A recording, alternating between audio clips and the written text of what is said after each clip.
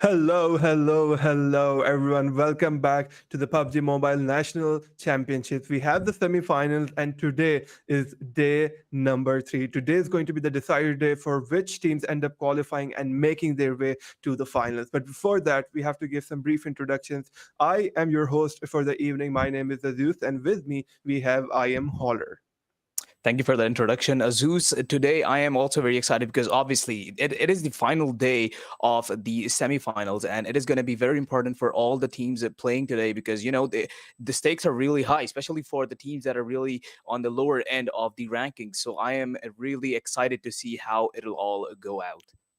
Yeah, the stakes are always high when these teams are competing at this level. Talking about the teams that will be able to qualify, we have to look at the overall rankings post match number 10, which was played yesterday. So at the top, we have Team Hellraisers with 163 points. They have made a huge clearance with the second team, and that is being Team Negative at 137 points. So it's going to be interesting to see if any team is able to overthrow Hellraisers, and by any team, I do particularly mean Team Negative because they have the best chance to be able to do so. Or is Hellraisers going to finish strong in the semifinals and maintain their rating as the number one team throughout the semifinals?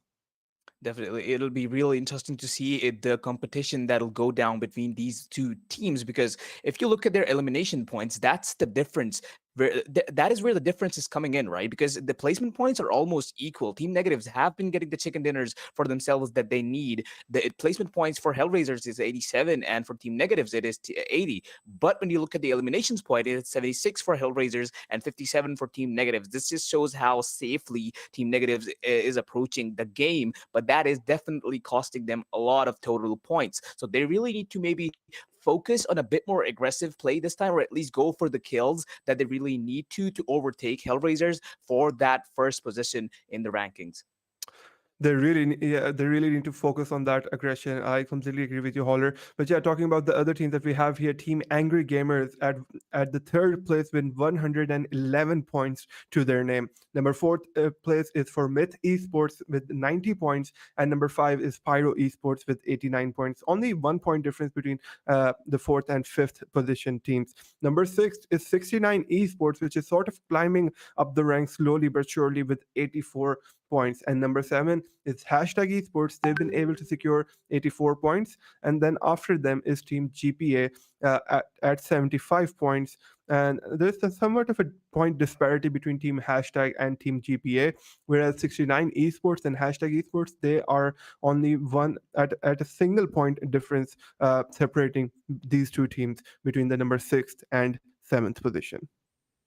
Definitely, all these team number the team Myth Esports to team towards hashtag esports, all the total points, the disparity isn't really that huge. So in today's matches, we're gonna have 5 matches, right? So we might see a lot of positions shifting throughout this whole ranking system. So I guess we're going on a break because I do see a break screen that we have right now in front of ourselves. So I guess we'll be right back very, very soon.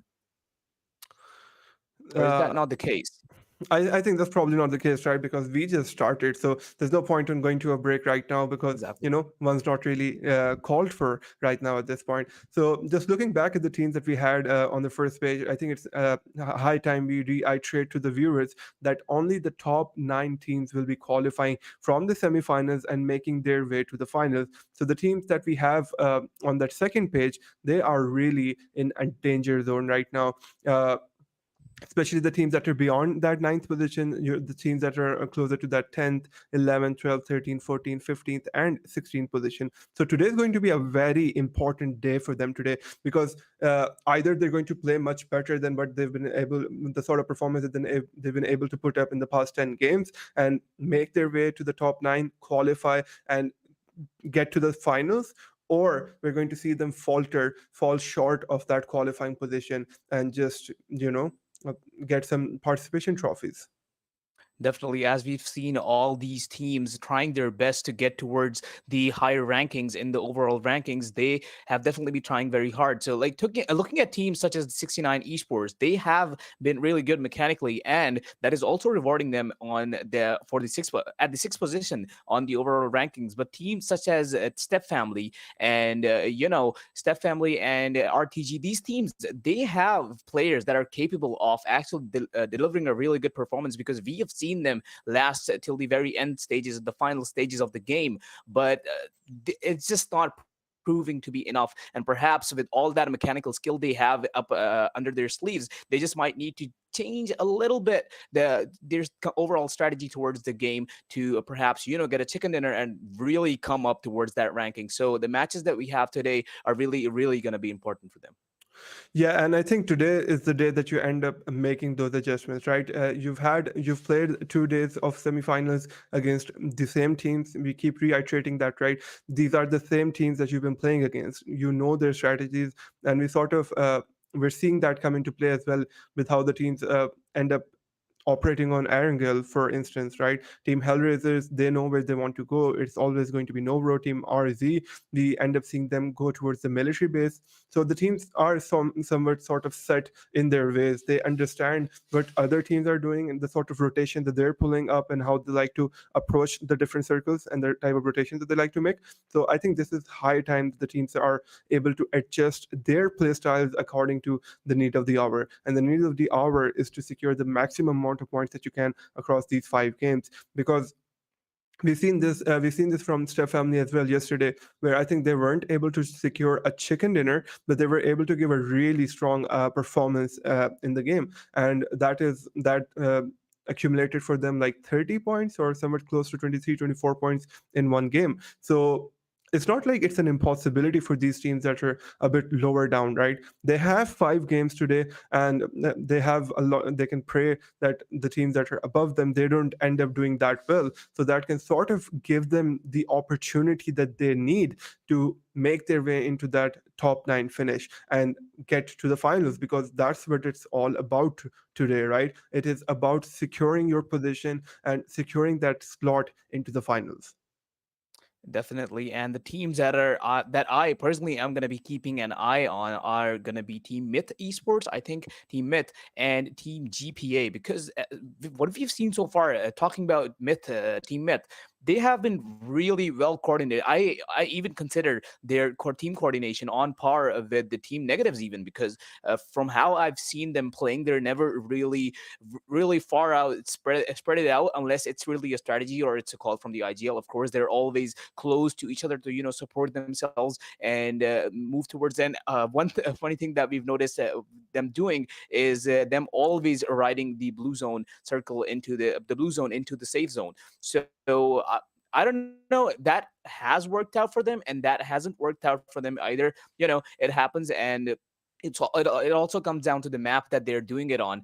But yeah, that's that for Team Myth. Coming to Team GPA, they actually do have really good players, because I have noticed GPA Old Boy doing some spray downs, and that's all he's about. He just becomes a menace in out there in the map, and he just starts firing and killing people right away. So GPA Old Boy is actually really he's been showing a lot of good performances recently. Same goes for GPA Leo as well. But now we have the second page of overall rankings in front of us, on which on ninth position we have Galaxy Esports actually dropping from the eighth position with a total of 59 points.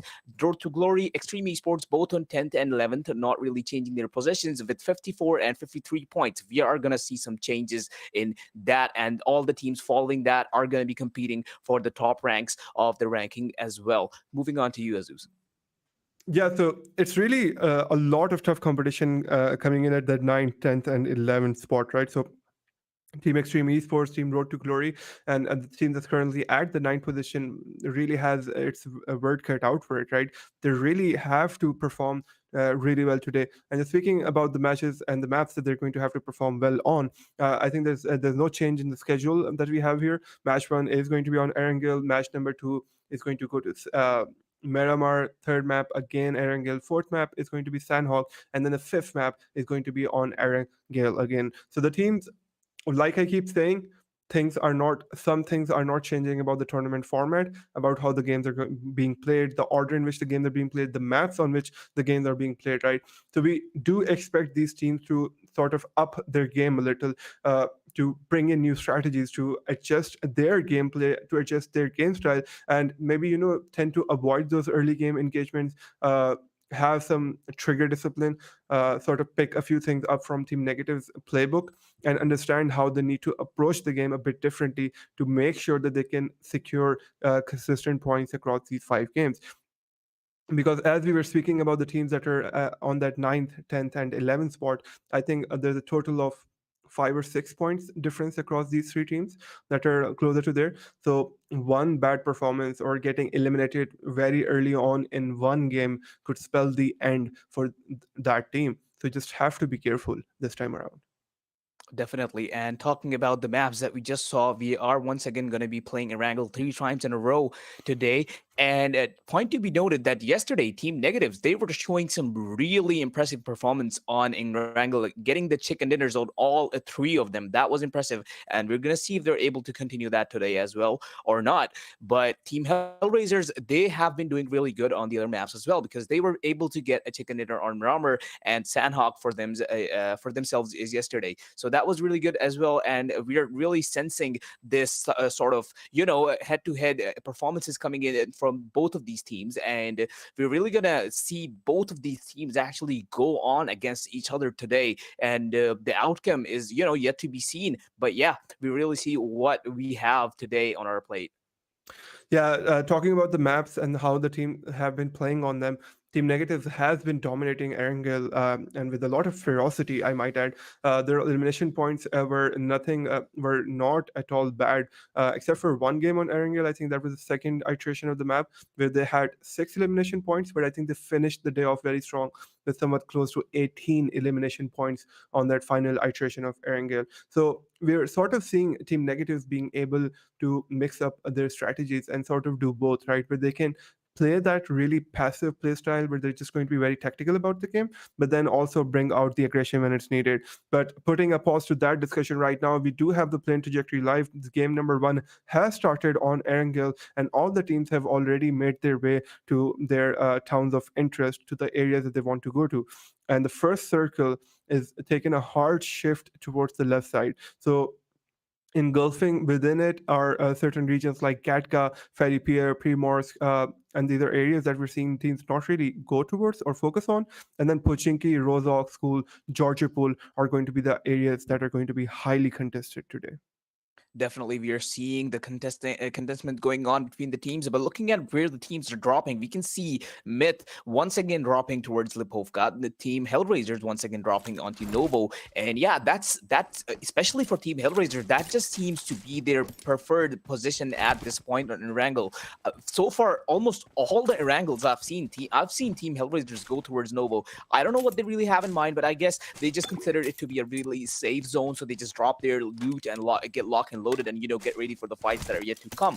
But looking on the other side, we can actually see 2 teams at around the Georgiapol and Hospital area, which are RTG and DLord. So DLord seem to be looting around the Georgiapol area, whereas RTG is close to Hospital. So they will probably get a safe loot, a safe time looting their stuff, but they probably will have to encounter each other very, very soon. Step Family also just busy looting. All the teams, the final, the starting stages of the game, it's just like this. Yeah, just everyone's trying to get the best equipment that they could possibly can to sort of carry themselves towards the later stages of the game, and that's just a common theme that we see across all games happening here. But speaking more about the teams that are in those highly contested areas, right? Up till that ninth point, is Team GPA at the 8th position with 75 total points.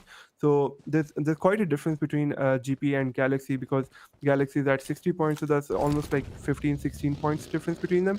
But then when you go further down that list, Galaxy, RTG, only 5 points separate them, and then RTG and Team XT, only 1 point separates them, and with Team XT and 7 Sins, there are only 10 points are separating these 2 teams. So I think we're going to have to keep a very keen eye out on Team RTG, Team XT, 7 Sins, and Team Galaxy, because for these teams, it's really important that they get in some great performances today, accumulate a decent amount of points, and then try to qualify for the finals today.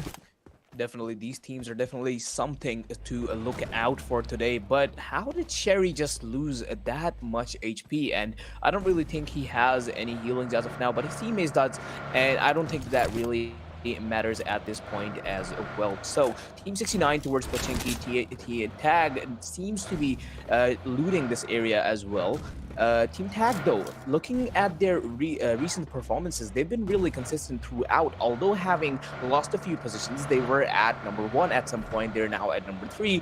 But the top 3 teams, they keep contesting for each other. The point to be noted that the points disparity between these 3 teams is just increasing. It's seemingly increasing, because Hellraisers is almost over 150, and Tag just is a little bit more closer towards the 100 threshold still. So they really need to step up, and if they really want to go for that top 1 position, they just need to step up their game and do just better than the teams that are on top of them right now. Yeah, and some of our viewers might be thinking that all of these teams, right, Team HR, NEG, Tag, they're somewhat comfortably within the finals already. Not to say that they can't be disqualified, in the sense that they end up losing their position and falling below that 9th position. Not disqualification, right, but just not being able to qualify for the finals. But something that I think it's somewhat of a statement coming out from a team if you finish on that number 1 position, because I think there's a lot of momentum that gets associated with your team, and just you get that confidence boost. You understand that, okay, you know what, we played with all of these teams in the semifinals and we were the number 1 team. So that's what these teams are really competing for today. Team HR, Team NEG, Team Tag, they're in it to win it today. Definitely they are. And now we are seeing at RTG, Team Road to Glory. They've been actually really good, especially RTG Hacker. And on the other side of the map, we can see 2 teams coming a little bit closer to each other, which are going to be Team 69 and 7sins. But 7sins not really deciding to take any fights for now, and they are a little bit far away from Team 69 as well. But I think the cars on Team 69 sides already have been spotted to Team 7sins. They probably are formulating a strategy on how to take on them. But Huzafa and Blades are just not looking to stop as of now. I don't know if they've noticed Team 7s or not, Team 7sins or not, but they probably have, because Team 7s is already firing a lot of gunfire on them. That's some ammunition right there, but still nothing to be hit as of now. Team 69 going to back up with their team at Pochinki once again. So now we're yet to see if Team 7sins will follow 69 throughout or not. Shazil just scoping inside with his DP28. That's scope equipped. By the way, this gun is really good for long range engagements like this. But I don't know if Team 69 is just aggressive enough to take on 7sins right now, and they are probably gonna make a run for it. Yeah, it's definitely the smarter strategy coming out from 69 Esports, especially at this point within the game, where it's still one of the first few circles that are closing in, and you're like 7-8 minutes into the game right now. So 69 Esports is trying to be very careful about when they end up taking those engagements, and I think this speaks in tune to the fact that your engagements and the frags and the kills that you're getting should be a means towards something and not just an objective within itself, because we understand the associated risk with getting into those engagements where you might end up losing a squad member or 2, or you could potentially, worse, if a push comes to shove, you could get eliminated, right? And no team wants to get eliminated at the 16th position. And this, but something very interesting coming out from 7sins is that they're taking the opposite approach right now, because they sort of need to. They are on that 12th position right now with 43 total points. So 7sins realizes that they're going to have to be a bit aggressive, because the points that they're going to get from elimination and placement are what's going to bring them closer to that final spot. Definitely, we just saw Team Myth in deploying the same strategy that they always have, just staying right on the very edge of the safe zone and just riding it through as it closes by. We've seen Team GPA just moving around as well, moving around in cars, and they just, looking to get better positions. But would you look at this? There is currently a race going on between Pyro and Hellraisers, and there T24 outside of his car tries to get some shot off of Fofo, but doesn't really hit anything. Will he really follow through them? And I think he just decided to just go back to his teammates. But still, these teams, they aren't really that far away from each other, and we might just see an engagement coming through. Divine going behind them, but he doesn't know that Myth Esports are around that area as well. So this is once again a trifecta slowly and steadily forming between these three teams. Pyro Esports probably looking to take on to Hellraisers first, but Hellraisers doesn't really want to stop as of now, because what we have seen before from Hellraisers coming in, they have been really aggressive. Every enemy they see, they don't let the chance go out of their hands, and they just take them down. And that's how they've been getting all those elimination points. But right here is actually taking a lot of damage. His car is considerably damaged. He himself is damaged a lot as well, but not enough to just knock him down yet. He's probably gonna go towards his teammates and perhaps regroup and fight against them again. Yeah, just a great call coming out from Team Hellraisers, right? They realize that they are being engaged upon, so they are teams that have their aim right on towards them, and they're sort of trying to get into cover, regroup, and then live to fight another day. That's something that we saw from them right now. Team Pyro, they were interested in this engagement, but right now it looks like that they're looking at the next circle that has formed up. Pyro Esports is deciding to rotate into that circle and get a much better vantage point to be able to take this engagement later on. So just a lot of sensible decision making coming out from these two teams, Team Hellraisers and Pyro, understanding what needs to be done, what's really important right now at this point within the game, and that is not those engagements. At this point in the game, it's just very important to ensure that you have great equipment, and then you have better positioning within the next few circles that are going to come out, especially with the second circle closing in and vehicles being at their disposal. They're just rotating into the circle, making sure they can be a bit better off.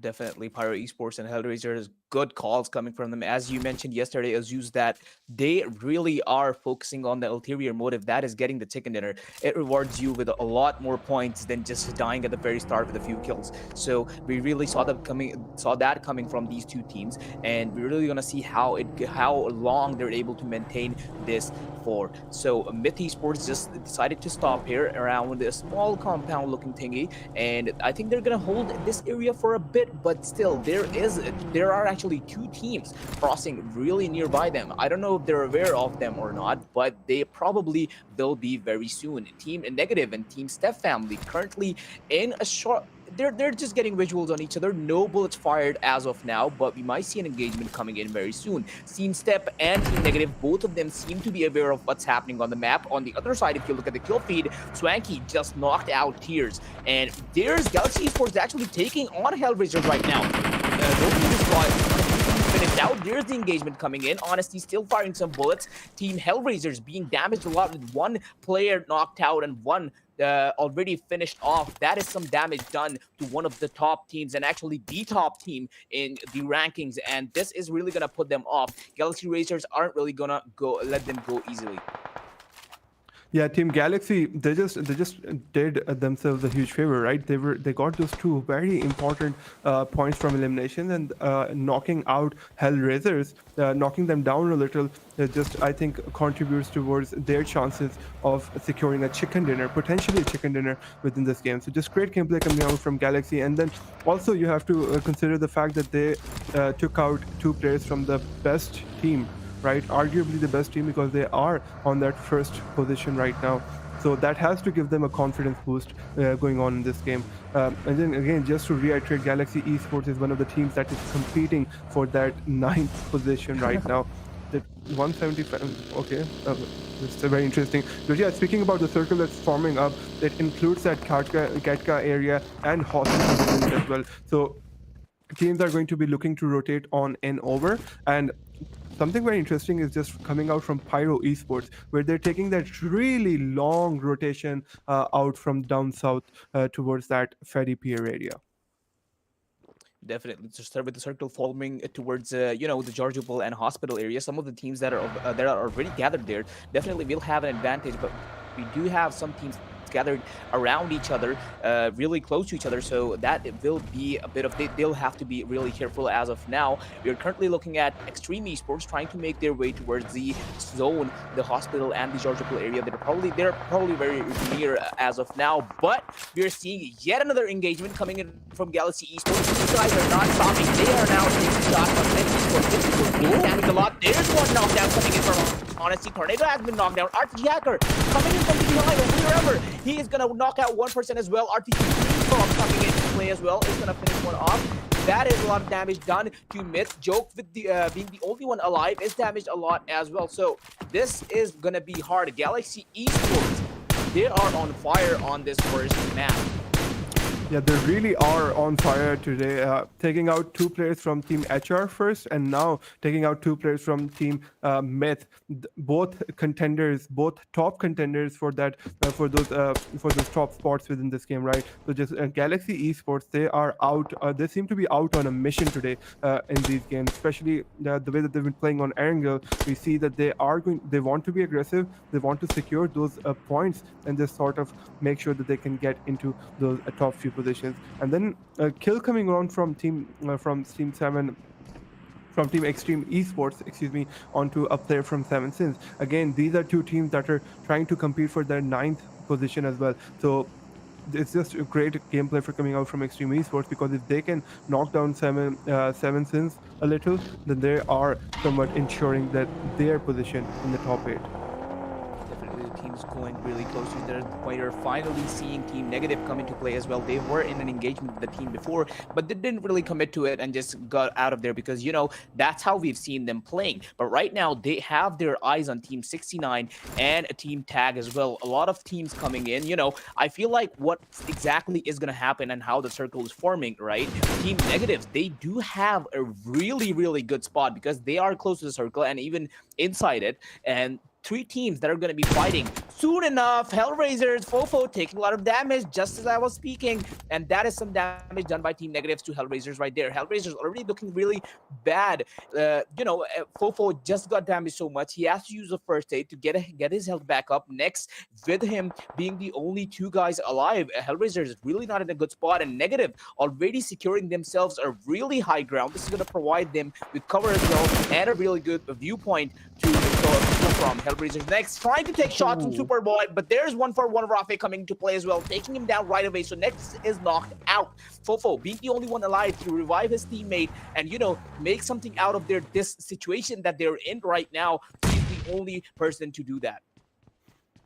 Yeah, I think that was just a classic case of Team Hellraisers not realizing that they are not, again, you know, a fully functional team. They don't have 4 members alive right now. There are 2 members, so those 2 members, they just have to sort of play off of each other. They have to play off of each other much better, and they can't afford to be just as aggressive as they were in all of those other games, because that insurance policy in the form of multiple team members just does not exist for them. The Team 7 Sins right now, they are engaged in a deadlock with Team RZ that is trying to make its way into the circle. Well, they are in the circle, but yeah, these 2 teams, they're just trying to ensure that this area of the circle is all under their control. And 7 Sins, they were able to take out 1 player for Team RZ, but I think he was revived and he was saved by the rest of his squad members. So 7 Sins, they have to be careful because RZ is right behind them towards the circle, right? So they all have to look at both angles on both sides,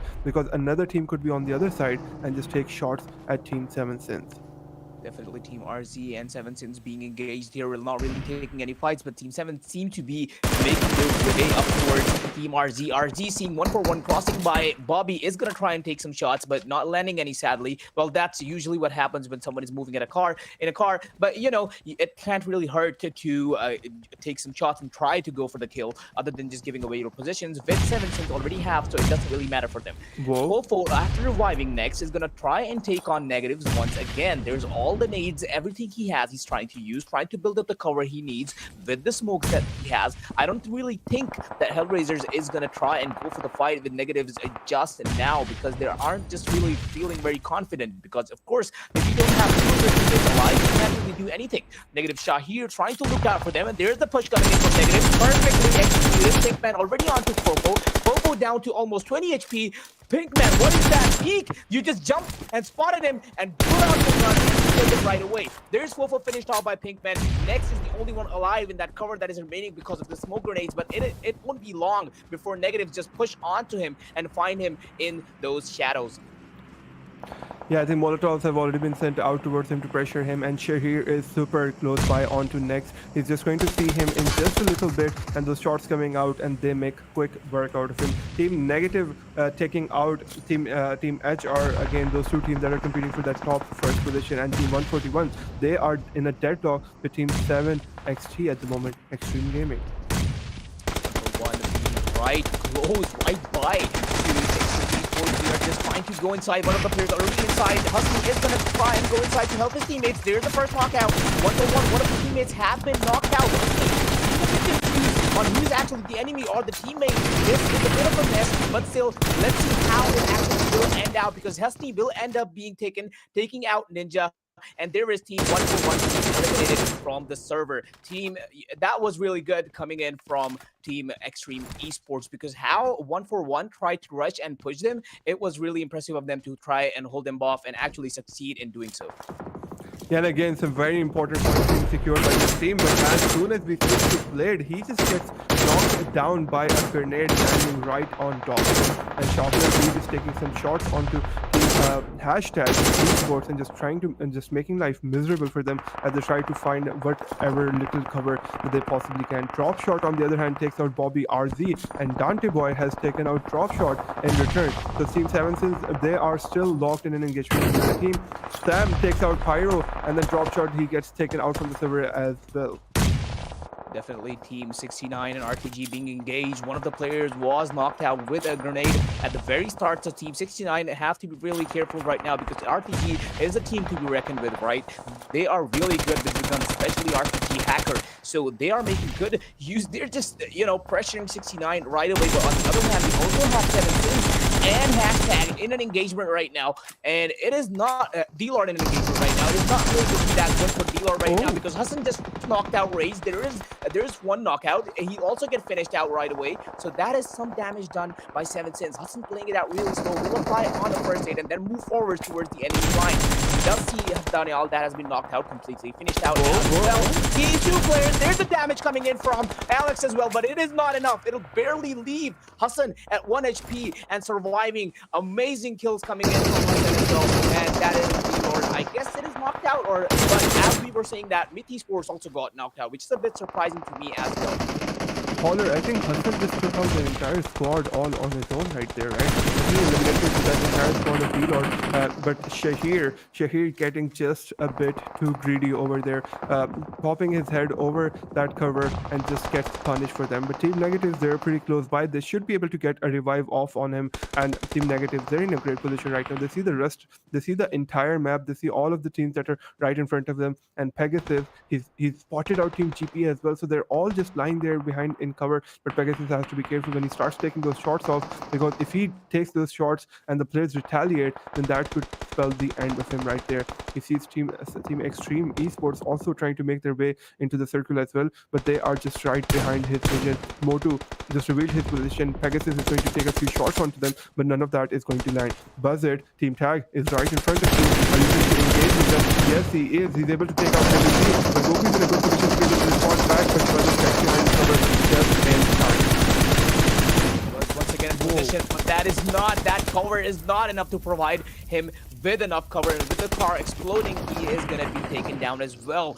Really good work done by Buzzet right there. Shahi, who was a bit, he was trying to go for the kills, but it got knocked down, and he's already up as well. So Pinkman, who also got knocked out in the engagement, he has been revived too. And as we were saying, that has been eliminated. Team Negatives actually stopping really close by to Team GPO. Buzzet not really looking in a good position right now, because he is kind of alone and he has to wait for his teammates to go to him. Pinkman takes a lot of fire. That's some damage done. Knocked out already right after being revived. That Team GPA going on against Team Negatives right there. You see that mechanical ability of knocking down Shahir right away. Ozair, who was knocked out, is going to be revived as well. Trying to knock out the guy coming inside the car, but yeah, that's an amazing reflex coming in from Team Negatives as well. Team Negatives not really going down without a fight. They were looking really bad at the very start.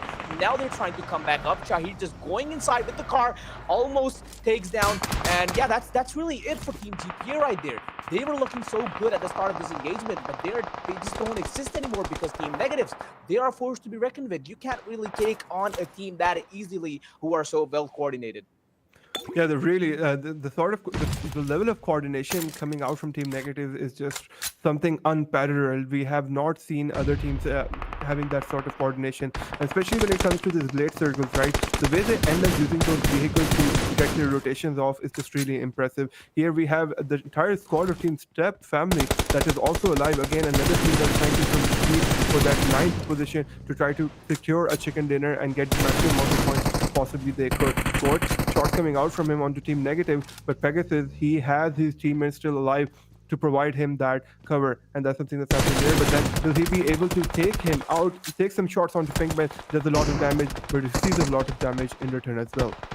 Definitely Team Step taking on against Team Negatives right away. Team Negatives, just as they were just done with the engagement against Team GPA, they have now Team Step family poking onto them, but still Team Negatives, as fast all the calls that we've seen so far from them have been perfect. So Team RZ's Dante boy is actually trying to take some shots onto Team Negatives as well, but really close to them is the Xtreme Esports Modu, who was, well, he couldn't really, because one of the Team Xtreme Esports players was knocked out really close to Team RZ, REDZONE Esports. So the Modu really didn't commit to just, you know, try and rush inside the enemy lines and try to get his teammate back up. So he's just really far away right now and looking at everything from a third-person perspective. But still, Team Negative not really leaving their position as of now. They're just really close to the blue zone, and Team Step family also being forced to come inside because of the blue zone. This is going to be challenging for them. And as we were saying that, Xtreme Modu has been completely killed off by the blue zone. So that's one player down,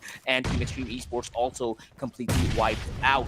A lot of kills coming in from RTG, Negative, and Xtreme RZ as well. So these are the four teams remaining on this really small zone that we have. We're really going to see how this goes out. As we're talking, our REDZONE Esports Negative Button tried to rush inside. I don't know if he knew REDZONE Esports was there, but he is going to get punished for that. And now he's knocked down. And Negative Pinkman, he is there right there to provide cover for his teammate. And REDZONE Esports, as they thought they were in a really good position after knocking out one of the players off of Team Negative, they just got wiped out.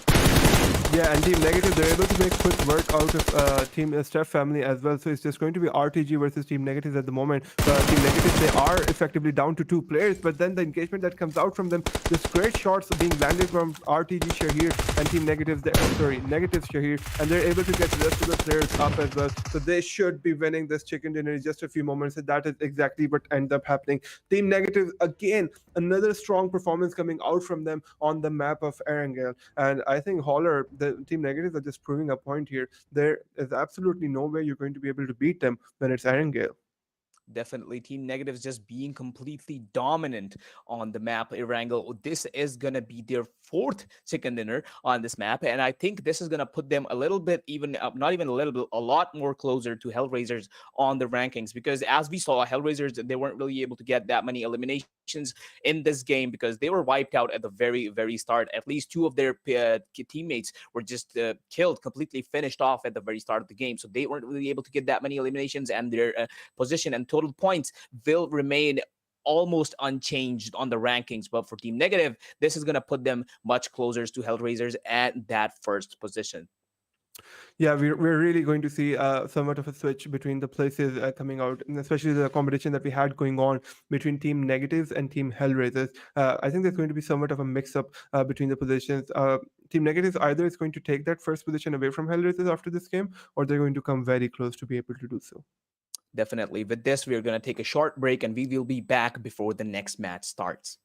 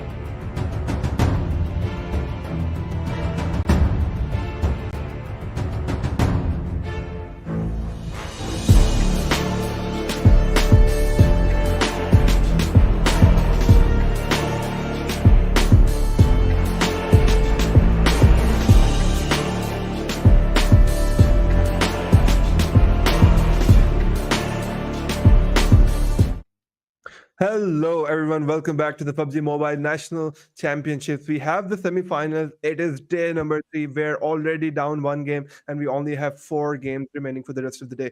What a stellar performance coming out from Team Negatives on the first game being played on Erangel Holler. Definitely, Team Negatives just coming back up from that pinch they were in, even taking fights from two teams at the very same time.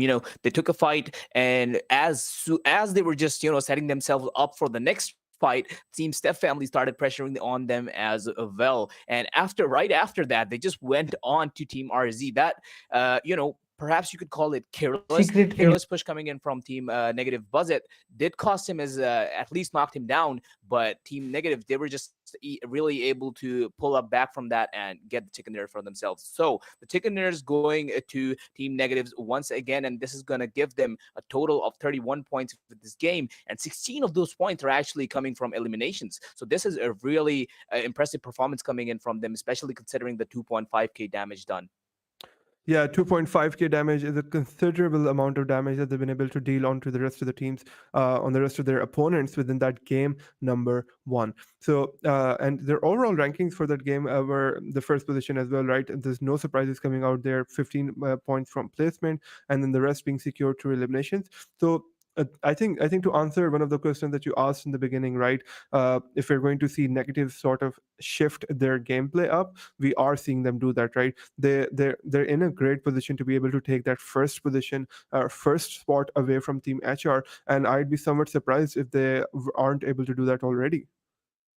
So for the match MVP, the player MVP of the game we just had is going to be Negative Pinkman. Definitely deserving. We saw him do some real good stuff in the game we just had. Seven eliminations, 903 damage done. That is some good damage considering the total team damage was 2.5k. This is almost amounting for more than 50% of the damage done. And moving on with 2 knockouts and 1 assist. Now we are at overall stats. So in the previous game, we had 56 total eliminations, 9.2k healing done. Not a lot of healing battles coming into play. Obviously, it's in Erangel, but that is the stat that is really outshining here is the number of throwables used, which is 301, which is a lot. We've seen 280, 290 on Erangel, and this is a little bit higher than that. With a total knockouts of 73, 9 total headshots, and 29 total rescues, and the longest shot going to Negative Pegasus, which is at 288 meters. Yeah, just your average stats coming out from this game as well. I think that a bit of a higher amount of utility usage coming out with the throwables used, and something that we saw from Team HR as well, where they were just deploying this entire wall of smoke grenades to hide themselves much better from Team Negative, but Team Negative's aggression just got the best of them towards the end of that game. So just your average stats coming out from this game as well, being played on Erangel. Not a lot to mention here explicitly, or just something impressive coming out. So Team Negative, right? This team.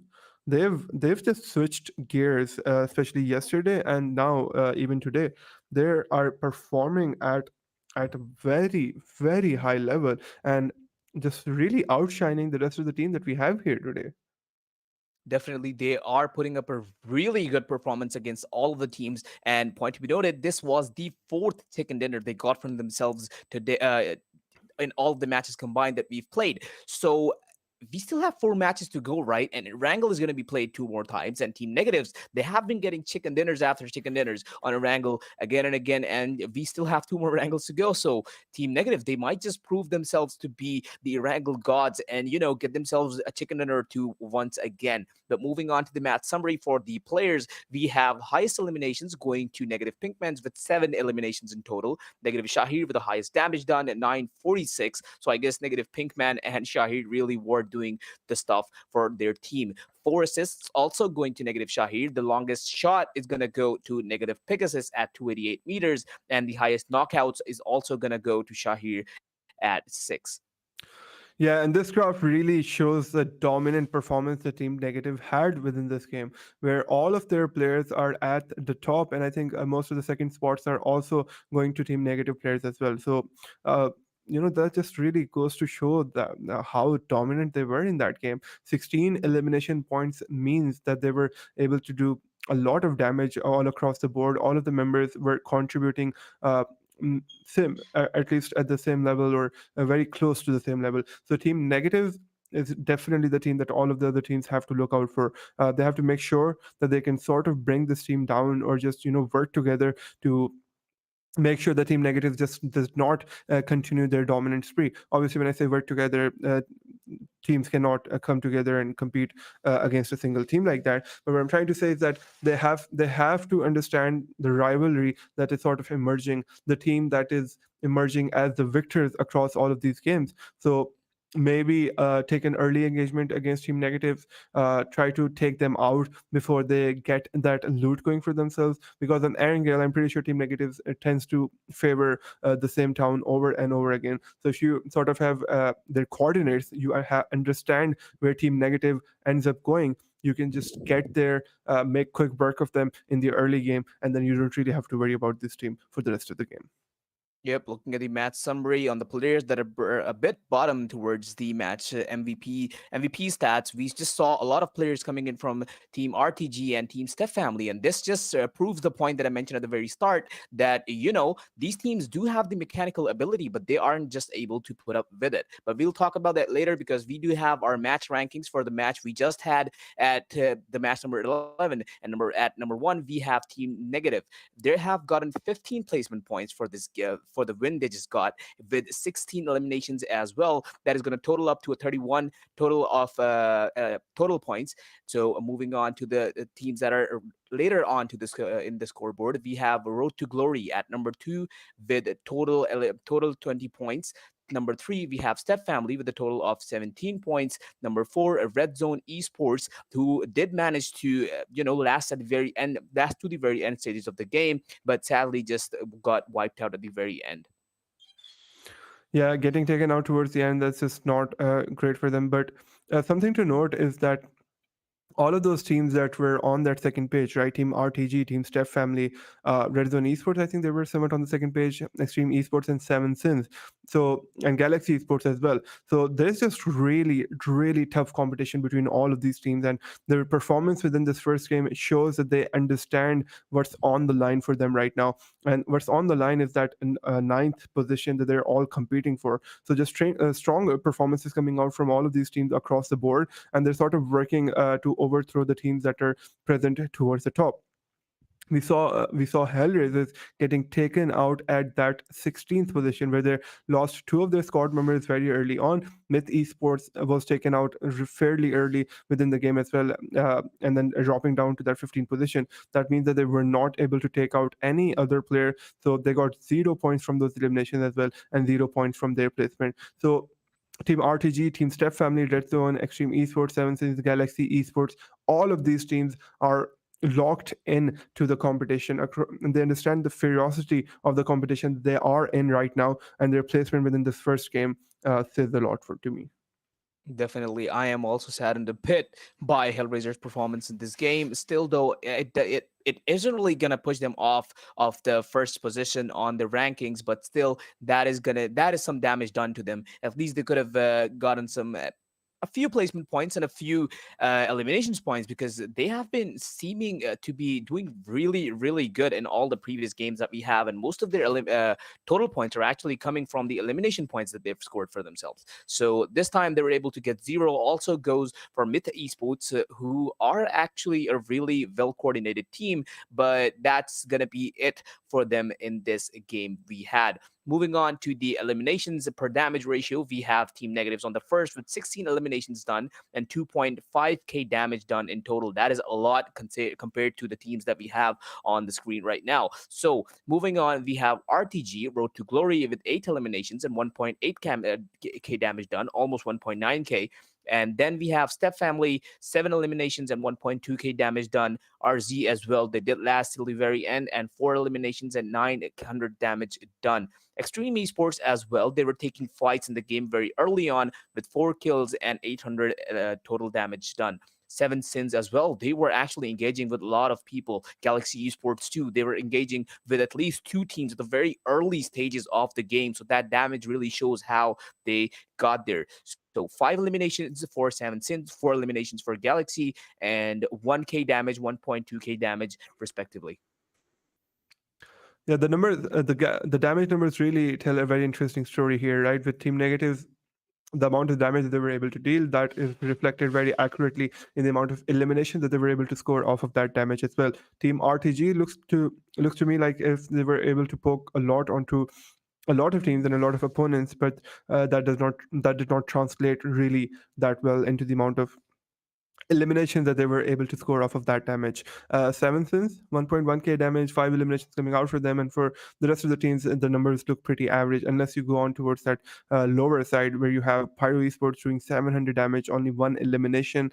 Hashtag 195 damage, only 1 elimination. Team DLord 794 damage, 2 eliminations, and then 141 with 684 damage. And then Hellraisers, well, they did a negligible amount of damage. But the overall rankings are here now, and Team Negatives, they were able to overthrow Hellraisers from their number one spot, owing to the fact that Hellraisers went out of that game having scored 0 points, and Team Negatives got close to 31 points. So they are on that first position right now with 168 points.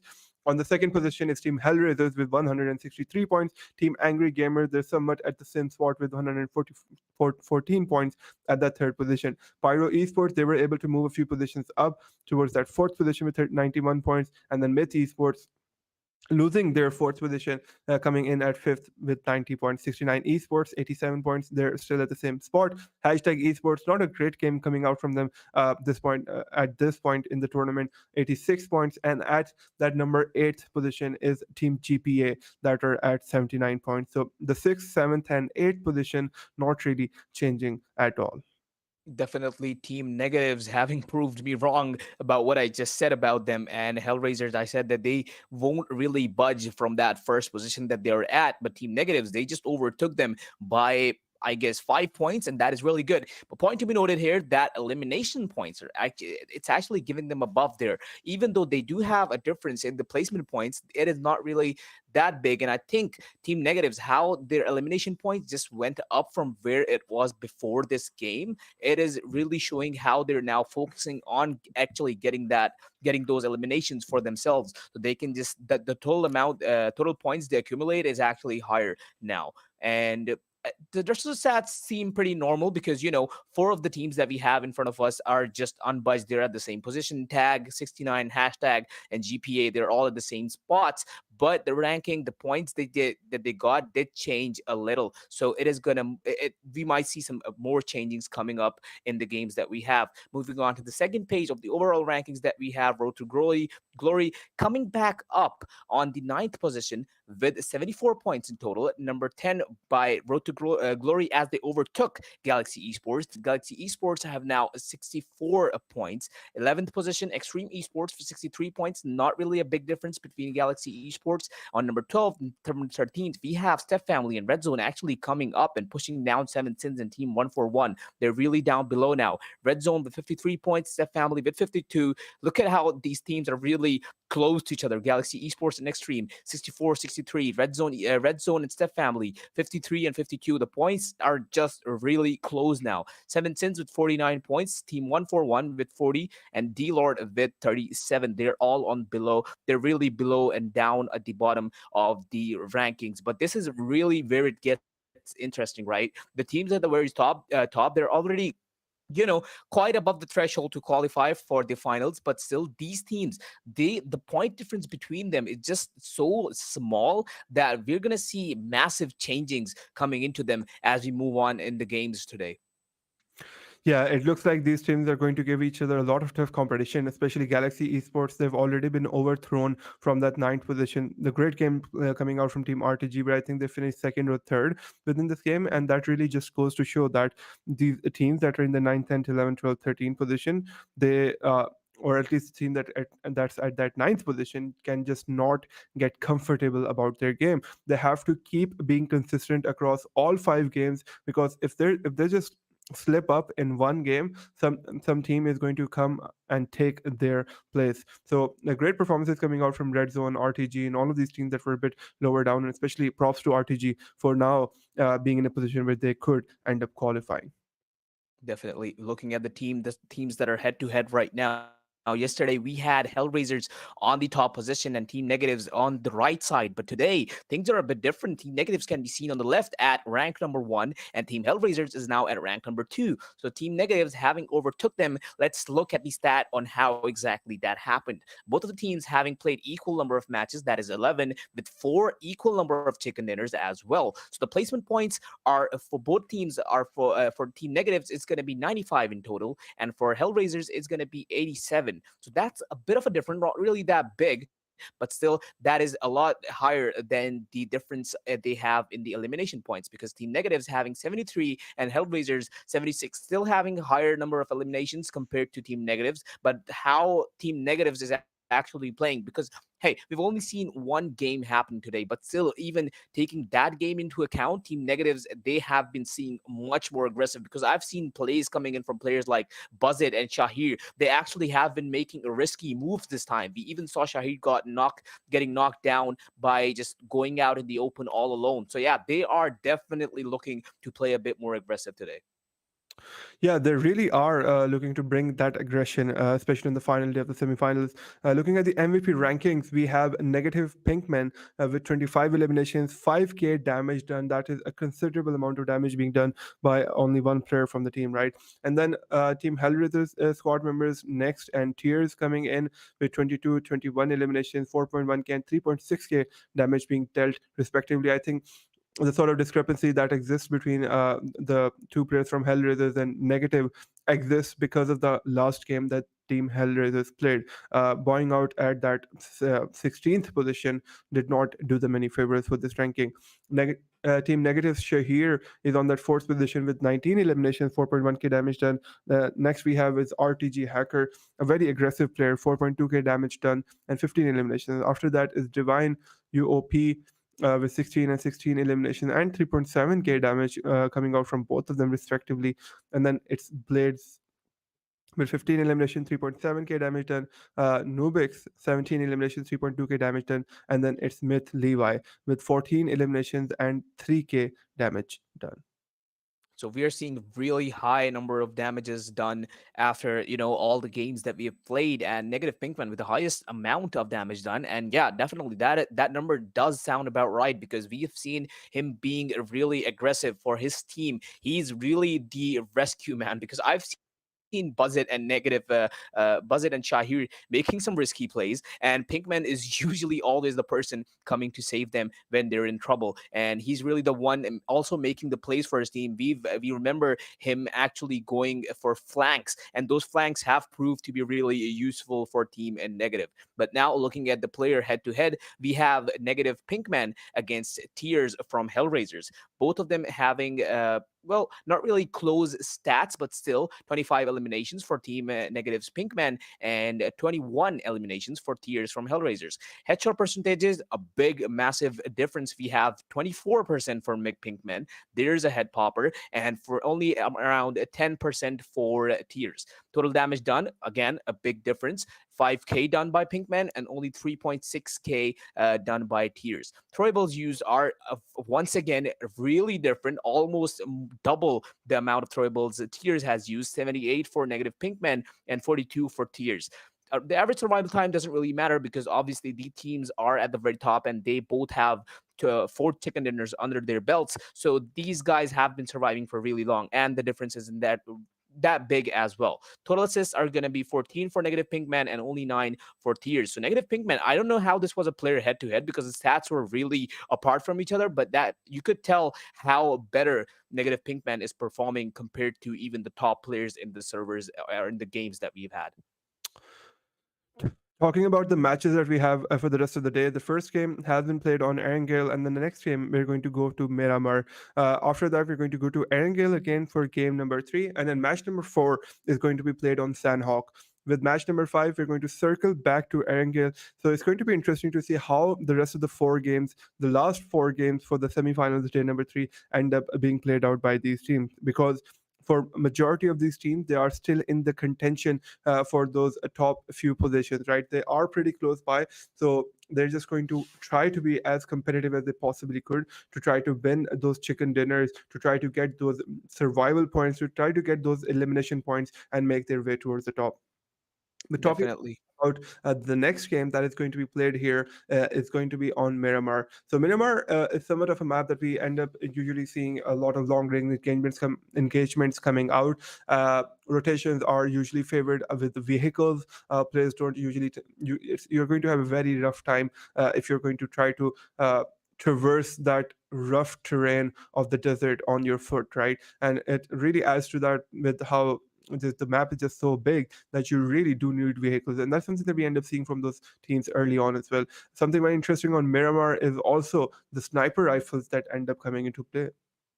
Definitely, the sniper rifles are really impressive, or well, when properly used on Miramar. Still, though, it's a really big map, and for teams like Myth, I don't think we're gonna see them riding the blue zone into the safe zone this time around, because if they do, it. I think in the last game it did actually damage them a lot, and even the previous Miramar that we have, it almost ended up, and it actually ended up in a healing battle. So we might get to see that happening once again, and the winners of that were Hellraisers. And that the reason that happened was because, as you've mentioned and as we've mentioned, that Hellraisers are actually really good on where the final circles are gonna go, and the call from their IGL from that's coming to all the players beforehand is actually really impressive from them, because Hellraisers are able to take up the spot that is the in which the final circle is gonna be, and with that they almost always have a really favorable positions for themselves. Even if they're not ending up in a healing battle, they're always having a better position, usually the high grounds, and all of the players just approaching the final zone from the low grounds. Hellraisers, it's really just a shooting gallery for all these guys, and all they really have to do is shoot everyone they see moving. Yeah, that's an interesting strategy that we've been seeing Hellraisers deploy, and just sort of how their IGL is able to make that prediction very early on into those last few circles is just very interesting. Maybe he knows something that we really don't, right? Or he's just trying to, or maybe those are just really great educated guesses coming out from the IGL, where he's able to make that prediction on how the next few circles are going to be shaping up. But all these things are going to be very interesting to see from Hellraisers coming out on Miramar, because that first game was very lackluster from Hellraisers.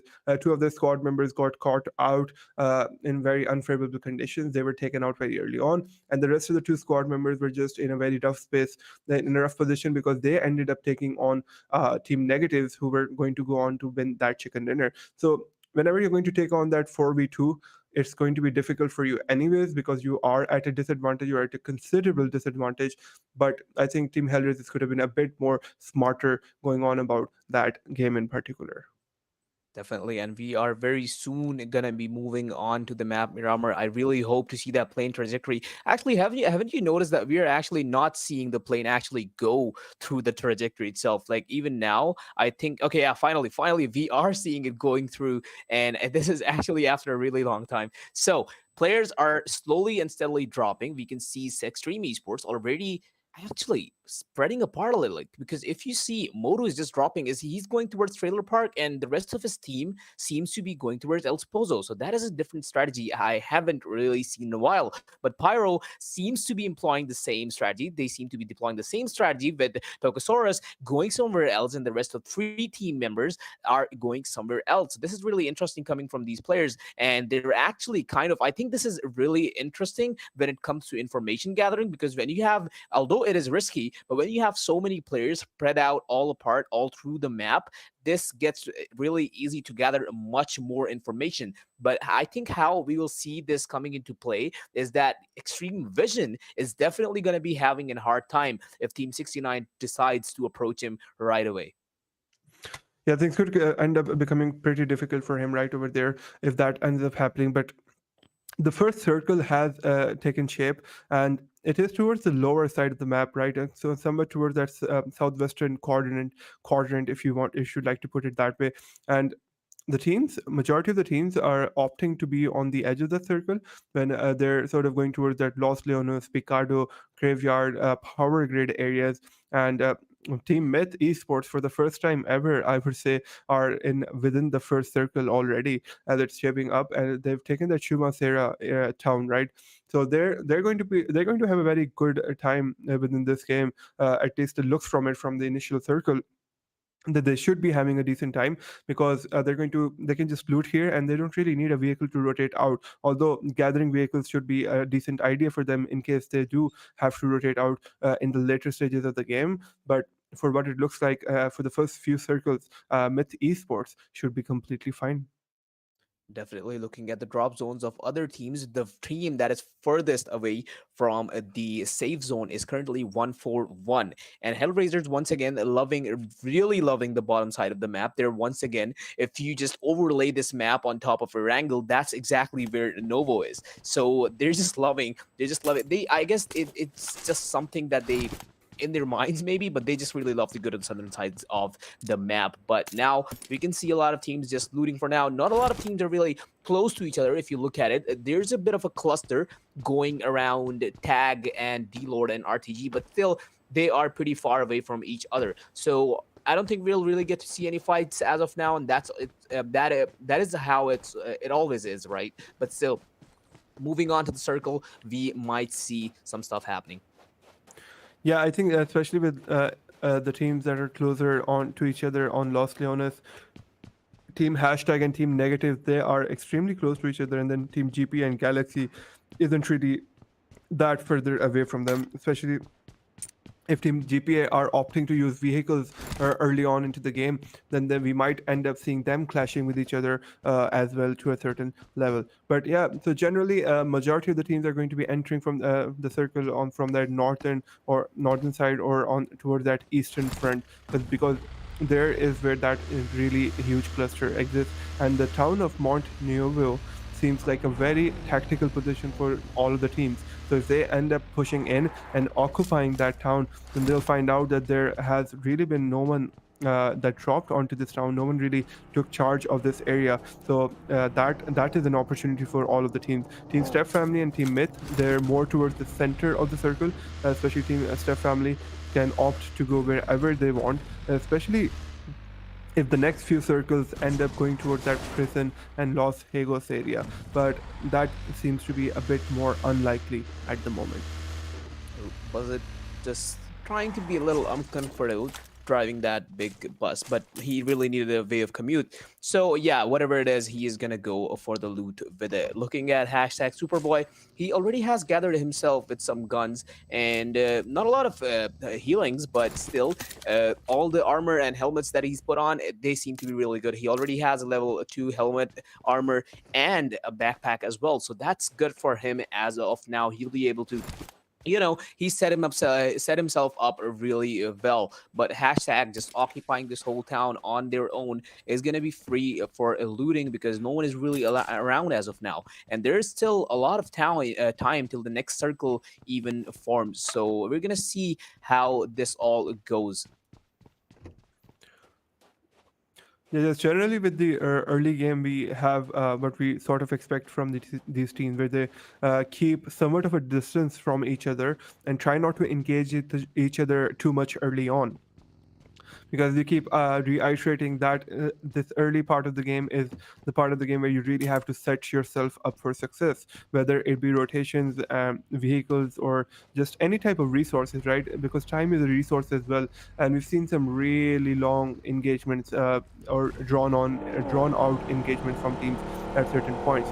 So it's not that you end up losing the players, it's not that you end up losing other things, but it's also that you end up losing a lot of valuable time that could have been spent either relocating towards a better position within the next circle, or just gathering more equipment. Because when engagements happen between these teams in a 4v4 setting, you usually end up seeing the teams exhaust most of their throwables, most of their heals, majority of their armor, etc. as well. So yeah, this team's sticking to what we know works best, and that is to avoid those early game engagements.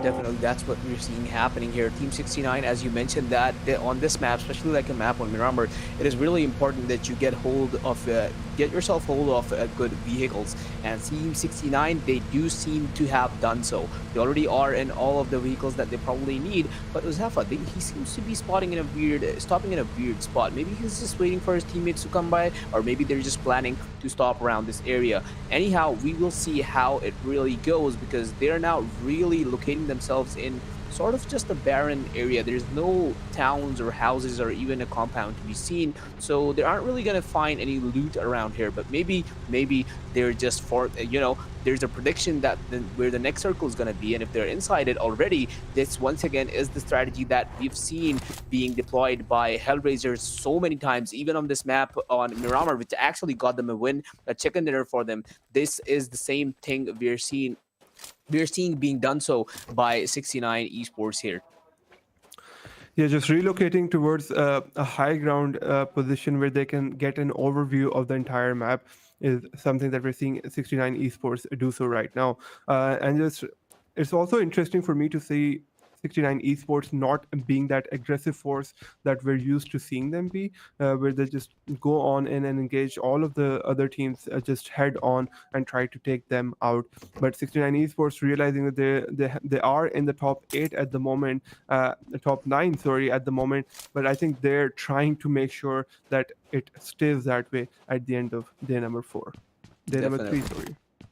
Yeah. Man, Miramar is such a barren map, and even like considering how big it is and how many towns there are, and all of them are completely abandoned because, of course, a game like PUBG, you're not going to have NPCs, right? And it's just completely abandoned. It gives you sort of that creepy feeling sometimes, because I do remember myself playing Miramar and just climbing around almost half constructed buildings, and it really gives you those chills sometimes. And if you're really into the game, of course, if you're really immersed into it, but PUBG actually did manage to do a really good job on actually being so immersive.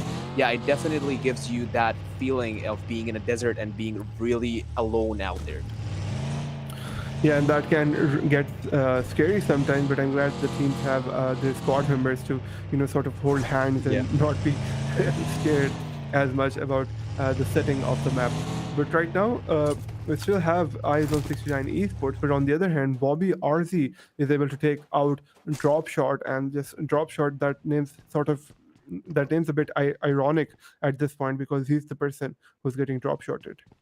Every time almost at this point, or we've used that pun so many times that drop shot just got drop shot. But yeah, some kills coming in. That's probably some action going around somewhere on the map. I think it was against Seven Sins players, or maybe drop shot is in Seven Sins as well. So yeah, some action to be seen. But once again, we're looking at RZ's players just looting around in houses. But on the kill feed, we can see Pyro Tagosaurus just took down Xtreme Esports Modu. I feel like he was AFK at the very end of the first game, but it could also be possible that he just, quit the game because all of his team members were already dead. One of them was knocked out. So he really didn't see any point in continuing the effort, although he could have gotten himself a few easy elimination points. But looking at the kill feed, Pyro Hunter just slamming Modu once again. And I think Modu just died, but we aren't really seeing the graph as of now. So he could be knocked out or dead by now. Yeah, I think Pyro Esports were able to take out Motu, and they knocked him down, and then they were able to use their vehicles to finish him off. Another team on our screen that we have to keep a close eye out for is Team Hellraisers. Team Hellraisers have had amazing performances over the last few days, and HR Tears is able to spot out a member from Hashtag who is pretty far away and getting some shots out onto him, causing some damage. But that is the most that they'll be able to do within, at least at this moment in time. With the next circle having formed up, it will be very nice to see where the circle has headed and how the teams are going to be looking to rotate. But Shahir makes quick work out of Sin's Hassan. In 7 Sins, they lose another member, and Hassan might not be able to get behind cover in time. Definitely, he doesn't. He really wasn't able to get back inside cover. Once again, we have the team negatives up against Team Seven Sins. Pinkman taking a lot of damage from Seven Sins, and there is Sakib gone. Negative Pinkman and all of the negative players just making really quick work of all the Seven Sins players. It's all really down to Kuffin right now, who is gonna be slammed out and just nuked by a grenade coming into the hands of Pinkman. But right when he throws that nade, Pinkman, who was out of cover, Kuffin is gonna try and take him down and actually managed to do so. But there is Pegasus coming into play as well. It is going to damage Kuffin enough to eliminate their whole squad out of the game. And a lot of kills coming in from Pyro and Hellraisers as well. Pyro's currently fighting with Xtreme Esports. Hellraiser doing some work as well. And I think they are doing it a lot with all the vehicles they have. I think it's like their finisher strategy. Why go for guns when you can just slam a knocked out enemy who is barely able to move? Yeah, and that seems to be the strategy that they're deploying at the moment, and it's really proving to be very effective for them. But Team RTG, again, one of the team that is in those top few spots, surviving and fighting for their tournament lives here. Team DLord, I think they're at the 16th position right now, so they don't really have a lot to lose in terms of the fact that sure, we can be optimistic and hope that DLord plays really well across the rest of the games that they have here, but it looks a bit unlikely for them. But something that Ali Khan, our analyst over on the Urdu stream, was iterating in the first few days was that even if you're a team that is really, further down on the table and you have no expectations or no possibilities of being able to qualify, it is still important to end up giving it your all, because you're not going to frequently find yourself on a stage like this in the top teams from all over Pakistan. Definitely Pyro Hunter taking some shots on a player right here. Pulls out his transport team. There is a scope on. He has a visual on vision, but 141 players all right behind their back. 141 BBI is taking the cover behind that rock, and he's a bit far away from his team. Husni and Iconic, they are still a bit far away. BBI is just giving out some fake information with that smoke, and Hunter's really done playing around with him possibly, but still he has to be really cautious off vision. And as he looks at vision, 141 BBI just tries to take some shots on him. What do I even call him? I could just pronounce his name as nickname, but still, shots being taken by him right away. They are trying to escape, but 141 is in a bit of a lock. They don't really want to Pyro let go, but they still have to be really careful, because Pyro is a team, they can be really aggressive, and they're actually really good mechanically. When you're fighting Pyro, you actually have to be careful that you don't end up losing your own squad. Yeah, that's exactly something that Team 141 realizes, and just taking their vehicles, rotating out of here, because that engagement did not look very good for them. But Swanky, he had a nade pulled up. He was trying to put that nade, but then he gets taken out as well. Sam is in a great position right now, where just trying to push on and apply some pressure. So Sam is going to have to be careful, because as soon as he sticks his head out of that crack, Team 141 and all of the players, they seem to be in a very good position to be able to punish that sort of aggression very early on. They see Husni. He's going to push in a bit, and on the other hand, Ibbi's right over there looking at sort of his guardian angel to provide cover, but Buzzit, he was pushing on to the Team Steph family, and a nade lands right on top of him. A nade from Pinkman takes out Goat as well. Definitely a fight going on between negatives once again. They're now dealing with Steph family, one of their rivals, but not really the rivals, because those are Hellraisers, but still Steph family. They have to poking around with negatives once again. And as I was mentioning their rivals, there's a fight actually going on between Shahir and the entirety of Hellraisers. So next, once again, going for that flank strategy. I think this is really useful when you can just get behind the enemy, but still negative, they have to be careful because of Steph family as well. Two of the teams right on their backs. Negative Pegasus trying to fight off Steph family, and on the other hand, Shahir trying to fight off Hellraisers. This is really where we will see the coordination coming into play. Shahir has been knocked out by Hellraisers. He is currently knocked out. Pinkman just got taken out as well. So negative not looking in a really good spot right here. Steph family still holding on to their position. Buzzit has been killed. So it's all really down to Pegasus, who's currently pinned down by Steph family, but is still going to revive one of his teammates. So Hellraisers, Romeo approaching them really quickly as well. There he is, pops the car, gets out of it, and he is going to be the third person to enter this house. This house is on fire right now. There's the nade being cooked. It's probably isn't really going to damage anyone because it's on the top floor, but still, Romeo might just make the mistake of ending just going inside carelessly, but Pegasus is just holding him on the corner. Romeo trying to pick someone off inside the house. There's that demo. He's barely missing the player behind him. He wasn't aware of it and gets punished for it. Tears is there though to back up for his negative. Pegasus, as he was trying to finish him off, it is also going to cost his life as Tears takes him down. Yeah, and Team Hellraisers, they are now going to realize that there is another squad here, and Negative was not the only squad present in this building. The other squad is Team Steph family, and they are pressuring on to Team Hellraisers, especially when they got two members alive here, trying to fight for his life, but he just falls short, and the next gets taken out as well. So within a span of just a few moments, Team Hellraisers and Team Negatives getting eliminated together, and especially at the hands of Team Steph family, that is just going to propel Team Steph family's confidence over the moon right now. Yep, looking at Team Myth, we have a player approaching DLord. Alex, he seems to be alone there.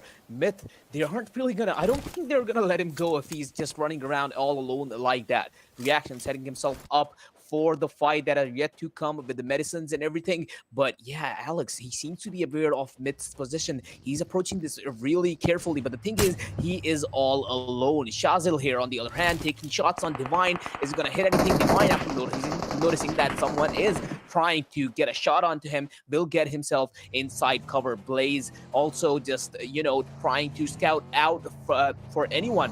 But if you just looked at this kill feed, Alex from DLord just got knocked out because of the zone, and I think that was really it for DLord, or maybe they're alive. The rest of the teammates, maybe they're alive, but they're probably too far away. Trying to scout out onto Team Steph family. Goat taking so much damage from Nobix, Blades, and Nobix is going to be the one to finish him off. And hashtag esports, while we were talking about everything that was happening, also got eliminated. A lot of players are also getting knocked out by the zone. So this is what really happens on Miramar, right? Yeah, this is the sort of action that we're expecting on Miramar, with the sort of engagements that are coming out and how the teams are going on about it. Things are really happening over the long range, and these teams, they're locking in horns. They're just locked in with each other, trying to take these engagements to the best of their abilities and just throw each other off. Sherry, on the other hand, with reaction, was taken out by him, and Shahzil, he's in a great position to spot out any players that try to enter the zone from that side. But there his own squad exists right there. But Pyro Esports, they're going to be coming up onto Shahzil within just a few moments, and Team Pyro, they're also locking in horns with Galaxy. Hunter has to be careful. If he sticks his head up too high, they will take it off. Definitely, Pyro Esports. Hunter actually took a lot of damage from Galaxy Esports right there. But looking at the HPs of Galaxy Esports players, they are somewhat damaged a lot. On the right side of Pyro Esports, though, on the lower end, there is RTG present as well. So once again, this is a triangle forming between all these teams. And there is the difference of verticality. There's the element of verticality. And because some of the teams are below, Pyro Esports do have a really good position. Marwan out in the open will try to cover for himself to the smoke. One of his teammates just, casually driving around a bus for some reason. That really isn't what he should be doing. But yes, Galaxy Esports do seem to be, perhaps they want to get a hold of this area, but I don't think that'll last for them very long, because the zone will start moving in 5 seconds. They're going to have to abandon this position that they have right here. So they won't be able to respond for very long, but still, they want to, because this is the higher ground. If they go out, they'll be out in the open. RTG is down there to deal with. A lot of players are down there on the other sides of the road. So yeah, this is turning into a difficult situation for all the teams alive, and the circle already closing in this much. They all have to probably reposition themselves into better positions. Yeah, they really have to capture better positions here. DLord Rage is just taking a lot of shots onto the players from Team Tag, but not able to take them out. Blade gets taken out by Sherry with a headshot that landed on him with that M4, and Sherry is now making his way onto Nobix as well. Eliminates him as well, downs him, and Sherry took out Shazil as well. Sherry just spelled the end for the entire squad of Team 69. He got ended by Tag Cherry there, but he's not stopping right there. 69 wrap up. He's alive. He has to deal with him as well. Sherry being a bit low, he should probably think of at least healing himself, because he is in a fairly safe spot right now. But Hassan does have a visual on one of the Step Family's players, and he no longer exists. Hamza has been taken out by our Z player. So this is really the third-party things that we're really seeing happening over here, that the player is being knocked out by someone else and eliminated by someone else. Obviously, that won't really matter in a usual game, but here you are getting elimination points for the eliminations that you're doing, even if it is on a player that you haven't knocked out. So Sherry being in front of almost 3 to 4 teams out in the open, he has to be really, really careful. Myth right in front of his that is done. There's a lot of damage done. One joke knocked out, and that is some damage done to Myth by Uzaf. And yeah, that is really it. All you can do is damage Myth Esports, and as soon as you reveal your location, you're gonna get fired, backstabbed right away. Galaxy Marwan repositioned himself himself into a better position. We're going to see a new circle forming that is going to be right in the middle of the road. So it's really going to be the fight in the open. No one is going to have almost any cover except the few houses that are around, I guess. And that's really not going to be enough because there's just too many teams left. 6 teams still alive, but 17 players are alive in such a small area. Looking at the radar, Pyro and Galaxy Esports and also RT can be seen really far away. One of Pyro's players is actually, I guess, knocked out, and he's actually really far away. Pyro might make a move to go back and try and get a revive on him. Maybe not. Maybe they're just confident enough with 3 players because, you know, not a lot of teams have a lot of players left either. Only Tag is alive with 4 players. RTG only 3. Step only 1. Galaxy also 3. So this is going to be a fairly even fight. Yeah, it looks to me like the fights are going to be very even between these teams. As the circle ends up closing in, and it's going to force them more and more towards each other. Especially the teams that, okay, that's a very interesting spot coming out. We talked about how powerful high down the Arbor Cherry. I think took that way too personally. Did he get on top of there with the car? Oh, wow. Damn, okay, that is impressive. Yeah, that's really impressive, right? But then Steph Taki, he is the last player alive for Team Steph family. And again, Team Steph family is one of those teams that are in those last few positions where they have to make sure that they end up getting a decent amount of points. But OP takes out Steph family last player, and he has been eliminated. Bobby RV is going to get eliminated as well. Marwan makes quick work of him. And now Marwan, the Galaxy squad is in a great position. They have cover from that compound where they can try to survive for the longest amount of possible that they could. Honestly. Yep. Yeah. He's just hidden there. He's calmly just hidden there. Not a lot of fights going on because teams know, and now it is based on the information game that they're going to play. All the players not really giving out their position away, but all the teams, obviously, 4 teams left, they all have a pretty good idea on where everyone is. Attack smokes.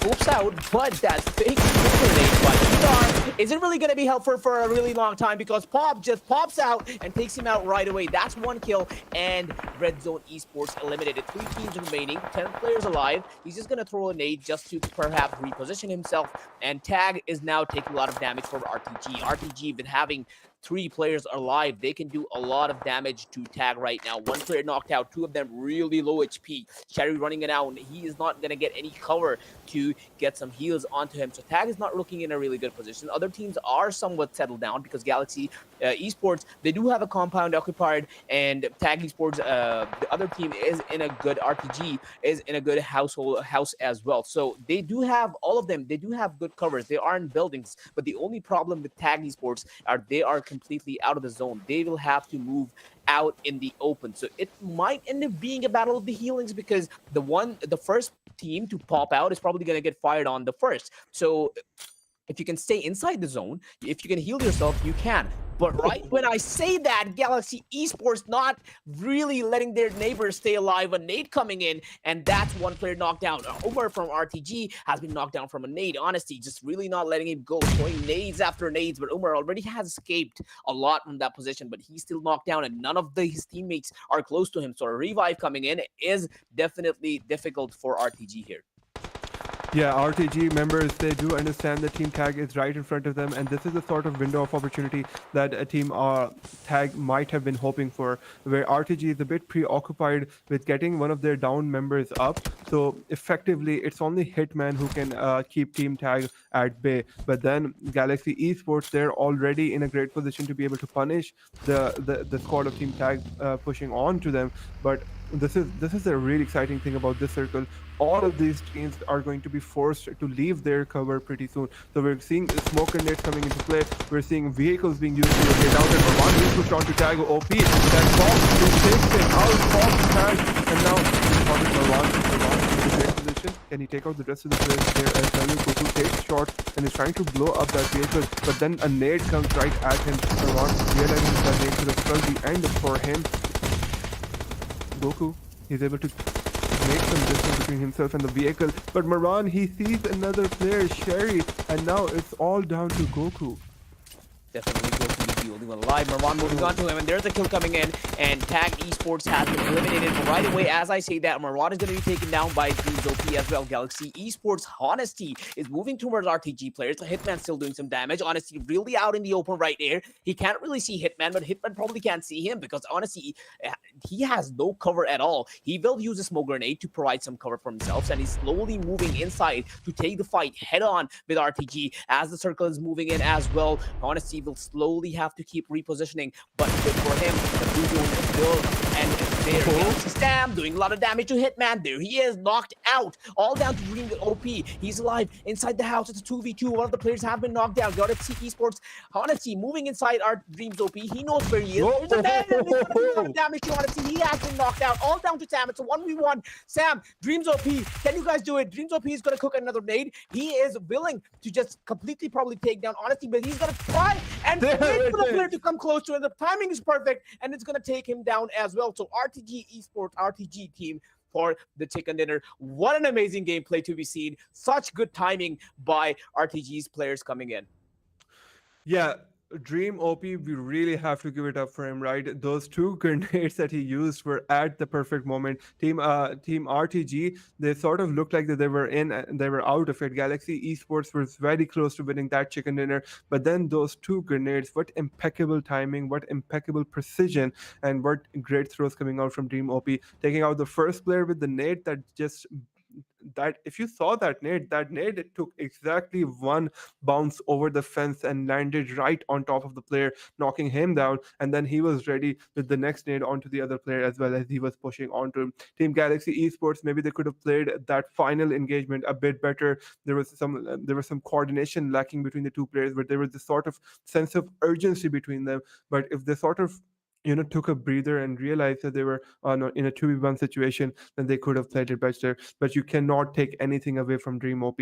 The way he played those final fights were just amazing. Definitely. I am left speechless by those grenades coming in from Dreams OP. Even having a player knocked out, he didn't lose his composure, And in moments like these, you'll probably go for, or at least opt for a gunfight, right? But no, look at this man. He just went out with his grenades and took down two players. This is definitely amazing coming in from RTG. And with this, we're going to be taking another break, and we're going to be coming back on Erangel very, very soon.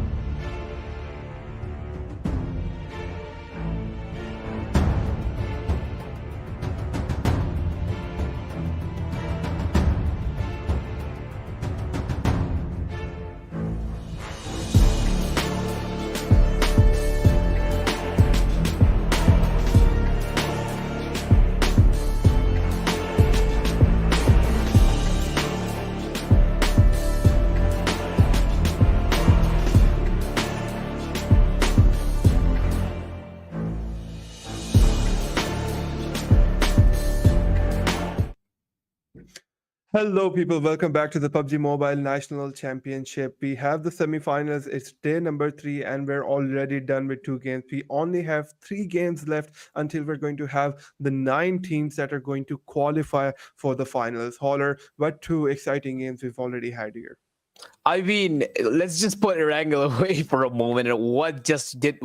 I mean, Miramar started out. It was really boring, right? But at the very end, everything we it was everything we were really asking for, right? I mean, the grenade fight, I wouldn't have expected in 100 years. It was just really amazing to see that coming in from RTG. Even though Galaxy Esports really not performing that bad, they were actually really good. They were all the calls of them. They were just really forced out of that compound they were in because of the blue zone. Otherwise, they would have been in cover really well and probably would have lasted much longer. But still, a really good game. It started off really slow, obviously, as you would expect काफी on Miramar, pressure में but था still और जिस तरह उन लोगों ने it shaped into something really beautiful and exciting. Moving on towards the chicken dinner winners of the last map we just had, they are going to be RTG Road to Glory. Now their overall ranking is going to be the top 5 with a total damage of 1.7k done in the last game, 14 total eliminations, and 29 total points that they're going to have for their overall rankings. Yeah, with a lot of competition existing between all of these teams, I think it's just very refreshing to see Team RTG, especially a team that was a bit on the lower end, right? They're trying to compete for that ninth, eighth position, or just trying to climb up the ranks as if you were, right? So just great gameplay coming out from them, fighting for their tournament lives, and just clutch gameplay coming out from one of their teammates. 14 elimination points being secured. So Team RTG, they really came onto this map of Miramar with a plan, with an action plan, and they were able to execute that very well. Definitely, this was, I mean, RTG, they were at some point at really low on the rankings, but now they're climbing, and actually not even climbing, they're already on the very top of it. Top 5 out of 16 is not bad at all. They are really close to the top 3 top dogs, the Hellraisers. We have Hellraisers, we have Negatives, and all those teams, and they now have a good chance of actually overtaking them in the 3 upcoming games that we're gonna have. Looking at the match MVP, it's gonna be RTG Dreams OP. I mean, who else, right? Because he was the one to clutch it for his team with 2 grenades coming out, perfectly timed. And yeah, looking at the stats, we have 10 eliminations. That's a good number for a single player. You'd really not expect it. At the damage finally going over the 1,000 threshold for today, I guess, for the first time today. 6 knockouts and 2 assists. So really impressive stats coming from him. And even with these amazing stats, his play at the end, the clutch that he did at the end, really, makes him deserve this MVP title for this game. Because without that, all these stats would kind of be okay. They're good numbers, but they'd be sort of unvaluable. But especially the clutch at the very end, it really makes him deserve this MVP. Yeah, really, a very well deserved MVP coming out from that player from RTG, because that clutch was going to be the difference between getting that chicken dinner or finishing off not as strong on that second position. So just great, really great gameplay coming out from him. And just looking at the overall stats for match number 12 on Miramar, we have 58 total eliminations, 7.8k healing being applied, and 56 knockouts. So those eliminations and knockouts are much more closer on this game, right? And then 160 throwables used, that is significantly lower than average, or at least close to being, because I think on Erangel we usually expect much more utility usage coming out from the teams. 12 headshots, Hacker's longest range kill is something really to write home about, because 392 meters, that is a very long distance. And then 13 total rescues coming out, so that is pretty low. So I guess out of the 56 total knockouts or players getting knocked out, only 13 players were revived. Definitely the longest shot is almost at 400 meters. Even looking at if Miramar is maybe 16 by 16 kilometers, that's almost a quarter across the map. Anyhow, looking at the match summaries that we have today, 10 highest elimination, Dreams OP, highest damage, Dreams OP at 1k, highest assists though are gonna go to Hitman at 5, longest elimination distance, as I was mentioning, across a quarter of the map is gonna go to Hacker at 392 meters. Highest knockouts though 0, which is kind of bit unexpected because I did see Sherry doing some damage, but still we didn't really see the knockouts coming because I guess we weren't really looking at him all the time. But these stats are there for us to show the players that really outshined themselves, and we didn't really get a chance to see them. So it's going to be Tag Sherry with the highest knockouts at number 7. Yeah, great knockouts coming out from Tag Sherry. Just a really dominant performance from Team RTG and Team Tag, sort of proving their mettle within this game as well. So I'm just really looking forward to the overall rankings and how they've been affected by Team Tag and Team RTG putting up the performances that they have, because Team Tag was already in that top 9 position, but I think RTG had sort of slipped out of there. So are they back in that overall rankings or not? It's yet to be seen. But Team RTG, looking at the stats or the match ranking for game number 12, they were able to secure 15 placement points, 14 points from elimination, getting a total of 29 points. That is a significant amount of points to accumulate over one game. And then Galaxy Esports, again, another team trying to fight for that top 9 position. We're on the second position with 18 points. Team Tag, the Angry Gamers, 17 points. Pyro Esports, 13 points. REDZONE Esports were able to accumulate 10 points from that game. Step Family on that number 6th position, getting 9 points, which is not a very impressive amount of points, but anything at this point is going to be great for Team Step Family right now. Myth Esports, they were only able to secure 4 points. Team Hellraisers, 4 points. Team Negatives, 4 points for them as well. Xtreme Esports getting 3 points across that game. DLord Xotics, 69 Esports, Team GPA and hashtag Esports each only being able to secure 2 points, and then Team 141 and 7 Sins at 1 and 0 points. Looks pretty sad for Team 7 Sins, right? Because they were a team that was very close to qualifying for that very important 9th position. Well, they weren't close, but they were on their way to being close enough, but this does not look like it worked out for them. Definitely a lot of inconsistency to be seen in the teams that we have today. But hey, negatives, they haven't really been ever good at Miramar, right? But same couldn't be said about Hellraisers, but they weren't really able to get a lot of points either. So yeah, I guess they will balance out that inconsistency because they still do have the chance in the upcoming 3 games. Regardless, moving on to the eliminations per damage, it's gonna be RTG with 14 eliminations, 1.7k damage done. Galaxy Esports, 6 eliminations, 1.5k damage done. Tag with 7 eliminations and 1.7k damage done. Again, really close to RTG. Pyro Esports, 7 eliminations and 2k damage done. That's actually the highest number we've had. So Pyro Esports, they were probably, be setting up a lot of fire around the map. They were the guys to raise the most hell, but still couldn't really keep up with it. Moving on, RZ Red Zone, we have 2 eliminations with 800 damage. Step Family with 5 eliminations and 700 damage. Pretty close, pretty equal. They were taking the fights that they had to and really were going out with finishing their enemies. Team Negatives, though, a bit of an unexpected performance. 4 eliminations and 800 damage. Hopefully, they're able to step up their performances again because the next map is going to be Erangel. Hellraisers, really unexpected coming from a team that has been dominant throughout this tournament, is going to be at 4 eliminations and 900 damage. And the rest of the teams are going to be so on. So now we have the overall rankings in front of us. And let's talk about the team that are at the top 4. The positions are just completely unchanged. We have Team Negatives are once again at 172 points, now higher than Hellraisers. Hellraisers are going to be at the number 2, 167 points. Tag is going to be at third, 1-3 at 131 points. That's the top 3 for now. And Pyro Esports right below them is going to be at 104 points. Yeah, these top 4 positions are, I think with the rest of the games throughout the day, these top 4 positions are going to be relatively unaffected, especially that number 1 spot, unless Hellraisers has something to say about that. But now coming down to that 5th position, Team RTG's road to glory, having secured significant amount of points in that last game, they are at 103. With Esports at the 6th position with 94 points, 69 Esports at that 7th position with 89 points. And then at the number 8 position is hashtag esports with 88 points coming out for them. So there's not a lot of difference between the points between the 6th, 7th, 8th teams.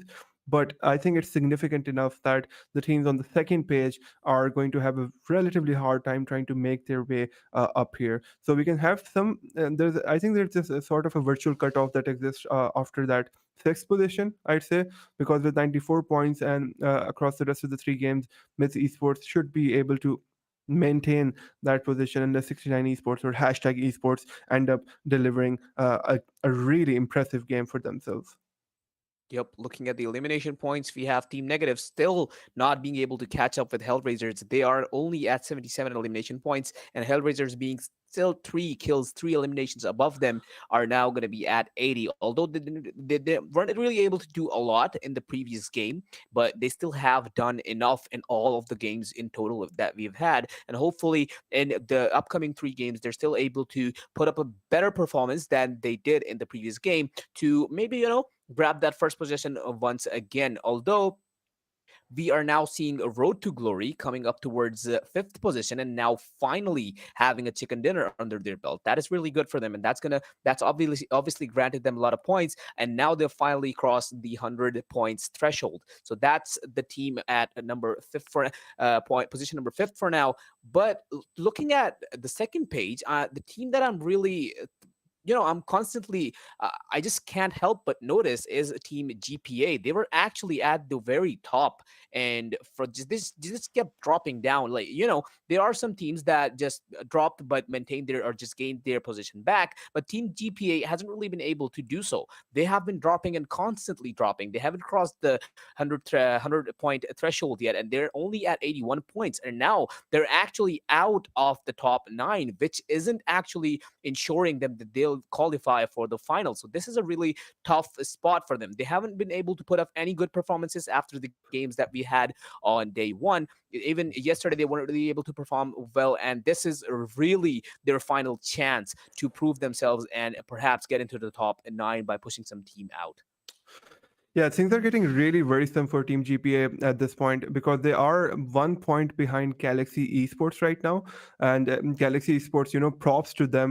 They were outside of that top 9 position when the day started, but after 2 games, they have been able to climb the ranks, so to speak, and get into that final qualifying spot. So Team GPA, Team Xtreme Esports, REDZONE Esports, Step Family, 7sins, 141, and DLord Exotics.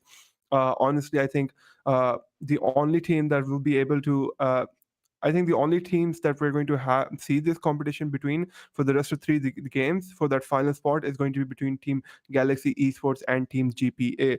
You're completely right. We saw Team GPA performing extremely well on that first day, but then yesterday we just saw a lot of lackluster performances from Team GPA back to back, and that this has come back to bite them now, especially that we're done with 2 games. They are now 1 point behind Galaxy Esports, the team that is now the final team that is now qualifying to the finals. So Team GPA, they really have to step up their game across these last 3 maps, across these last 3 games, because if the other team, that is Galaxy Esports, is able to bring up those consistent performances and Team GP just does not perform, then it's going to be heartbreaking to see them not qualify.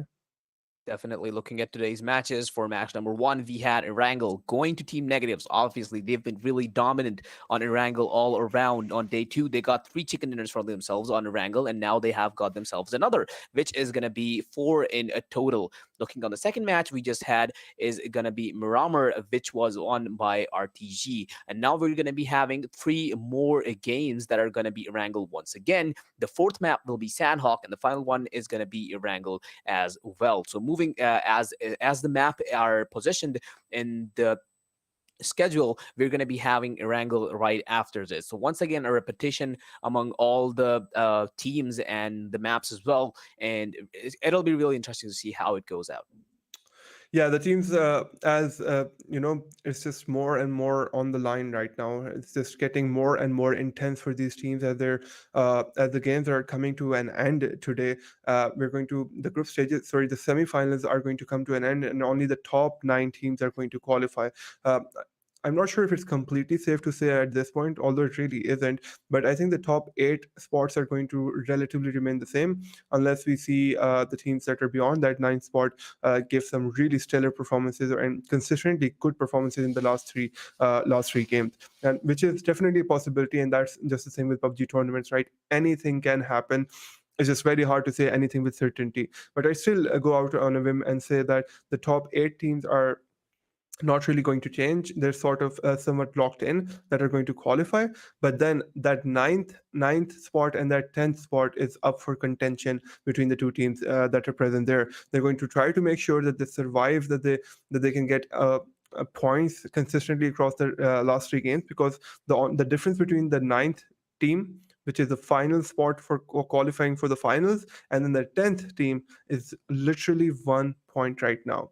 So it's just going to be interesting to see how these teams navigate the waters across these last three games, especially on Erangel, because Erangel, again, there's this sense of familiarity that every PUBG player has on that map. So if they're able to get some decent performances in on Erangel, if they can get some good points from eliminations, good points from placement, then that should really make that map. That should really increase their chances of being able to qualify into the finals.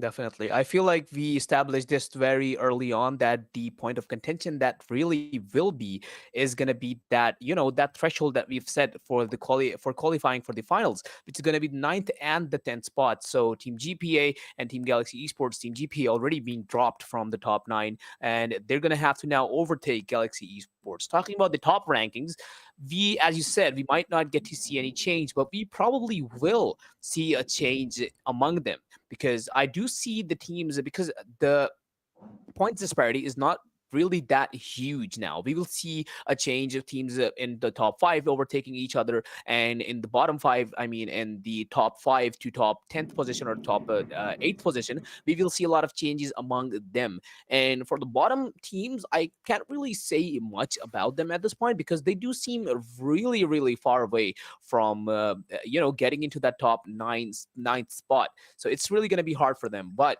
here we are on the map once again. The plane trajectory has been formed. This is the plane trajectory that we usually see, but this time it's actually the plane is moving from left to right instead of right to left. So a lot of players can already be seen dropping to Primorsk. Team Negatives actually is going to take the Primorsk and Ferry area, and yeah, we'll see how everything goes for them. But Team RZ and HR seem to be going once again to military and Novo, their favorite places. Yeah, standard drops coming out from the teams, favoring those areas on the map that they usually end up going on towards. Team HR, Novro, that is just has been their home ground on this map. Team RC, they are favoring that military base area, and Team Negatives heading on towards that Primorsk Ferry Pier area. They'll have to be a bit careful because the squad of Team Step and Team GPA is relatively close by. But when you look at the first circle coming out, this circle is going to be ideal for Myth Esports, because there's been a hard shift towards that right region on the circle, and Team HR might be pretty happy to find out that for probably the first time ever, as they've landing on Novro, that they are within the circle as well. Team Tag, they are going on towards that shelter prison area, and Team Pyro Esports landing almost in a very good spot within the first circle onto that Milta area. Hashtag Esports is relatively close by at farm, so we might end up seeing Pyro in an engagement with hashtag or tag. On the other side, Team 141, they are favoring that school area, which is very close to Pochinki and Rosehawk. So we might end up seeing them go over there. Team Seven Sins also landing very close by, and Team Galaxy, they are favoring that Katka area, which is already occupied by Team DLord. Definitely, with the circle already being formed and so many teams being outside the circle, and with the fact that they're really far away from the circle, right? And as you mentioned, Team HR would definitely be happy about that circle being formed near to them. But if the thing is, I mean, it's too early to tell yet. But if Team RZ decides to take the second bridge that's on the side of Novo to their commute to the where the circle has formed, it might end up being a bit difficult for them, because there are a lot of teams on the other side. There's hashtag, there's Pyro, and even Xtreme Esports approaching that bridge area, and they probably have to because the circle is there. So Team HR, they probably will get an easy hands on the bridge if Pyro and hashtag don't decide to contend for it. But I guess it might be a fight between Pyro and hashtag themselves, and later on, then they'll have to deal with Hellraisers and subsequently RZ.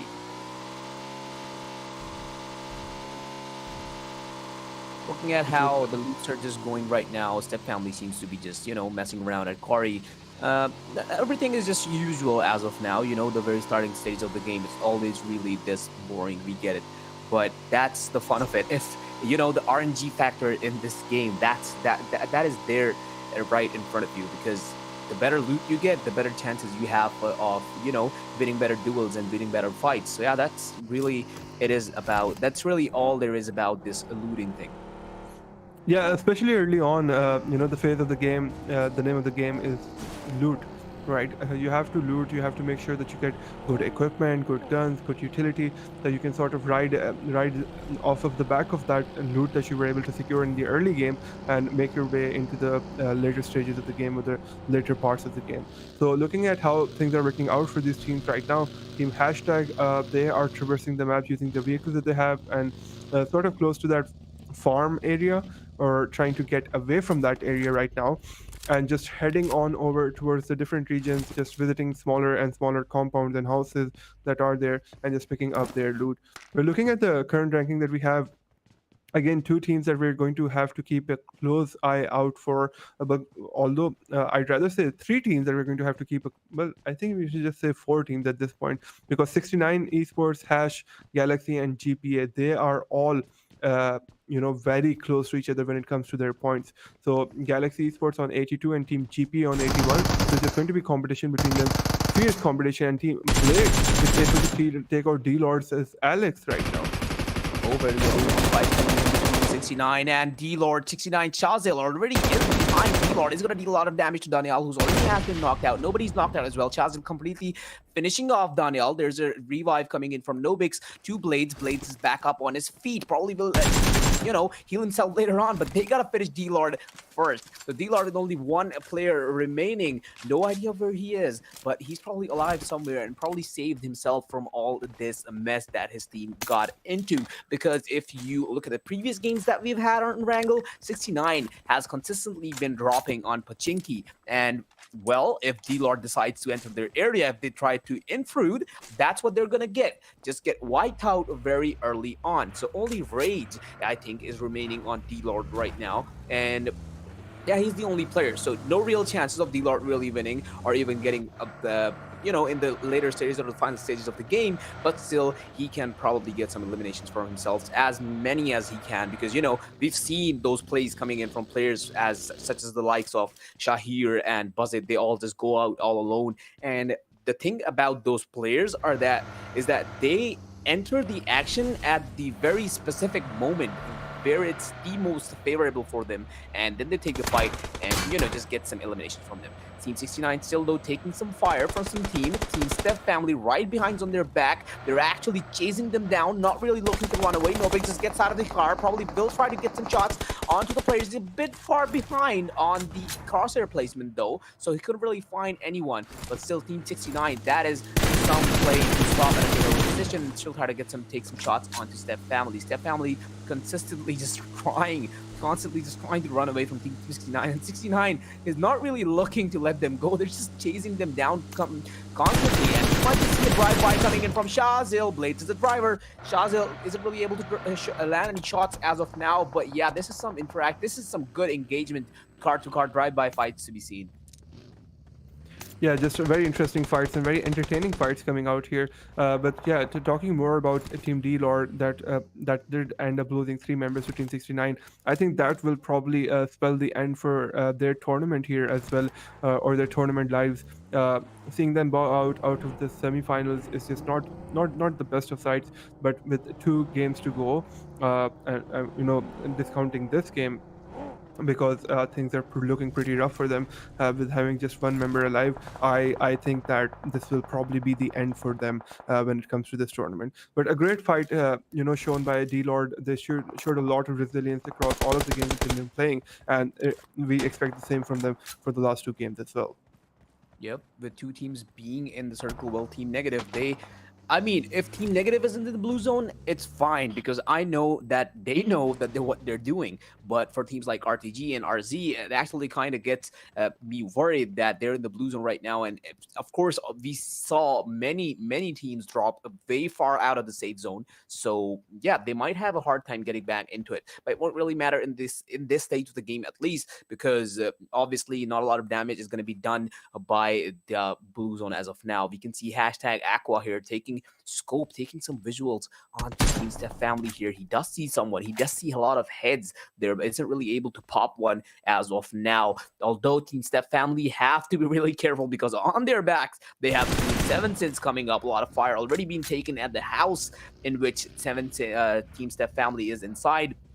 Seven Sins couple is trying to do something, but there is an interaction between Galaxy and Hellraisers at the very start. Fofo is actually going to be able to take down Morvan and kill him as well. So that's one player knocked out and completely finished off of Galaxy Esports. Hellraisers also having one of the players knocked out. Probably he's going to get the revive in, but they still have to deal with 3 players that are alive on Galaxy Esports. I don't know if Galaxy Esports is going to come into the fight. Probably not, because they know Hellraisers are a force to be reckoned with, and they shouldn't probably mess with them when they're this angry at this stage of this game. So yeah, Galaxy Esports just rendezvousing with each other with their lost teammate. Of course, he's in coming back really, but yeah, they're only at 3 teammates now. So that's DLord with only 1 player remaining. 69 also lost one of their players, so that's 3 and 3 on Galaxy Esports as well. So we finally seen some kills coming in and only 59 players remaining.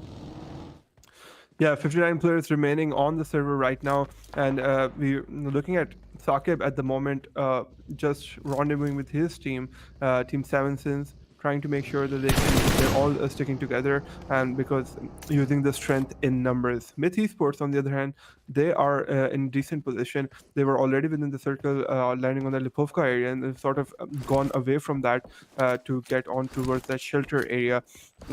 In this area, this is pretty safe right now, and a lot of high ground for them. But Seven Sins, Hassan, he is pushing into Steph's family right now because Team Seven Sins, they do realize that they are lacking a lot of points to be able to qualify, so they have to get aggressive. They have to take those risky plays. Grenades being cooked from drop shot, grenade landing. Saqib takes out Hamza with his grenade, and now these players are in that staircase area. So this could spell the end from Team Steph family here. But drop shot, he's a lot of significant amount of HP. Saki's grenade lands on the drop shot, takes him out. Now Saki, can he cause more damage? Looks like he won't. Definitely, Steph family and Seven Sins having a really interesting engagement right here. While DLord just got eliminated, the fight between Steph family and Seven Sins continues. Whereas God just got knocked out by a third-party player who is going to be hashtag Aqua. Hashtag Aqua and Superboy coming into play is going to finish off Goat as well. So HR Romeo having a fight with Myth as well. There are a lot of fights at the same time going on. And while we were talking about that, Steph family just got eliminated probably by Seven Sins. I mean, hey, I know it's really hard to push into a house with all of the players like who are camping like that, but still, when you have the proper needs and when you know how to properly use them, you can do stuff like that. On the other hand, here Romeo already took down Myth Levi with a perfect timing with the grenade, just pulls out his gun and takes him down right away. So Hellraisers doing some real damage here to Myth. And Pyro with eyes on them as well is going to deal a lot of damage to Next as well. So Hellraisers doing some damage, but they have to be really careful on how they do it because Pyro and Myth are right in front of their eyes. So if they just go out in the open, they are definitely going to take a lot of damage as well. Yeah, Team Pyro making life very hard for Team Hellraisers, who were causing a lot of damage to Myth Esports, and Joke is the only player alive right now. Joe's going to be looking to get out of here, survive here, but things look very hard for him, especially with the sort of relocation that's coming out from the players of Pyro, and then Hellraisers being very close by does not make things easier, and then that jump from Seven Sins player taking out the last member alive from the squad that they had been engaged in for a very long time. So just great engagements coming out. Joke is able to get one of his teammates up, that is Levi, and Levi is trying to get his first 8 kit, but he might not be out of danger as of yet. Definitely, with only 2 players remaining, Myth is not really looking in a good spot. Levi damaged a lot, probably is going to put on a first aid, but that is still going to be a lot of damage done to Myth Esports, honestly, because only 2 players alive. I don't know if you can really do much because, hey, Hellraisers took a lot of damage as well from Pyro and Myth combined, but still, look, they're in good shape. All of their players are alive, but yeah, that doesn't seem to be the case for Myth Esports, and now they've lost it to players. 69 coming out into the fields are gonna try and take. What was that? So 69 players, one of the 69 players was just scouting, and while he was doing that, a teammate that was right beside him just got headshotted out of nowhere from Pyro, and yeah, he's completely knocked out now, and he probably is gonna get the revive because they both of them are in a good position. Still though, that's his helmet gone probably. Yeah, and with that, sir, he was just stalking his prey, looking at the player of Team RB enraged, who was right in front of him, taking him out, and his teammate Old Boy Sir seems to have a very hard time driving that vehicle because he is not able to finish that down player off. But his team will be able to do that momentarily. Team RZ is right in front. They are looking at Team GPA, but deciding to not be the aggressors in this situation, or just not take revenge for their down teammate and sort of relocate out of this area, get some better positioning for themselves, and then live to fight another day. That is something that is coming out from them. But Team GPA, again, a team on the 9th position, so every point that they're going to be able to accumulate across this game is going to really end up mattering, especially Team Galaxy, who are already down a player right now. Makes things much more harder for them. They are on the same amount of points right now. Hashtag Superboy. Hassan does a drive-by right in front of him, causes a lot of damage, but is not able to finish him off. Adi, he's taking shots, but Drop Shot has a grenade being hooked up, and a grenade landed very close to him. He's going to throw a grenade onto Adi, but I don't think that's going to land into his compound. Definitely, Hashtag and 7cents having a great engagement here. There's the nade onto Sakib. He has been knocked out. Hashtag still have to deal with a lot of players, though. 7cents already in the bottom floor of their house. Hashtag Odin, though, has a really interesting position. He's in an entirely different house.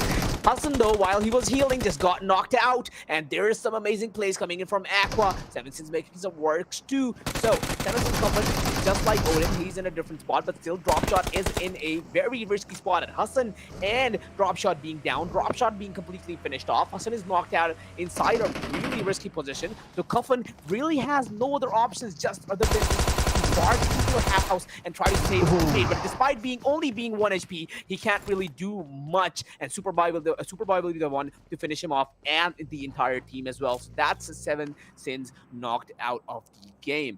And with that, REDZONE Esports, they also have lost one of their players as well. And I've noticed this sort of I'd honestly call it a mistake, because they aren't really as coordinated, or at least as combined as the other teams move, in a sense, because one of their players is always just lurking out all alone like a lone wolf. And that may be a good strategy for information gathering, but that lone wolf has to learn how to survive, right? But still, RHRNX is going to be there to take down Hassan, and the engagement continues. Yeah, the grenade lands onto Didar, and MVP is able to get knocked out due to that grenade. Pop throws another grenade onto them, and Team RZ just looks to be in a very deft position with Team Tag right in front of them, knowing where all of these players are and just raining grenades on them from every angle that they possibly can. Bobby RZ, he's trying to get to his teammate, but he's a bit further back. Pop, he has his grenade, he knows his location, throws it onto him, but that will not land onto Bobby RZ. So he's safe as of now, but we're going to see how long is that going to be the case with him. Dante Boy is getting that revive off onto Didar, and after that revive, they're going to have strength in numbers, and they're going to try to see if they can take this engagement or just try to rotate safely outside of here, because Enraged has already been knocked out, and Team RZ, they are also on that 6th position, so it's very important for them to be able to get a maximum amount of kills here. Dante Boy, he spotted an entire squad out, but choosing not to fight them at this very moment. They see Ibby, he is very low, and on the other hand, there's just a lot of engagements happening here. Definitely a lot of fights going on, with 1-for-1 being spotted by RZ as well. And there's a fight going on. There's one knockout by one for one Brafe as well. But there is the Xtreme Esports player coming back, but not for too long, because 1 for 1 they have things under their control and they will end up wiping out Xtreme Esports. Xtreme Esports did look like they had it in their hands, but not for too long, because they were only really able to knock down Rafe. But there is one BB1 or whatever his name is, kind of hard to read, coming into play and knocking out or wiping out the whole squad actually. Yeah. So negatives though, Buzzit is gonna damage Sam a bit. Sam was just peeking out that window and actually got damaged a lot for that. Yeah, he was able to do a lot of damage, Buzzit, right over there, but then not being able to finish that player off, and just realizing that he does not have to exclusively worry about the players in front of him, but he also has to make sure that he heeds the fact that there are a lot of players behind him as well. Pyro OP taking shots onto hashtag Aqua, and I am not sure why Aqua was making that jump right there, especially knowing the fact that he was being pressured upon onto. He was a lot of shots were wrangling right across his ears, but yeah, taking that risky engagement, taking that risky action, standing up and getting knocked out. Pyro Hunter has a very interesting position on top of that railing that gives him a sort of a higher angle there. So Pyro Esports, they're just raining hell onto hashtag esports players, but most of them should be able to survive out of here. Pyro P24 OP, he's a menace with that midi 14. I've seen him land a headshot on a player before, and he is doing so right now as well. Divine just going in with the car. They're not stopping. Divine already entering the house. Will is gonna finish hashtag Adi off, so that's dead for hashtag Adi. On the other hand, hashtag Superboy is also being knocked down by one of 1-for-1's players. Divine cooking a nade. He knows there are players on top. That nade could be fatal, and it is. That nade is gonna eliminate hashtag Esports out of the map. So that nade actually killed 2 people right away. Pyro Hunter, Pyro do have control of this area, but a lot of other kills are coming into play as well. Pyro Togosaurus will probably have to go back to his teammate after doing all the work, and Divine too, so you gotta give him credit for that. Hellraisers Tears is gonna have an engagement with tag players right here as well. Yeah, and the rest of the squads that are surviving are Galaxy Esports. They have 3 members alive right now. Again, these are the teams that are fighting for that 9th position, and Team GPA is just literally 1 point behind them, but they have lost 2 members already. So it's going to be very interesting to see how these 2 teams end up faring up against each other and just generally on the scoreboard. Dante Boy at the moment is making his way onto the players of tag, and Team Galaxy's honesty is still alive right now. He's trying to take his shots, trying to get some elimination points going for his team, because you never know how long you're going to be surviving on that server. Team HR losing 2 players, and they are in the blue zone. The blue zone is going to start to hurt now. Hashtag esports, they were already eliminated. We saw how that happened with that grenade. Levi is able to take Sherry out. Definitely. Point to be noted though, Team Negative being as safe as they possibly can in this entire area as Goku knocks out Met Levi and Nobix. Did he just kill himself with his own Molotov? Oh well, he did. Too bad for him. On the other side, Hellraisers Fofo is gonna take out GPA Old Boy and is also gonna finish him off. So that's 1 player down, GPA Old Boy. That kind of tells Hellraisers players that there are probably other GPA players around as well. So they are now going for the hunt for Leo. Leo is trying to escape from that car. Fofo does see him, doesn't really land any shots on him, but GPA, he is going to take a lot of damage from that already. So I don't know how long he can survive for without his teammates. Myth Joke up against tag players right there. Sherry and Pop, they're going to take a lot of damage from TRZ. Bobby, Myth Joke probably has observed that there's another player nearby, so he needs to be really, really careful. A lot of kills coming in. Tag Sherry has probably taken notice of Myth Joke as well, but he's prone right now. Bit of a cover, but that's probably not enough to provide him with enough cover. In the meantime, Team GPA, as Leo probably got killed as well, as he was the only player alive on his team. With that, Team GPA has been eliminated from the game as well. Team Negatives coming out into the fields. Finally, they're not allowed to be hidden into the houses anymore because the zone is making it so. Team Negative Buzzet cooking the nades, throwing it towards Galaxy Esports, and just running back to apply his first aid. That is some good calls right there. He knows when to take cover and when to take fights. Yeah, just very selective aggression coming out from Team Negatives, and that's what we're seeing from them, because that just puts them in a great position to be able to take those engagements when they do end up opting to go for them. But Team Galaxy, they've lost a significant amount of players as well. 2 players getting knocked out and getting eliminated at the same point, and that is going to hurt, especially when GPA was so close by. Team Galaxy, if they can just end up securing 1 more point, they're going to somewhat cement their lead ahead of Team GPA. But things are just extremely close between these 2 teams. teams. RTG Hacker, on the other hand, he's able to take out Shazil, and Shazil is not longer for this world right now. Tears, he has the vision onto RZ. He sees these players trying to get cover behind the trees, but just raining hell on them right now with Bobby RZ safely behind that cover. But Dizar's position has been revealed. He knows where both of these squad members are, and he's just going to make it extremely difficult for them to be able to move out of here. On the other hand, RTG Hitman gets eliminated, and that will spell the end for the entire RTG squad. Plays while being knocked out. He's being currently revived by one of his teammates. Shazal is going to be outside that house to provide cover for them for the meantime, at least. But there he is. 1-for-1, 1v1 just died because of an explosion. Iconic has also been knocked out by Bobby. Team Negative Buzzit is taking a lot of fire on 1-for-1 players. That's the complete kill. But in the meantime, just Shazal is just going to poke in and actually take down Iconic as well. So there are the kills coming in. Only 13 players remaining with 5 teams left on the map.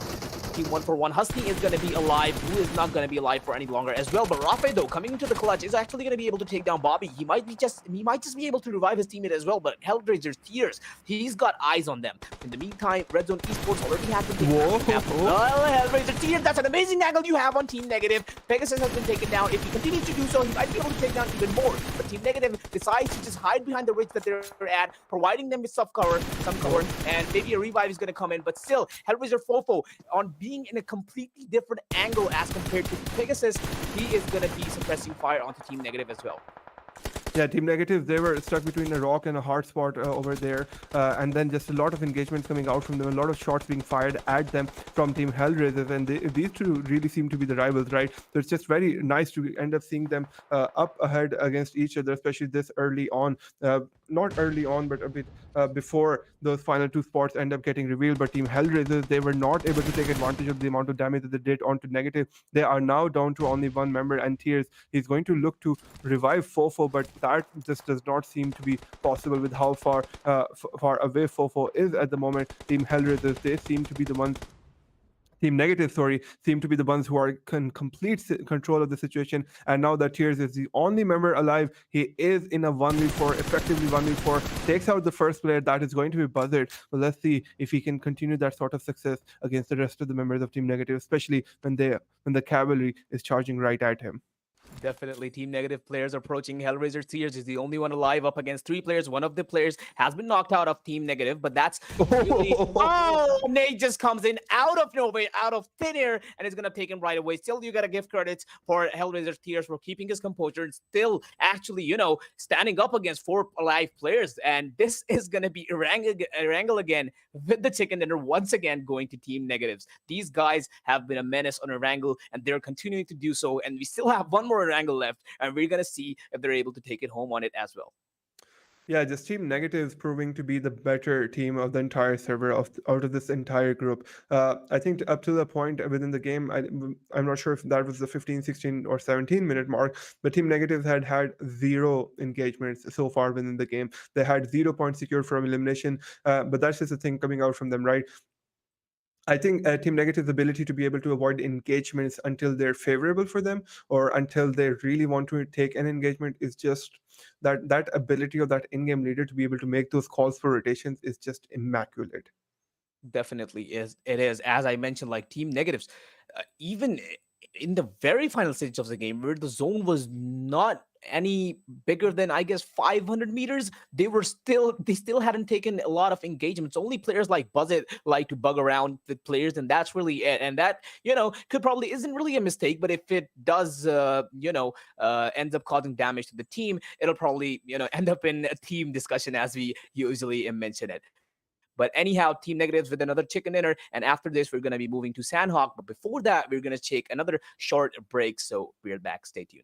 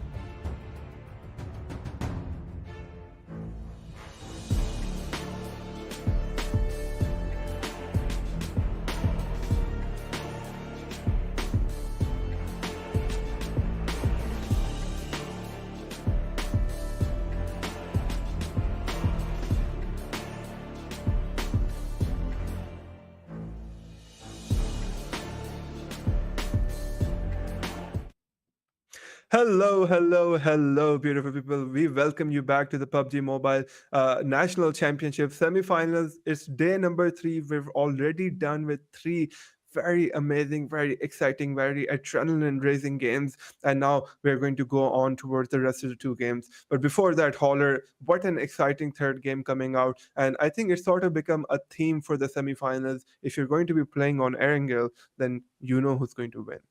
Definitely. And the winners are going to be Team Negatives. And with that, they have taken their, I guess it was their 5th chicken dinner all around in the semifinals. And it's once again on Erangel. So, yeah, that was definitely some amazing performances coming in from Team Negatives once again. And as always, as they have maintained the approach that we were talking about to the game, playing really safe and just entering the action at the very last moment. And, just finding that favorable time, that moment, that window of opportunity for themselves and just taking it home for themselves. Although we're going to look at the chicken dinner winners. I guess this is not the correct ones because we are once again seeing Road to Glory guys, but still the winners for the last game we had were a Team Negatives, and they took the chicken dinner once again, obviously 5th chicken dinner. And the stats, the overall rankings, all their elimination points and total points will obviously be seen at the overall rankings as well. Though talking about that player at the very end that was alive in that 1v4, I actually really want to credit him for that poster, that composure that he maintained in that 1v4 scenario. And I actually hoped that he would be able to at least, maybe perhaps, the ideal scenario would actually really be clutching the 1v4 itself. But still, if he could have gotten like maybe 3 to 4 kills, it would have been really amazing. But yeah, looking at the chicken dinner winners now, Azus. Yeah, we do have a Team Negatives winning that chicken dinner, arriving at their first point, and only 8 elimination points for them, 1k damage dealt coming out from Team Negatives, and that really speaks volumes towards the fact that Team Negatives sticking to their game plan to be not as passive as they possibly can, but still deciding to be passive until the opportunity presents itself for them to ramp up their aggression. So just great gameplay coming out from Team Negatives, the way that they've been playing.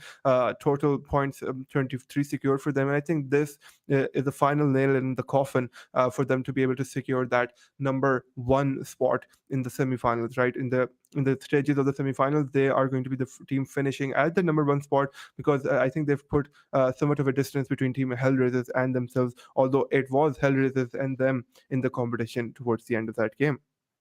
Definitely looking at the match MVP that we just had, it is surprisingly Tears from Hellraisers. And he actually got the match MVP with only 3 eliminations. That is interesting. But the stat that you have to keep in mind is the total damage that he dealt, which is over 1,000. So I feel like it makes him deserving for the MVP. And especially that I was mentioning that the credit I was giving him at the very end when he tried to run up towards Fofo and tried to get a revive in, but wasn't really able to because, Team Negative already had pushed up so inside their area that Tears had no option but to get back inside the cover of that rock he had. But still, I feel like this MVP is really deserving to him for the last match that he played. He showed really good performances and not a lot of eliminations, obviously, but still, damage done is pretty impressive. But putting aside the eliminations, looking at the knockouts as well, there are 7 and the assists is 2 as well. So that MVP that he got is really deserving all the factors combined. Yeah, just really impressive performances coming out from him over there. And now looking on towards the overall stats for the game. 58 total eliminations in the game, 70 knockouts. That's a bit more than average that we tend to see. 6.7k healing, nothing really impressive there. 247 throwables used and 3 total headshots coming out, and then 27 total rescues coming out over there. Swanky, with the longest range engagement, is able to take out the players at 307 meters. And although usually this statistic is a bit inconsequential in the bigger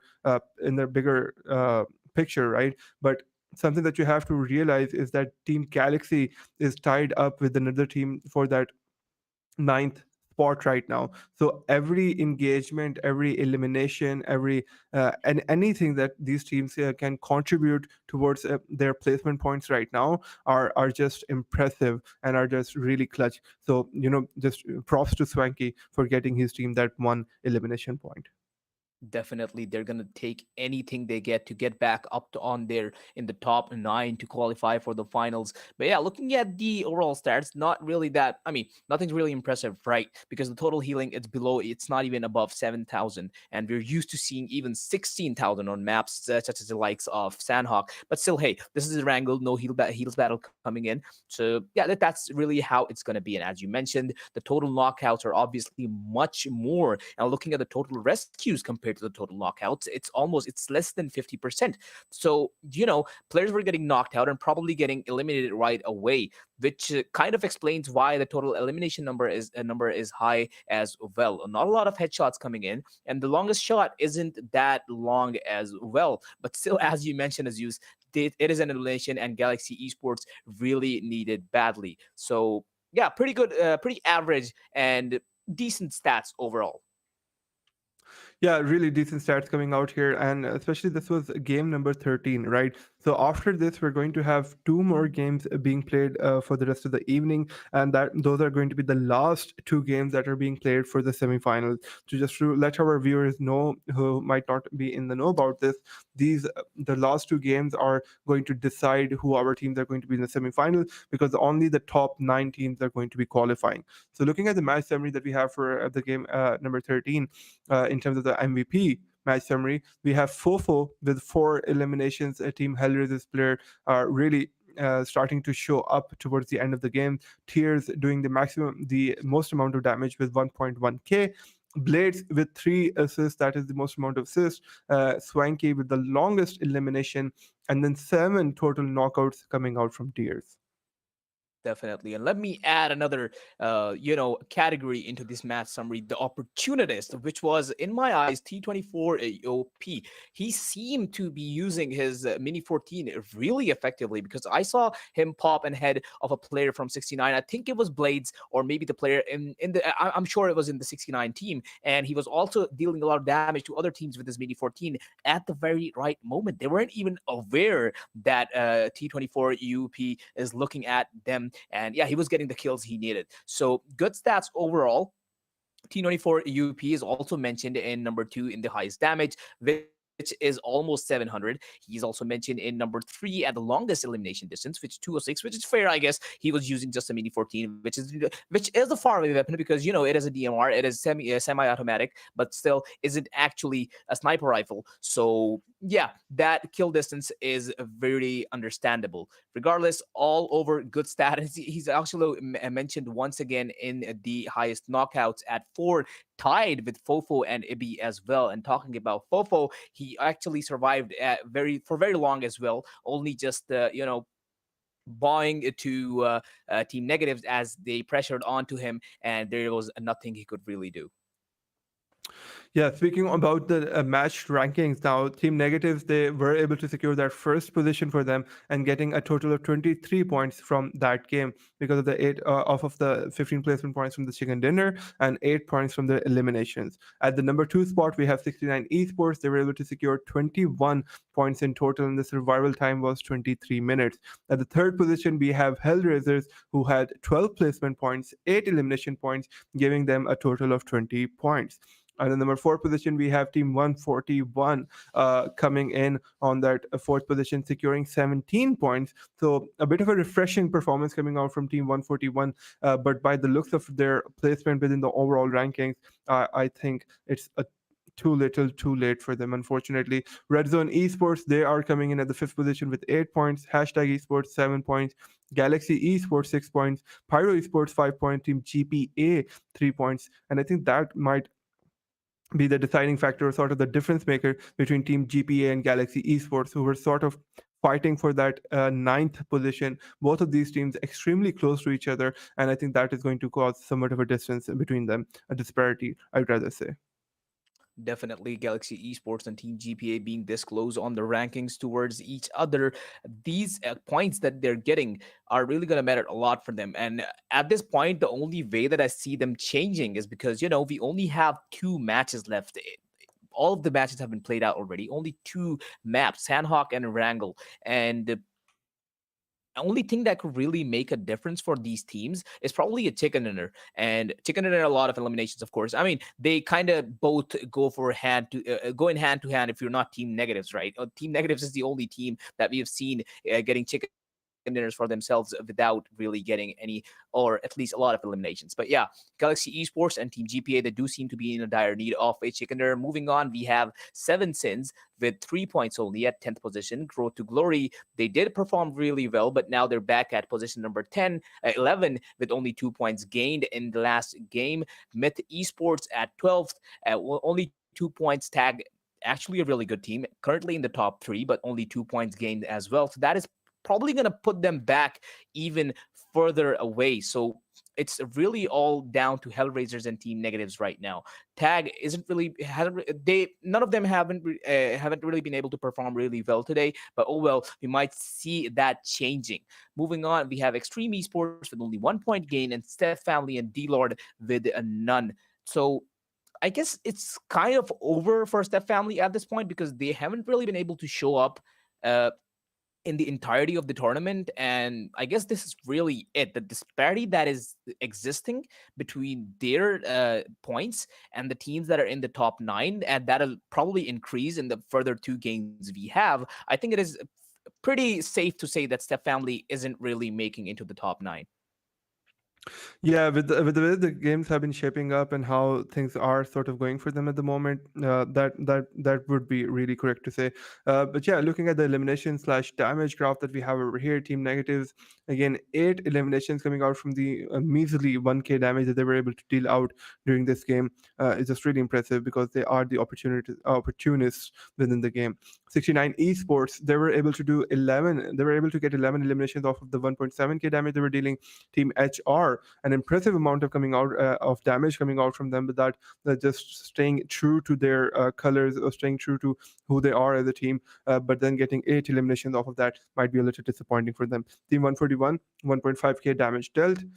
In 9 eliminations for them, and then on the other hand, we have a lot of other teams, decent amount of damage done. But yeah, guys, this is a graph that we've all been waiting for, something that we've all been looking forward to, and that is the overall ranking. So the top three spots not really changing up that much. Team Negatives, they were again, they won that chicken dinner. HR came into the second position, so that point disparity didn't really broaden up between the two teams. So the top three positions relatively unchanged, but then on the fourth position, 69 Esports were able to climb a rank or two at 110 points. Pyro Esports coming in at the fifth position, dropping a rank or two at 109. Team RTG, they came down a few points at 105. Myth Esports, they dropped a few ranks at the seventh position with 96 points, and hashtag Esports, their positioning has largely remained the same with 95 total points secured for them, and they are at that eighth position.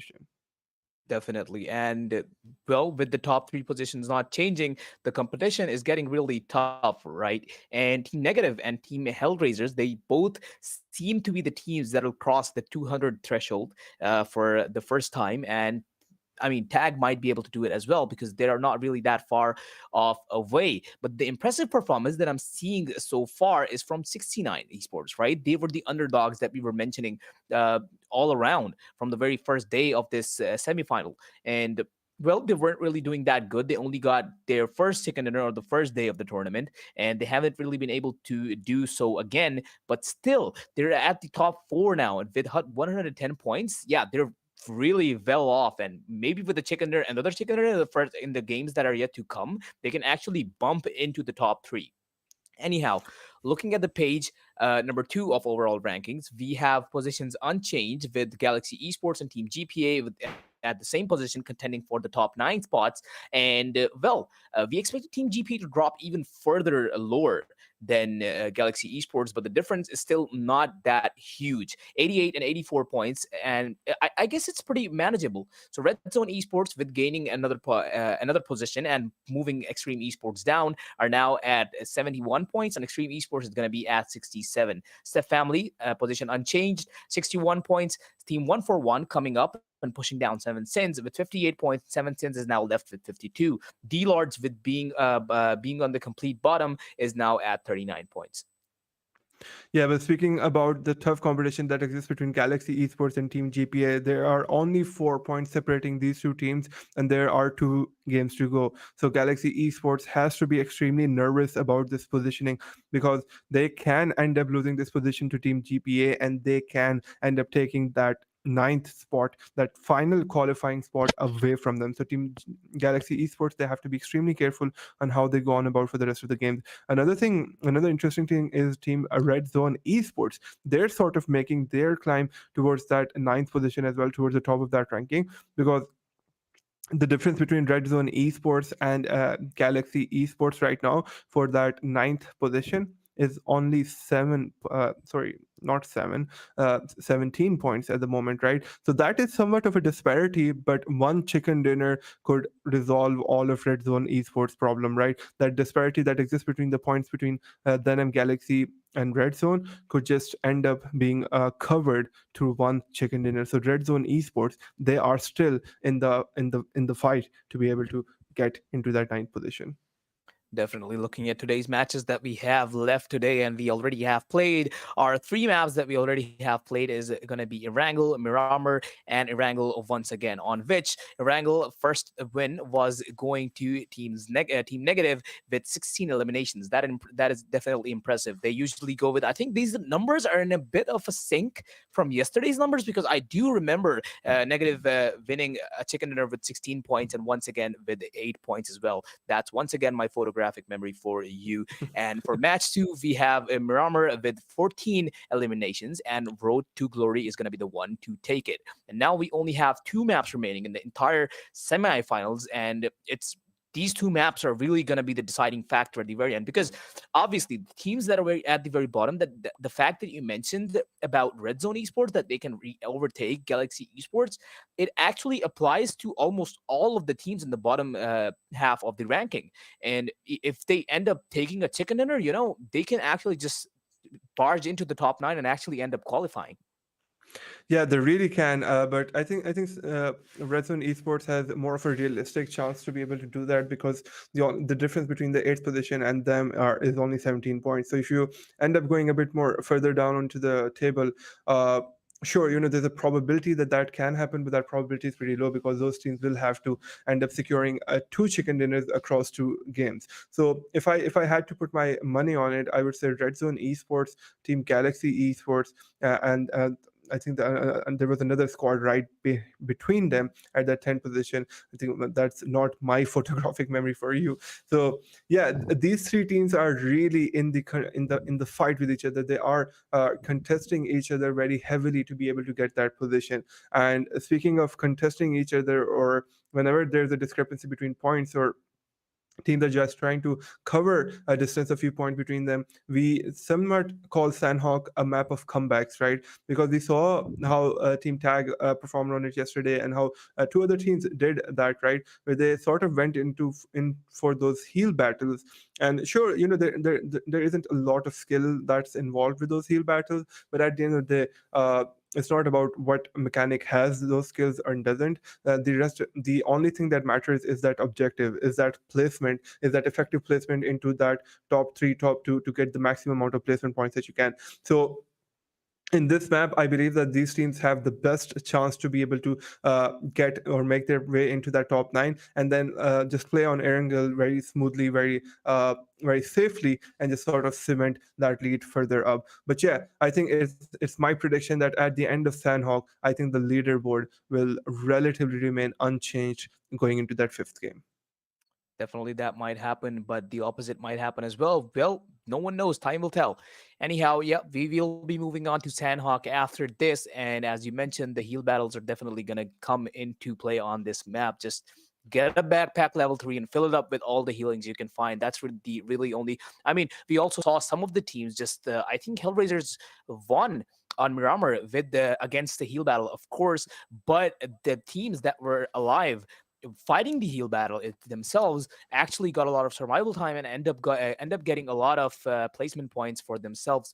But with no further ado, we are on Sanhok. The plane trajectory has formed. It is going from above to bottom, not really splitting the map in half, but still it is considerably in the middle. So players will have a lot of positions to choose from, and we can already see Team Negatives just dropping into a really safe spot. But they do have to worry about hashtag, who are not really far away from them, because when you see at the map, like let's say we're playing a Miramar, right? If you see someone dropping really close, but that's because the map is 16 by 16 kilometers. On this case, it is only 4 by 4. So even if you're seeing players separated by a single town or a compound, they are actually really up close to each other. So they probably will have to worry about hashtag a bit more than they had to before. Yeah, they really have to. The teams that dropping on this map are much more closer to each other. Looking at the map right now, t- the first circle has formed towards the lower region of the map. So Camp Charlie, Quarry, all of these areas that are on the lower side are going to be a bit more highly contested. I think the teams are going to want to rotate on over and take up that area. Something very interesting is that none of the teams opted to go for Paradise Resort. That might be due to the fact that the teams understand that some of the that Paradise Resort is a highly contested area, and because they are in such a sensitive point within the tournament, so none of the teams are really looking to take that sort of risk at this point, because semifinals, it is the second last game of the entirety of the semifinals, so the teams are just playing a bit more carefully now. Did we just see GPA Leo getting a first blood? I think he just took someone down at the very start of the game. Yup, 69 esports have lost one of their players already in the hands of GPA Leo. That is amazing. One elimination point for Team GPA, and -1 player, teammate, or squad member for 69 esports. That is some damage done at the very start, and you really do not see that coming in. But that is exactly what I meant by teams being careful when they're dropping on a map like Sanhok, because even if you think you're really far away, you're actually up really close, and which we can see exactly happening against Pyro and 7. Since Sakib is out in the open, he's going to cook a nade, but probably he's going to miss it because Divine is really quick to reposition. He's actually running back towards the team. That's a good call by him. Just going back to the safe side and not really taking the fight all alone with Sakib, because even if you're confident enough in your mechanical ability, you just don't want to risk it at times. Yeah, because sometimes those risks are not really worth it, and especially this early on into the engagement, you do not want to take any risk that could end up, causing a lot of issues for you. Again, at the ninth place, we have Team Galaxy, and then really close by at the 10th space is Team GPA. So these are the two squads that we're going to be looking out for the rest of this game, because either Team GPA is going to be able to, although GPA is off to already a good start, right? But they're shrinking that disparity in points that exists between them and Galaxy. There was a difference of 4 points before, and now because Team GPA, sorry, was able to get that 1 kill onto 69, so that has shrunk to 3 points. So Team GPA, they surely mean business this game. Definitely, and I hope they do, because they have a lot to overtake and they have a lot to do to overtake their position. And honestly, let's say they are at 84 points right now, right? And let's say they get a chicken dinner with about 15 elimination points. That is really gonna bump their position up the charts, and even overtaking Hash or Myth. Even, I don't know, I'm not good at math, but they are definitely seeming to do so in this game. Meanwhile, we're looking at players just looting around. No one is really close to each other. RZDR once again just really far away from his team. This is something we've seen consistently happening with the RZ, the REDZONE Esports player. They're always separated, and they actually do kind of get punished for it at times, because we've seen these players just getting killed right at the very start. Enrage, Didar, they're just wandering around out there all alone, not really expecting anyone to be around. But oh well, before you know it, there's someone on you and you're dead. Yeah, that's sort of the risk that you run within this game as well, or especially on the smaller sized maps. But looking at the first circle that is now closing in, I think we've got 30 seconds before the blue zone ends up meeting the white circle, and we end up having our next zone. Team 7 Sins, at the moment, they are just going on about business as usual, looting, trying to get some better positions. Although the squad does not have much to gain in terms of their tournament lives for the rest of what they can do in this tournament. But still, it's very refreshing to see the teams taking these games, these tournament games, very seriously, although there isn't much on the line for them, because I think these are the sort of experiences that you end up learning a lot from. You end up learning how to play the game, how to play the game against these top teams, and this sort of experience is not something that you can get on a regular basis. So Team Hellraisers, they are spotting out Team Ooh. 7, Team Xtreme Esports at the moment. And Achar next, he's deciding whether he wants to take these shots onto Clasher right now. He's just calculating the bullet drop, all right? Give him some break. But yeah, he's just they don't really want to reveal their position as of now, or so it seems. But Xtreme Esports, they don't have an idea about Hellraisers, but Hellraisers probably do have a clear visual on them. They're probably not sure what squad it is, but that doesn't really matter to them because Hellraisers are a squad that just take down anyone they really see. Not really living in their position as of now, and they're probably gonna hold around this town for a while too. So we're gonna see how it really goes for them. They're just not really messing around with Xtreme Esports as of now. On the other hand, we have Team Tag going up against Team Pyro. There's a bit of a distance between them, but visuals are out. The information is out. Hey, there's a squad. Let's just do something, you know. And it's really gonna be all down to the IGL. Pyro Tokosaurus is taking some peeks, just running out at the open. Tag Sherry, that's a bad angle to have because he could have caught out Tokosaurus right away if that tree wasn't there between the both of them. But still, Sherry, just like Hellraiser's Tag, I don't think they just want to take the shots out as of now. They're just using their trigger discipline, waiting for them to get close, seeing that what exactly it is that Pyro wants to do. So Divine, separated from his team, is out there all alone in that house, and I am not exactly sure if they have a visual or any information on Sherry, and Sherry is actually in a really good spot. Tokosaurus also coming towards Divine. They might be in a bit of a trouble because considering Sherry already has his hands on an M4 equipped for the 3x scope, this might prove deadly for Pyro. They might even at least get a player or two knocked out. There's Tokosaurus running out there in the open. Terry scoped in. There is the damage done. But Tokosaurus down to 20 HP. He's going to run away. There is the nade being cooked. He's going to try and take Tokosaurus down with the nade. But Perfect. even if it misses, it's going to be enough for Sherry to run away, but it doesn't misses. So, yeah, there it is. Tokosaurus down. Divine all there out alone. It's going to be really risky for him to come out. Yeah, Team Tag making quick work out of that player, but Pyro Hunter coming in to take out Rice. He's got a different angle on this engagement here, and especially on the Tag player. So, but there were two players who were right next to each other, so they should be able to get that revive off on each other. Divine, he is in a great position to be able to punish any sort of aggression coming out, but I'm not sure if they have lost Tokosaurus, so there no sort of revive opportunity exists there. 69 Esports, they are very close to another team. An engagement could come out. Pyro OP takes out Buzzet on the other hand and is going to be able to eliminate him. Team Negative sort of just, although they're not bad on other maps, but I think there's somewhat of a different team when it comes to a map that is not Erangel.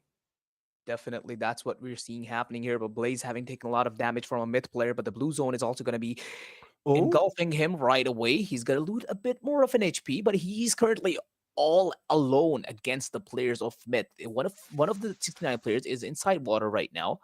They might receive some support, but I think that's exactly what they're trying to do. Uzafa is right behind the mid players right now. This might prove fatal for them if they don't have an idea of where Uzafa is. Reaction is going to try and push 69 out of his place with the Molotov, but it's completely on the wrong rock. Damage taken, a bit, not a lot. The Blades and all the 69 players are a bit low. There's the first knockout coming in from Blades and Uzafa as well. So Myth Levi has been knocked out.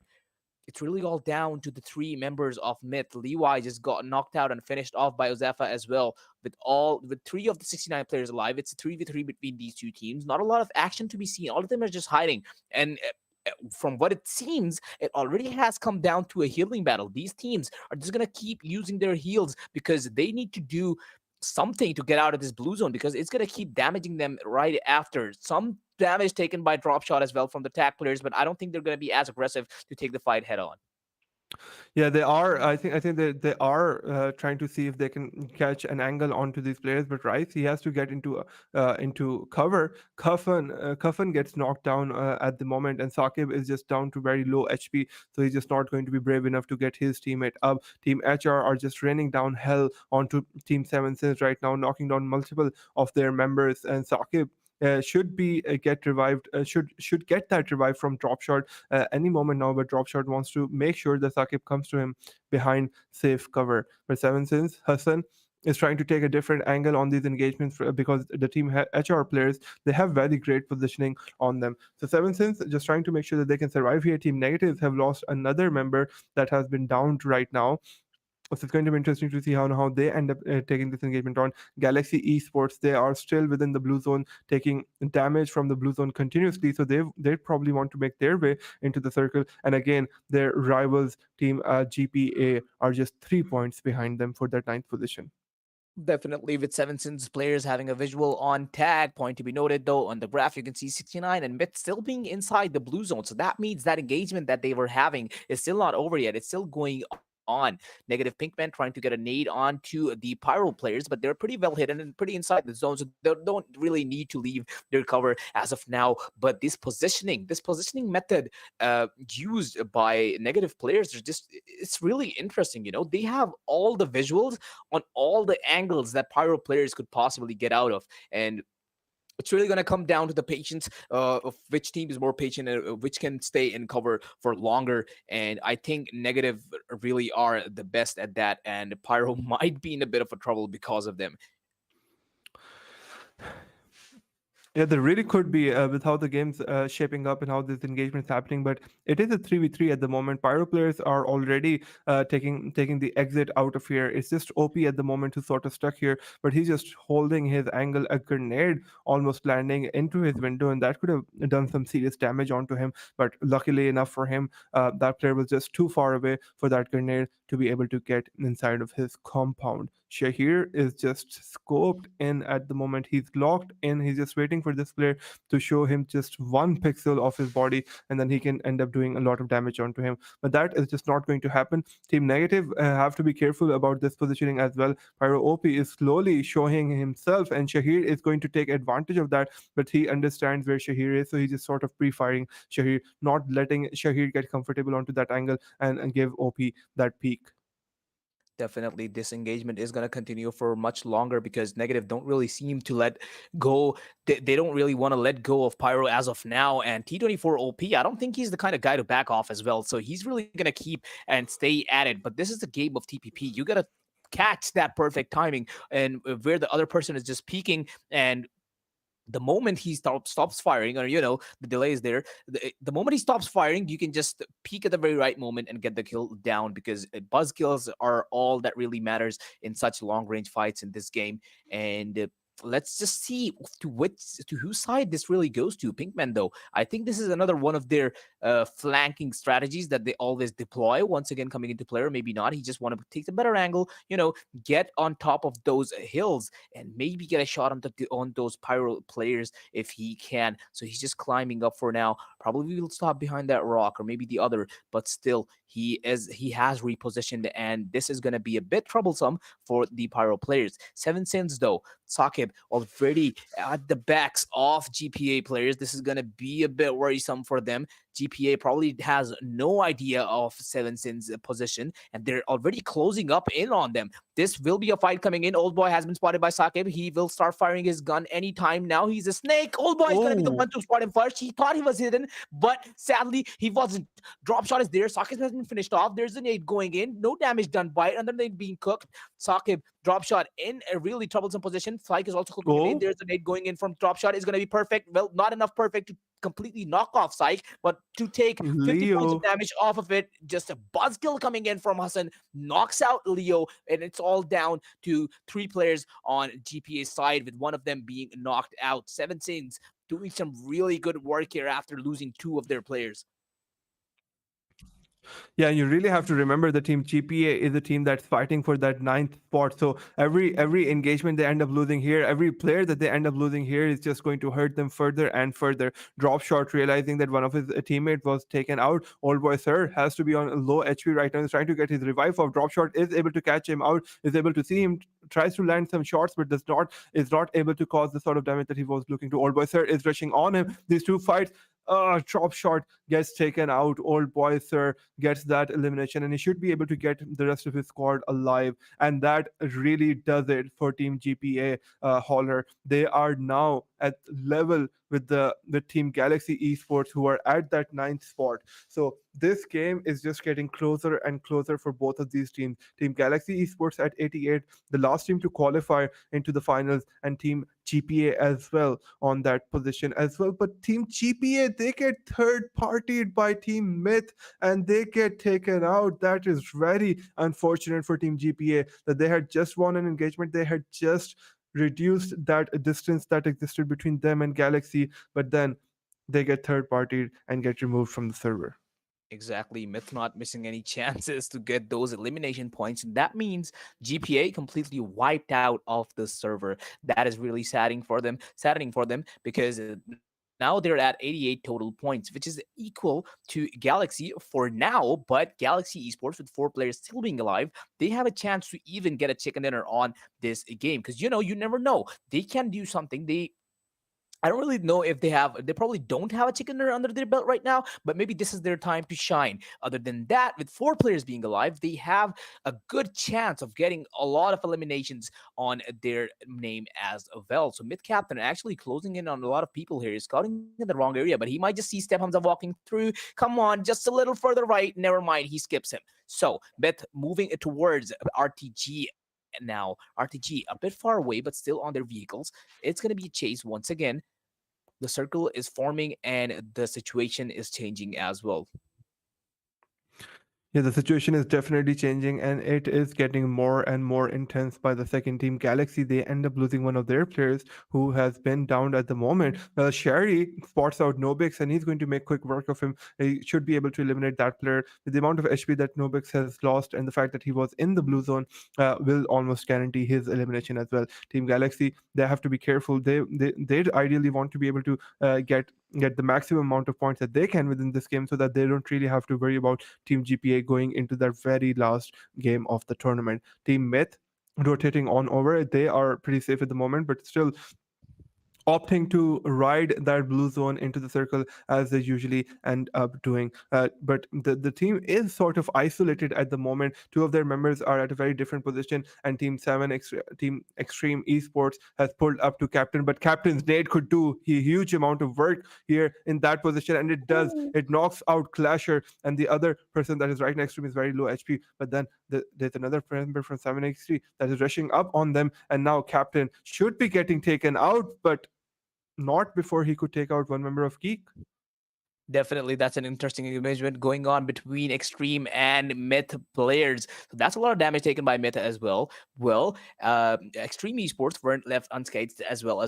So 1 player down on Extreme Esports side with 1 player knocked right now as well. But the revive will probably come in, but only 2 players alive on Myth's Esports. That's a lot of damage done to them already. Now we can see hashtag Esports. One of the hashtag Esports actually taking a lot of damage from the blue zone, but that probably will not be for long. The revive is coming in from the Xtreme Esports. The player is going to be back on his feet any time now. We're moving on, and we're going to see some interesting engagements coming in. Kills coming in on the kill feed as well. RTG hacking, doing some quick work on tag. Sherry as well, and finishing up as well. RTG, Oh, Dream Swap coming into play as well. See 2 of HR's players, knocks 1 down, takes some damage from Fofo. Fofo is already damaged a lot. He's looking to finish Tears off right away. Fofo trying to do some suppressive damage for his teammate. Maybe he can come behind the tree as well. The revive can come into play. But before that happens, RTG Dream Stop is going to finish him off right away. So it's already down to Fofo. He's really down low HP. Romeo is a bit far away from his team. He has visuals on his teammate. Hey, I'm seeing you from behind, but I can't really do anything. And that is fair enough. All right. So Hellraisers having lost one of their teammates, this is looking rough for them right now. Yeah, it's not looking nice for them with the way the game's been going. Pinkman, he's able to get a kill onto Hacker, and on the other hand, Romeo gets taken out by Pegasus as well. Again, Team Hellraisers just being given a very difficult time by Team Negatives, and these are the two top teams that we have here. But with how things have been going, Team Negatives just seems to be able to get the best out of Hellraisers every single time. Team Negatives, they are making life hell for Team RTG at the moment as well, taking out multiple of their members. Myth Reaction gets taken out by Desi Iconic or Des Iconic, I'm not sure what he was trying to say there with the name. And Husney takes out Reddy, and now Joke is being rushed upon, and he has to try to survive, but he will not be able to. And that will spell the end of Myth Esports in this game. Definitely missed Myth Esports while being eliminated. Hellraisers are also going to be taking their leave from the server. So that's a lot of good teams knocked and completely eliminated out. HR is out, Tag is out, 69 is out. Some of the most good performing teams are just out of the server now. So we've seen some knockouts coming into play as well. Hashtag Aqua has been completely taken off by 141 Rafe, and he's going to finish off Superby as well. So that's hashtag almost completely destroyed with only one player alive. Negative Shahir cooking up a nade has a visual or maybe an information on RTG Oh, Hitman, and it's gonna be perfect. oh, It almost is perfect, and it's gonna completely explode with Hitman, and that is Road to Glory with it. So while Hitman died, and he was the only person alive in his team, and yeah, his team is gone as well. So the numbers are trickling down really quickly. Not a lot of teams left, not a lot of players left either. 7 teams alive with only 16 players. This ratio is really interesting to see because not a lot of teams have a lot of players alive in them. Except Family with only one. oh, And Pegasus. while I say that, fights are coming in as well. Pegasus got knocked down. Pinkman is coming into play as well. Marwan is going to show some... he's retaliating as well. He's going to do some resulting fire, which is going to put some pressure on Team Negative. But that will not be enough. And Galaxy is going to be the one to take this home by taking Negatives out. So that encounter was won, well, pretty much. Some damage was taken by Galaxy Esports as well, all right, but they were able to suppress Negatives completely, and they're out of the server as well now. Yeah, just great gameplay coming out from Team Galaxy Esports right over there. And again, a team that was fighting for their ninth spot to sort of cement it out into this game. And that's just what they are looking to do. 4 kills already going to their name, and they're just able to, make that gap from GPA just that much bigger, or just back to where it sort of was before this game started. So Galaxy Esports, they could go on to win the chicken dinner here because there's just not a lot of competition for them, except for the side of Pyro and 141, who are in the blue zone taking a significant amount of damage. So Galaxy Esports, they have all of their players alive except for Swanky. So this game is could be theirs for the taking. Team Step Family, they get eliminated at the number 6 position. We're down to our top 5 teams. The 7th circle is now coming to a close, and Team Pyro Esports, they're in a great position as well. Team 141 and the other squad, which was Team Galaxy Esports. Galaxy Marwan getting shot at. They see Ibbi. He's not able to connect all of his shots, and that gives Marwan sort of another life here. Definitely Team 141 fighting with Marwan almost takes him out, but wasn't really able to finish him off. He just survives with barely any HP left, but they're going to take the fight with Pyro as well. Pyro retaliating is going to take down Marwan. The kills are just coming in one by one. 141 is fighting with 2 teams at the same time, Pyro and Galaxy is not letting them go. The backfire coming from Galaxy Esports is just amazing. The moment you shoot them, they shoot you back, and they do it properly. They actually manage to take you down as well. So Pyro is the only one left around this area. Galaxy Esports having taken a lot of damage. 2 players already knocked out. Their revive is probably going to come in, but it's only 1 player, so he has a lot of responsibility on his shoulders to provide cover for his teammates and get them back on their feet as well. One of the players, Marwan, I guess Honesty or whoever got knocked out is going to be revived faster. While I said that, hashtag Adi has been knocked and completely wiped out from the server because of the zone. And Galaxy Esports, who had 2 players knocked down at the same time, with the pressure coming in from Pyro Esports, they are now wiped out as well. So the only teams that are remaining as of now are Pyro, Xtreme, and 141. With only Xtreme and 141 having only one player alive in each of the teams. Iconic, just opting for a healing battle, has 17 first aids in his backpack. But how long can they really last for? Modu just injecting himself and getting himself on that rug ready up. He's just This is all it's really gonna come down. So chicken dinner is probably gonna go to Pyro, but these healing battles are gonna be between Xtreme and 141. And there's Motu out of the server, and it's all down to 141, and he is gonna be dying very soon as well. So the chicken dinner goes to Pyro, and yep, good healing battle put up by both of the teams that were remaining at the last two positions. Yeah, but a great chicken dinner coming out from Pyro Esports, where they're able to cement their lead in the top 8 position and just secure a decent amount of points. And then just winning a chicken dinner just adds to your momentum, your confidence as a team, sort of realizing that you are the better team here, or one of the better teams. So just very very nice to see. And the fact that we saw a lot of the top rated teams just getting eliminated very early on within that fifth game was very interesting. Definitely really a good plays coming in by Pyro, especially when they were pressured by two teams at the same time. And actually, that was 1-for-1 poking with two teams at the same time, Galaxy Esports and Pyro, and it actually costed them, right? They shouldn't have done that. I mean, they really had a good visual on Galaxy Esports from the back, but well, the player who decided to take the shots kind of missed it, and that was the really a window of opportunity they were gonna get. So yeah, they missed it. Marwan just went back. The knockdown didn't really come into place, and Pyro was the one to get all the information down. They were able to pin down all the teams on the field and really just formulated a strategy on the spot, and it actually worked out for them and resulted in them in getting a chicken dinner. So with that being said, this map is over, and now we're only left with one map in the entire semifinal, and we'll be right back to it after a short break.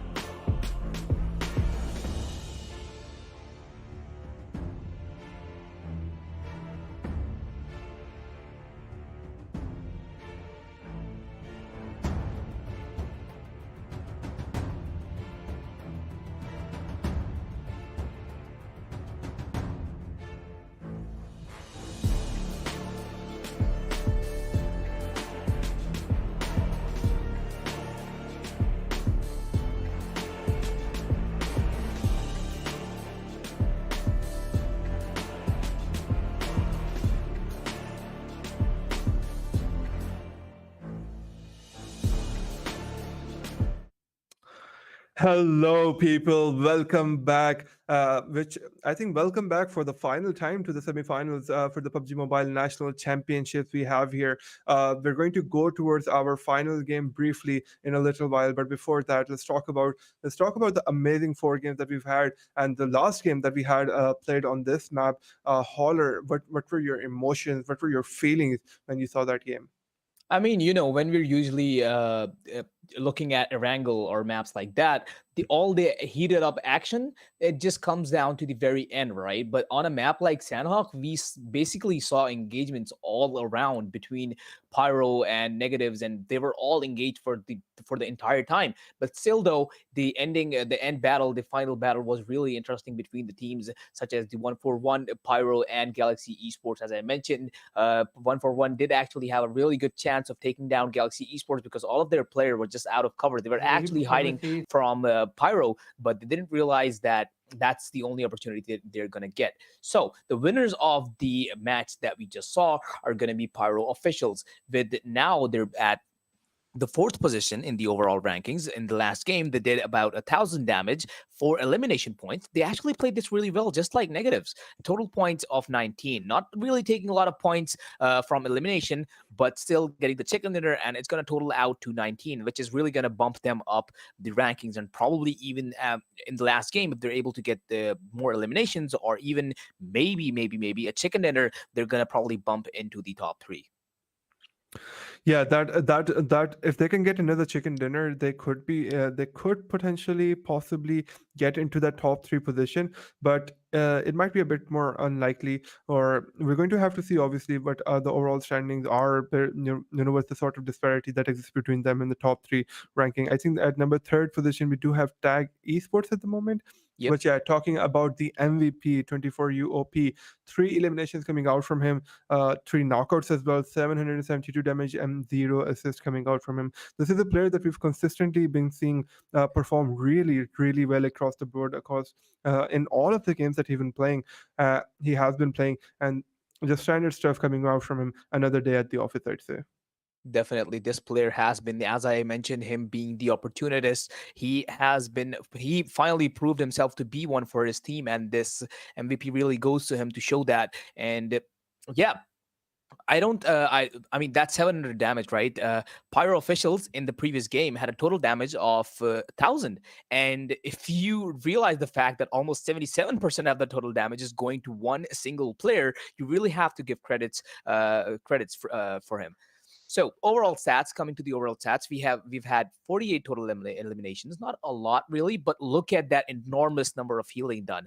Well, that could really go to Iconic and another player that were involved in a healing battle, and they had a lot of stuff to deal with, but still, time is always a restriction against them. Moving on, we have 48 total knockouts, 63 throwables used, really less. But let's say it was just Sanhok, and players didn't really find a lot of opportunities to use their throwables. 5 total headshots and 8 total rescues. Really, like, there were no revives or throwables used. So obviously, I think there is a correlation between the throwables used and the revives as well, because when you have to provide cover before getting a revive, and you obviously are going to use smokes and stuff to get into that zone, and it also comes down to when you're raiding or intruding in a house. Finally, we have the longest elimination distance from Myth Reaction at 326 meters. How is that even possible on a map like Sanhok? He just shot a person almost entirely across the entire map. That is impressive coming in from Myth Reaction. Yeah, that really is impressive coming out from him. Just great gameplay coming out from that player. But speaking about the match summary we have for the match MVPs, the highest eliminations coming out from Dreams OP. They're 24 UOP doing the highest amount of damage, and then the highest amount of assists coming out for RTG Hacker. 326 meters was the longest elimination that we had coming out from Myth Reaction. And then it's RTG's Dream OP again with the highest amount of knockouts that he was able to deal. And on the other hand, if you look at the other players for these stats, Galaxy Marwan was tied with Dreams OP at 4 eliminations. On the other hand, Dream OP was at the second position with 584 damage dealt. There's just the individual damage numbers seem to be a bit more lackluster on Sanhok, although you'd sort of expect the opposite with how many engagements we end up seeing on this map. Definitely, that should be the case, but still, uh, I would not underestimate the damage done by T24 UOP. As I mentioned, the total team damage was even 1,000, and this guy coming up at 77% of the damage done. That is definitely a lot of support going from him towards the team. Looking at the other players in the match summary, we have Galaxy Kira. This is the first time I am looking, or at least hearing from this player. He has though all of the players are at 2 assists, so assists aren't really something to be counted as of now. But still, looking at the highest knockouts, we have once again T24 UOP. Of course, he was the MVP in this game with three highest knockouts, three knockouts, and XT Ninja as well with three knockouts, and once again a player from Negatives who is at three knockouts as well. So now we have the match rankings in front of us, and the first team on that list is Pyro Esports with 15 placement points, amounting to a total of 19. They didn't really get a lot of elimination points, but that is fine. They're still gonna go up 19 a total of points. And the top three teams are gonna be Team 141, which is actually really surprising because I haven't really seen them at the top of the list. And now they've achieved themselves. They've gotten themselves 12 placement points and a total of 19, which is basically the equal of Pyro Esports, and it almost counts as a chicken dinner if you look at it from a different perspective. And on the bottom of that, we have Galaxy Esports with 8 placement points and a total of 13, which is also really good, and it's gonna push them really far ahead from team against Team GPA, which we were sensing, the contestants between the ninth and the 10th position, and Galaxy Esports is very likely just out of Team GPA's reach at this point. Yeah, it seems to be that way with the amount of points that Galaxy Esports was able to accumulate within this game, right? 13 points coming out from them, and then Team GPA only able to secure 4 points. So before going into this match, the difference between the points of the two teams was four, exactly four. So although GPA had sort of removed that distance, but I think right now Galaxy Esports might be ahead with like 8 points or maybe 12 points. I'm not sure. I'm not the smartest person when it comes to mathematics, but here on the overall ranking, I think we're missing a team here from this graph, but that doesn't really matter at this point because when we talk about the teams that are going to qualify after today, after the final game that we're going to be playing over here, we're only going to have the top 9 teams qualifying and going into the final. So at this point in the overall ranking, the teams that are a bit lower down at those 10, 11, 12, 13, 14 positions, unfortunately for them, they're not going to be able to qualify. But I would like to be able to take a look at what positioning, how positioning has changed for Team 141, because they did come second in this game. So I think another good performance, like a first or second finish in this final game, might put them back in the conversation for that ninth spot. Definitely, but looking at the elimination and damage graph, we have a stat that is completely standing out, which is going to be Road to Glory at 8 eliminations and 1.1k damage done. That is higher than the chicken dinner, or even the top survivors, and they still didn't manage to come up the graph and getting a lot of points for themselves. But still, those 8 points are definitely going to be really useful for them to stay in the top charts. Regardless, looking at Pyro, they got 4 kills and 1,000 damage done. They just played it safe, got the chicken dinner, got out of there. 141x, 7 eliminations, 900 damage done, really close to Pyro, and actually many more eliminations than Pyro themselves. And yeah, they were able to gain a lot of points for themselves too. Galaxy Esports, though, 5 eliminations and 600 damage done. Xtreme Esports, only 2 eliminations and 400 and almost 500 damage done. Hashtag, a lot of damage done, but not a lot of eliminations coming in. 1 elimination and 500 damage done. Negative Esports, 4 eliminations and almost 1,000 damage. Once again, there's a disparity between the damage and the elimination ratio.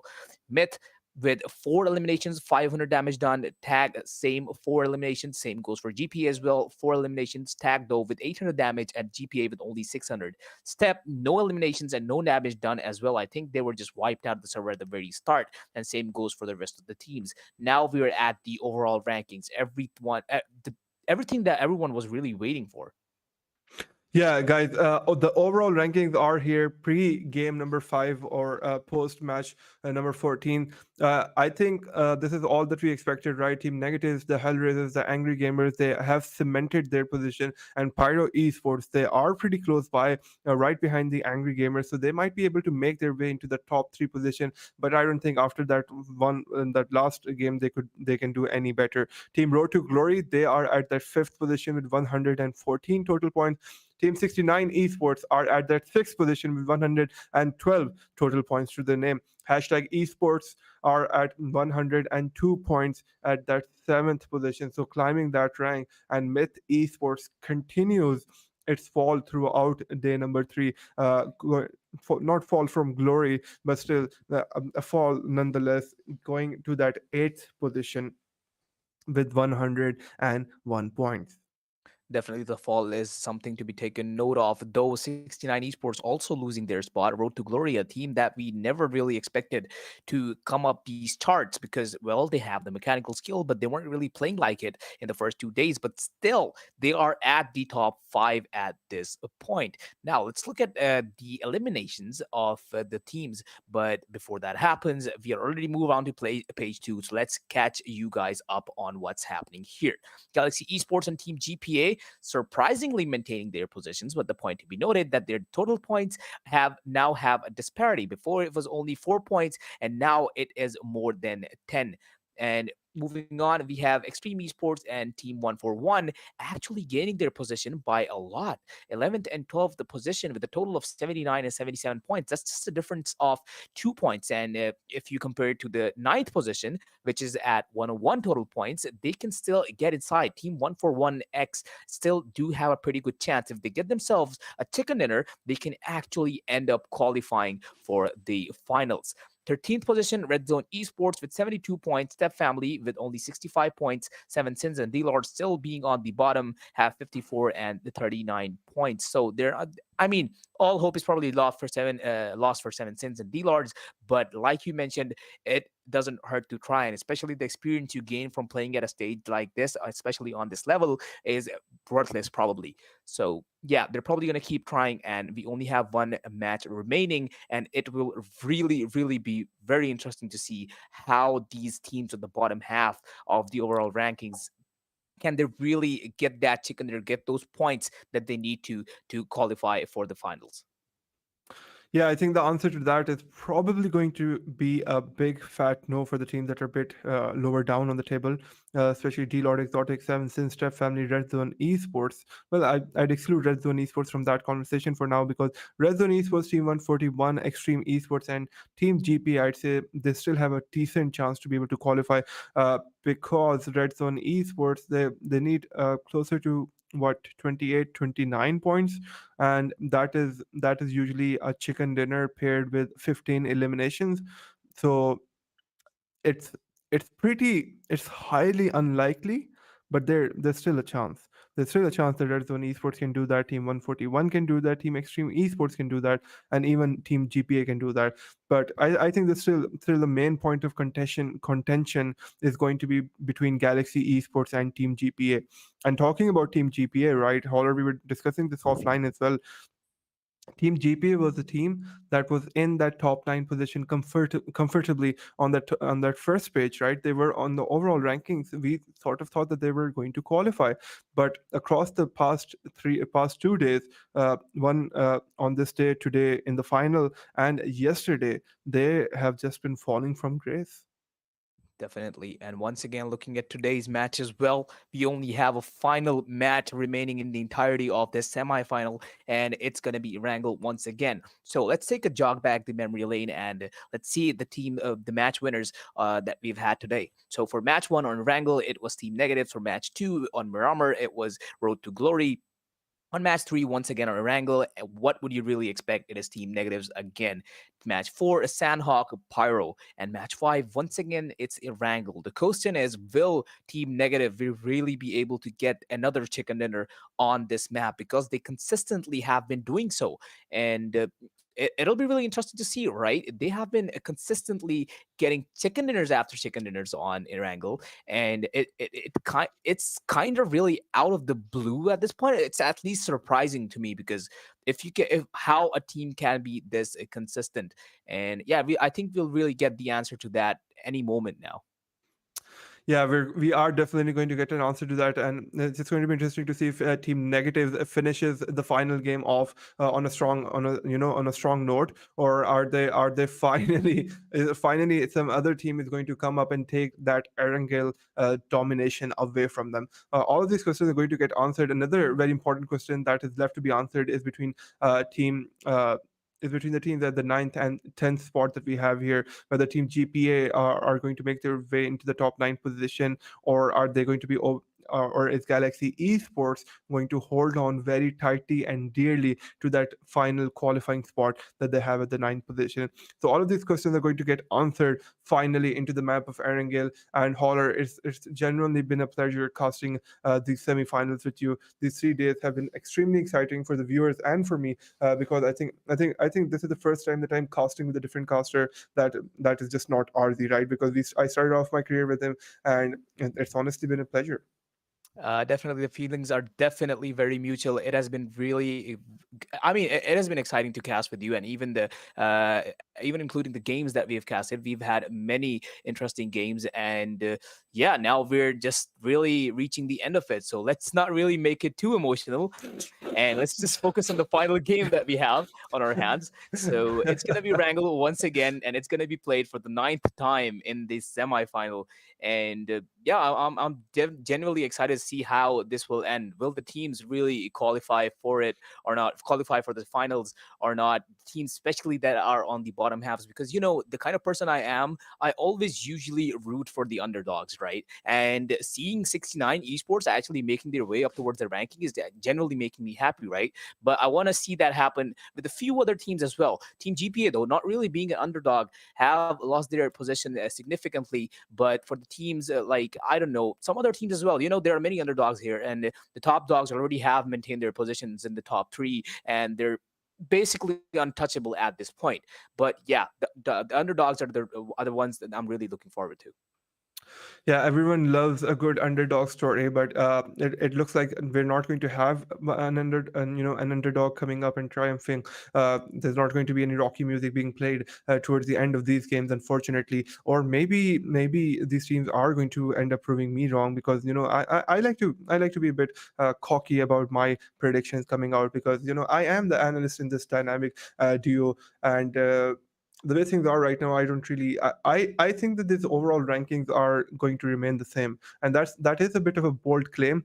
But the way that the point discrepancies and how the rest of the teams have been playing throughout the day today, I'm a firm believer of the fact that these top nine teams are not going to be changing, and they are going to qualify into the finals. But I have no issues with someone proving me wrong, and I'd be more than happy if one of these teams do end up doing that after this final game. That is going to be played off Erangel, and we're going to have the plane taking off at any moment now. Oh my god, that timing was just so amazing right there. But yeah, so the plane has taken off, guys. We are about to start the final game of the semifinals. This is game number 5, semifinals, day number 3 of the PUBG Mobile National Championships, and we do have liftoff. We have liftoff for sure, and the teams that like to go to Georgia Pool are once again headed towards Georgia Pool. Although what is unusual is that we've never really seen hashtag going towards Georgia Pool. RTG, I've always seen them going towards Georgia Pool, right? But yeah, hashtag is a bit but they're still going toward the northern side of the Georgia Pool. They're not going towards the usual area players usually opt for when they're going to Georgia Pool. But still, they're going to have to deal with RTG soon enough. Although the fun fact is, Myth not really going for a safe play, are they this time? They're actually going to drop really close to RTG, so we might see a really fast interaction coming in. The teams that are going to be opting for a military base are going to be once again REDZONE Esports, but the most unusual thing to me this time, because all the Erangels that we've casted or we've seen in the past, we've seen Hellraisers going towards Novo. And okay, the zone has already formed, and REDZONE Esports might just be already be thinking that they've made a sort of a tiny, tiny mistake, but not really, because they can just move back into the circle. So the players already have dropped, and the circle already has formed, and the match is begun. Yeah, the circle, sort of standard circle coming out at this point, where Fofo is taking shots onto NEG's Buzzard, and he should be able to make a quick work out of him and just take him out. So Team NEG very highly uncharacteristic of them to lose a player very early on, and I'm not sure if this is because this is the last game, and for a lot of teams, the outcome of this game really doesn't change anything.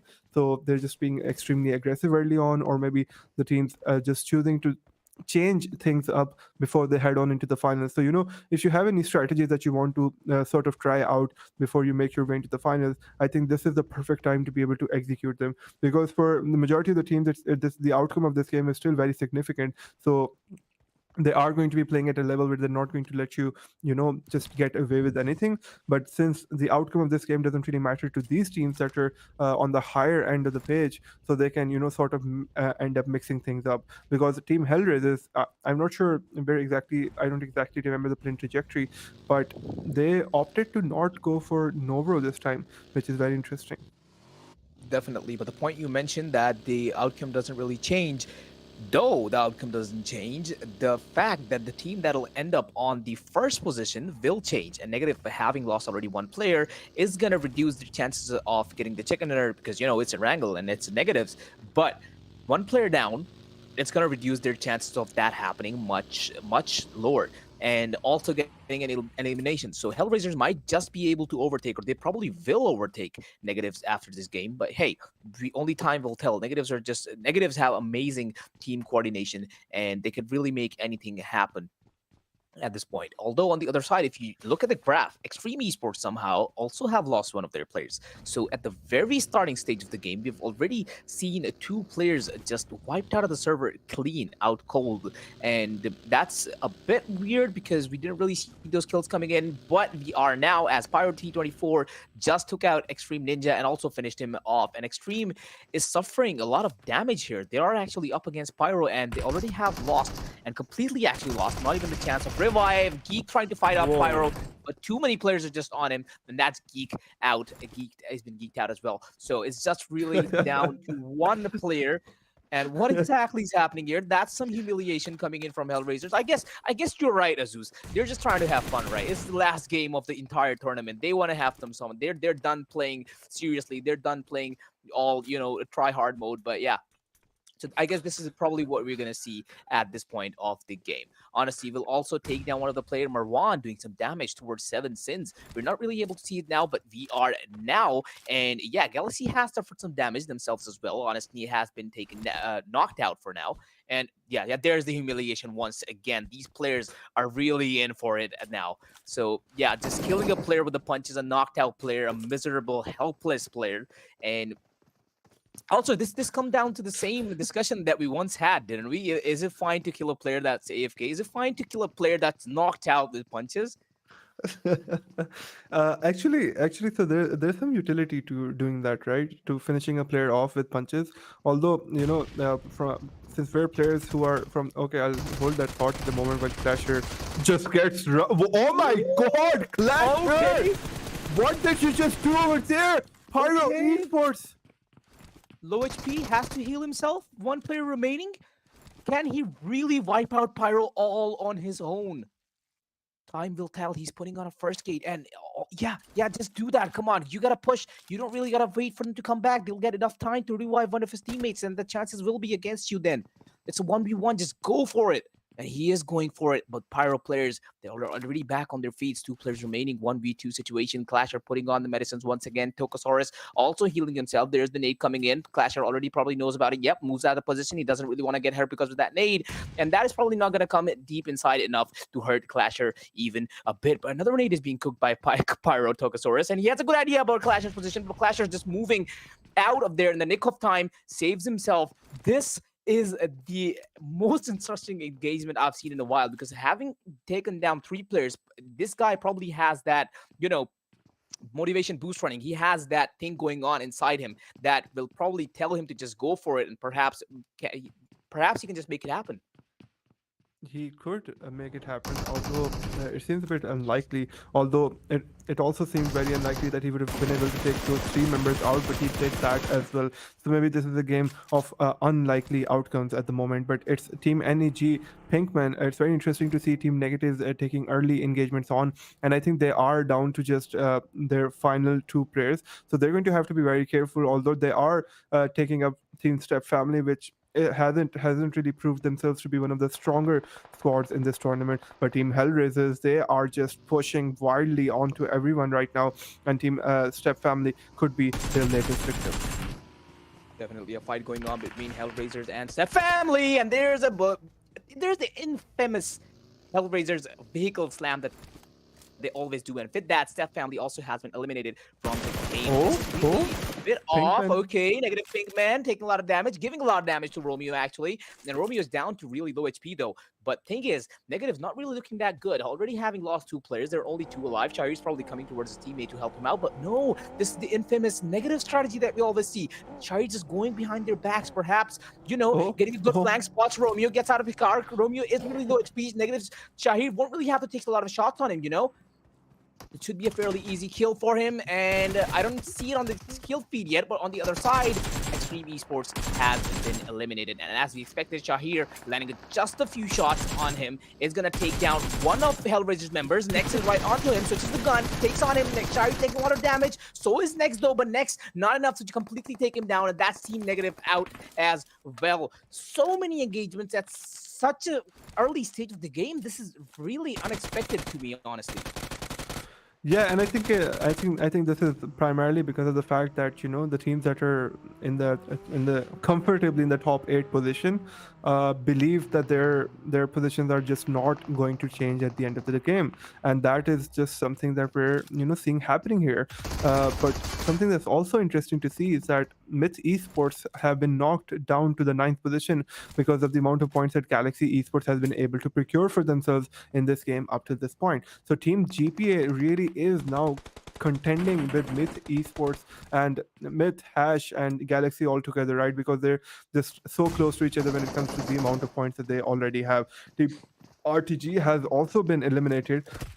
Seven Sins are being rushed upon. Dropshot is the lone survivor here. He goes out with a valiant effort trying to take out the place, but is unable to. RZ is being pushed onto by the squad of 69. Nobix is in a great position to be able to spot Dante Boy out and just finish him off, and that is exactly what he does. Definitely a lot of kills coming in. Hey, Azuz, do you remember when we talked about the team discussion code by code? I think that happened with Seven Sins and it didn't go so well because they are now playing with only 3 members, and well, not really playing because they're already out of the server, but still. I think they just lost the team member and they're going to be looking out for a new one. So we can see here Bobby taking some shots on a player. This is really, honestly, this is a breath of fresh air for me. I was genuinely tired from all that, serious casting, and it's honestly, I have to salute the teams for doing such stuff for us. It's actually enjoyable for us, the casters as well, honestly.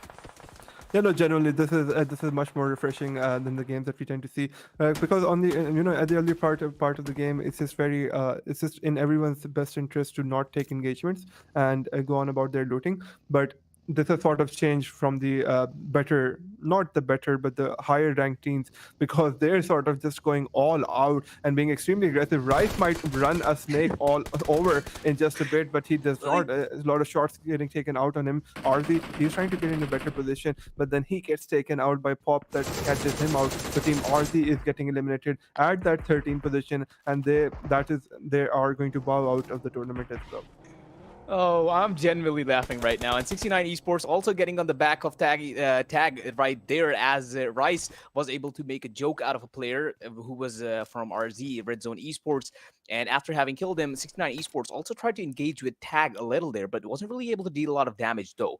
They still have a good visual on tag, probably still do. And tag doesn't really look like they want to change their position as of now, but they probably have to because, information is the key. And if their information is out that they're there, they really need to get out of there from 69's eyesight visual. moving on, we can just see 69 players just chilling around, scoping in, keeping an eye on tag players. But the fact is, tag being the whole team being alive, three of the players are together, right? But one of them is really far out behind, and this is really what gets interesting in PUBG, because the flanks are actually very effective in PUBG. But still, they seem to have gathered, and now they seem to be running away from 69 Esports. Yeah, and it's not just the flanks exclusively that are really interesting, right? It's just that if the teams are in front of you and you are taking the engagement head on, having the fact that there are four players alive and they're going to all be at different angles just makes the engagements that much more interesting, where you don't have to worry about just one player, but you have to worry about the entire squad that exists there. Togosaurus is at a very interesting position here because I don't really see his teammate close by anywhere. But Shady is trying to rotate around here, but 69 Esports is heavily present, has heavy amount of numbers here in terms of the number of players that they are present here. Shady trying to use his shotgun to the best of his ability. Blade easy using Blades just getting out of there because Shazil has been taken out and Team Tag is just pressuring onto Blades right now. They've thrown their Molotov down, should be able to clip him towards the edge, but does not do that right now. Pop, he's being jumped onto by Nubix and he'll be able to take him out. Definitely popping off Nobix. Nobix is down right now. Tag's already making some more use of 69. Ozafa has been taken out as well. 69 dating, getting a lot of damage from Tag right now, but there it is. The final nail in the coffin, and 69 Esports has been completely wiped out so early in the game, and so many teams have been wiped out, and it's already down to Hellraisers, Tag, Pyro, Galaxy, Hash, Mid. Well, all the teams that are alive right now. So many teams knocked out. The team number has already dropped, and the circle has been it's significantly smaller now, and we're going to be seeing a lot of teams finally coming towards each other, and the final battle, the final exciting battle that we all look for and look forward to is going to be happening very soon. Pyro and HR, though, while being a bit far away from the circle, they're slowly and steadily going to be making their way towards it. Pyro, interesting thing is that they're right on the backs of Tag, and Tag, as they were fighting 69 so much, with all that fighting, they probably gave out a lot of sound, and Pyro probably do have an idea. But thing is, Tokosaurus is being a little impatient. He has to wait for his team. He's going head on to Tag's area, and he can probably get killed in that vehicle, but he probably safely passed that, and now he's beyond Tag's visual. Right now, the more interesting engagement is taking place between hashtag esports and Team GPA. This engagement is the tournament, is the decider for Team GPA and the fact whether they end up making it into the finals or not. It's 88 points right now. GPA is pretty behind a Team Myth Esports, and if hashtag is just able to take one or two players out for them, then that might spell the end for Team GPA. Psych, he is in a good position. Old boy, sir. We've seen him consistently performing well. The grenade has been cooked, but he decides not to throw it because the engagement coming out from Adi. Adi is just running circles around old boy, sir, right now because he does not understand what angles he's coming at him from, and Adi is able to take him out. Team GPA, they've already lost 3 members, and it's all down to Leo. Let's see if Leo will be able to do something very significant here. He takes out one player, but then he gets taken out as well. And I think at this point, we have to say goodbye to Team GPA from this tournament as well, and we do somewhat have our top 9 teams locked in already. I'm so sad that GPA didn't get into the finals, but that is enough. We have Tag Esports moving around, Galaxy Esports E just scoping inside. The circle is considerably shorter now, the smaller now, and with 6 teams alive, the zone is going to be once again closing inside. Some of the teams do seem to be taking this seriously because, as we just saw, Team GPA, they definitely weren't messing around because, it meant qualify or not qualify for them, so they had to take it seriously. But despite taking it seriously, they couldn't really do much, and it's pretty much over for them. The circle being much more shorter now, it's going to be around school, just a little bit further up. That's an interesting area. It does have a bit of a hilly side to it. So the team that gets to there first, which is already 1-for-1, but 2 of the remaining members are just not there yet. Still, though, having control of their area probably will be very beneficial for them. Still, a lot of players are still very far behind Myth. Once again, just, being as they are, riding the blue zone, finally joining the action, just slowly coming inside. Hashtag is going to be there as well to greet them right away. Yeah, hashtag esports taking up a great position within the circle, and Team Hellraisers, they're already present there. So all of these teams are forming a cluster towards the edge of that Rosehawk school area boundary. Team Hellraisers is there, Team Galaxy is there, Team 141 is there as well. And on the other hand, towards the northern side of the circle, Myth and hashtag esports are going to be extremely close to each other. So you might end up seeing an engagement breaking out between them, while Team Tag is just going to opt to keep its distance away from all of these teams that are very close to each other. And there's something very interesting, right? In the fourth circle, we're down to 6 teams already. This is something that we usually end up seeing happening very later on. Hellraisers next takes a shot onto Swanky and is able to knock him out. Marwan is trying to rotate in and provide cover for his teammate, but he gets spotted out as well, although Next is not able to cause any damage to him. Yep, Def next not having to, he wasn't really able to deal any damage, but now he has Marwan really need to him. The nade is being cooked, but it's too late. Marwan is just already on the vehicle and already has escaped. Thing is that Galaxy Esports, they're already pretty up close to Hellraisers, and Hellraisers are gonna have to deal with him. There are a lot of teams in this area, 3 teams to be precise, and they all have to deal with each other. Iconic being really low HP, that nade could have been his death. Fofo, you're gonna get out of here. Okay, he was safe. But yeah, a bit of a miscalculation coming in from Fofo, but he got himself to a safe spot soon enough. Iconic having himself healed already is gonna be back with his team. Hellraisers right there as well. 1-for-1. The 1-for-1 squad has reunited and they're ready for the fight. Yeah, the 1-for-1 squad, they are all of the players, they are together, and Team HR is in an engagement. They do have 3 of their members alive. The 4th member is definitely missing, and they are feeling his absence, I'm pretty sure. But right now they are in an engagement with Team 141 and should be able to take them out. Fofo drifting out into that Molotov, walking right into it, and he is burning right now. But he should be relatively fine with the first aid coming out from him. But right now, Team 141 and Team HR, they are pretty close to each other. They are engaging each other. But right now, there's a silence before the storm. Definitely. But what is it with Fofo and nades? He's always somehow getting a bit clumsy with them. But oh well, he's not clumsy with the weapons. Just took down Iconics and is gonna try and take more fights. Tier though, on the other hand, is getting down to almost 10 HP and almost getting taken out. Tag Cherry's gonna be the one to take out hashtag Superboy, and I think that was with a nade, perfectly done by Tag Cherry. There's the nade coming in from HR next. Perhaps we'll do some damage, but not really, maybe because it's just not on point. Tears though, still looking out for honesty. Whoa. Maybe he can, if he can get a shot on him, maybe get a clear down or 2. But still, Galaxy Esports making really good use of their positions right now. They do have the entire house under their control, so HR Esports might not really have a chance other than, you know, just rushing them in. But point is, the circle is closing in, or it'll close in soon enough, and all the players will definitely be forced to move out and go inside the zone. So it's only really 25 seconds before that happens. 1-for-1 already making their escape. Same is for Galaxy Marwan, but he has to wait for his teams to come first. But HR taking some damage, and Galaxy Esports, they're still inside the house. They need to make their leave soon enough, because it's once again gonna come down to battle of feelings, right? Honestly, with that amazing position once again, are these parkour monsters? How do these players get up on top there? But oh well, somehow they do. HR probably looking to make their way out of there, but honestly, and Galaxy Esports, actually the entirety of Galaxy Esports need to get out of there, which they are currently doing so, getting onto a vehicle and just running towards the safe zone.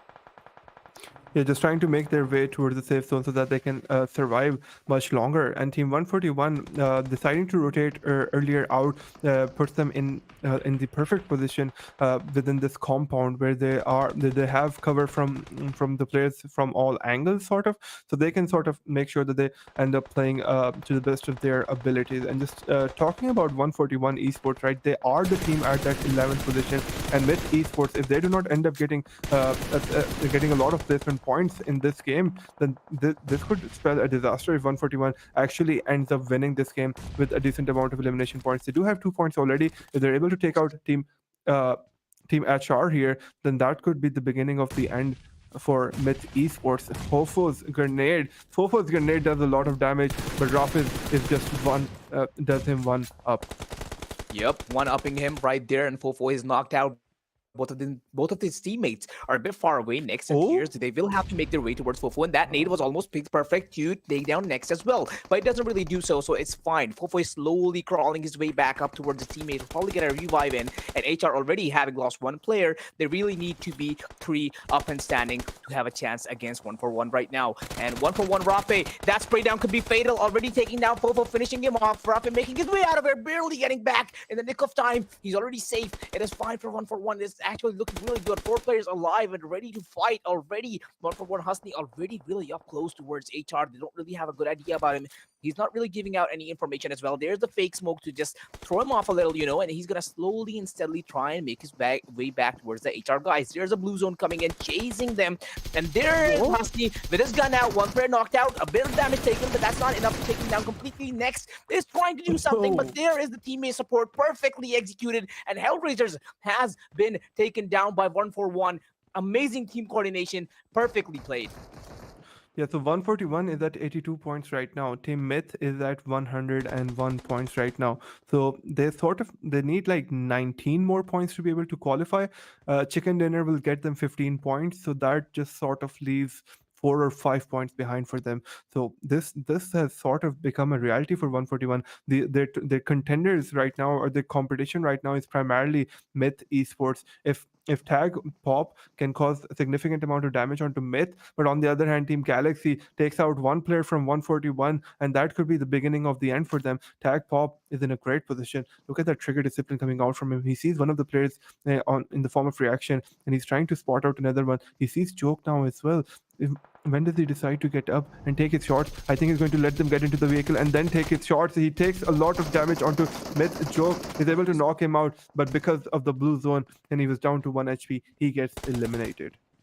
Valiant effort coming in from Tag Pop, but not enough to completely wipe out their squad. So, well, that's good enough, you know. He could have, well, I mean, Trigger Discipline is all good and nice, right? But when it has the potential of missing that window of opportunity, right? Because we just saw that happen just now, and he could have potentially taken down both of the players, but oh well, they just got into a vehicle, and that even being in a vehicle is a considerable amount of cover, and it made it really hard for him to get both of the players. So Galaxy Esports up against 1-for-1 right now. 1-for-1 is on fire. Iconic is going to be the one to take down Galaxy Sam, and they have a lot more players to deal with. Marwan probably coming into play right after this. 1-for-1 having an engagement. There it is. Honesty coming out. They're going to take down Iconic, but Husni is there to back up for him. Dace, Ibby is going to fight out with Marwan as well, and there he is, knocked out. Galaxy is just being wiped out. It's already down to Swanky and the rest of the 1-for-1 teammates to fight it off and decide the final winner. Swanky isn't really making, well, at least looking to make any moves right now, but there he is, and that's a headshot to the face from a shotgun, which will take him down, and that is the end of Galaxy Esports. 1-for-1, looking really strong. 9 elimination points, and with this, if they can combine this with Chicken Dinner and get even more, you know, elimination points, they might just really be able to make it to the top 9. This has gotten really interesting.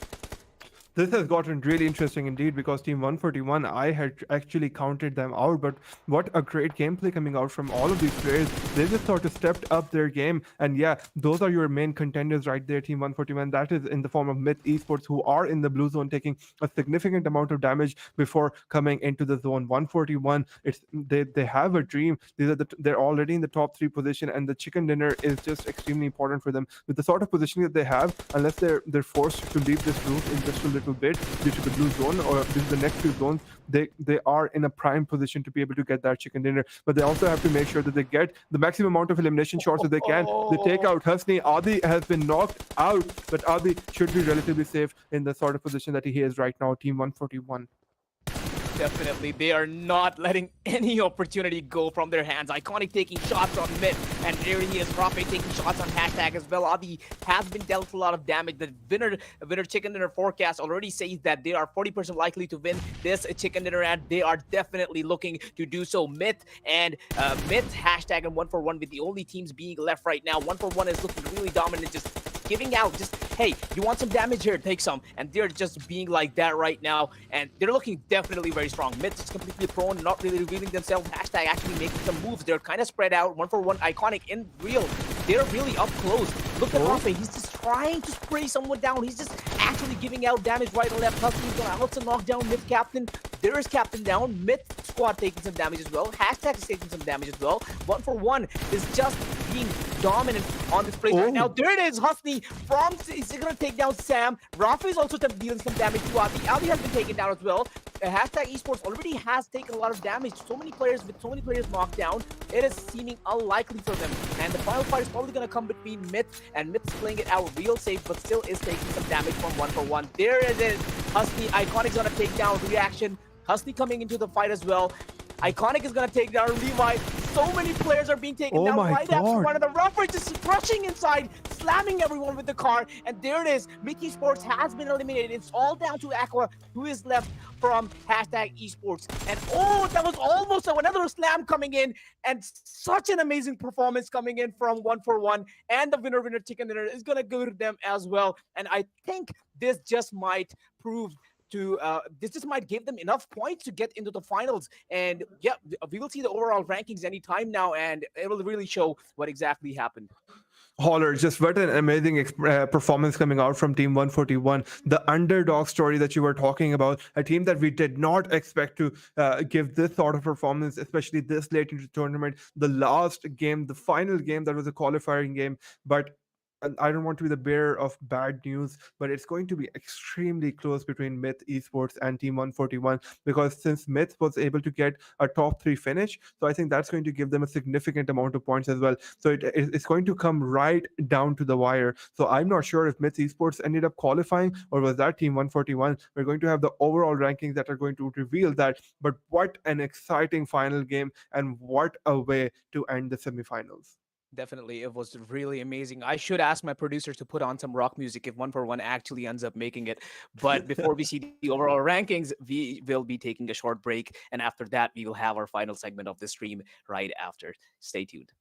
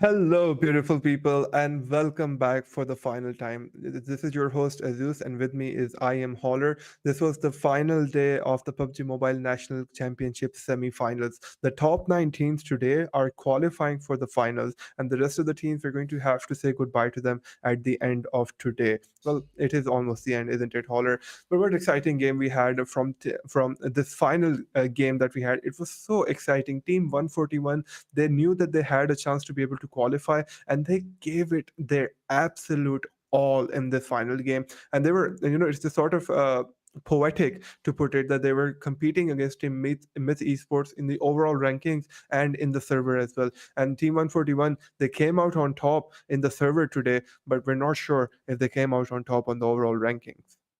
Definitely, I'm not sure about that, but we will see it very soon. Though 141, you have to give credits to them. They definitely went all out. I mean, that final moments that we saw of the game, they were fighting with two teams at the same time, and actually they were just doing really good at it. I mean, hashtag and myth, both of them didn't.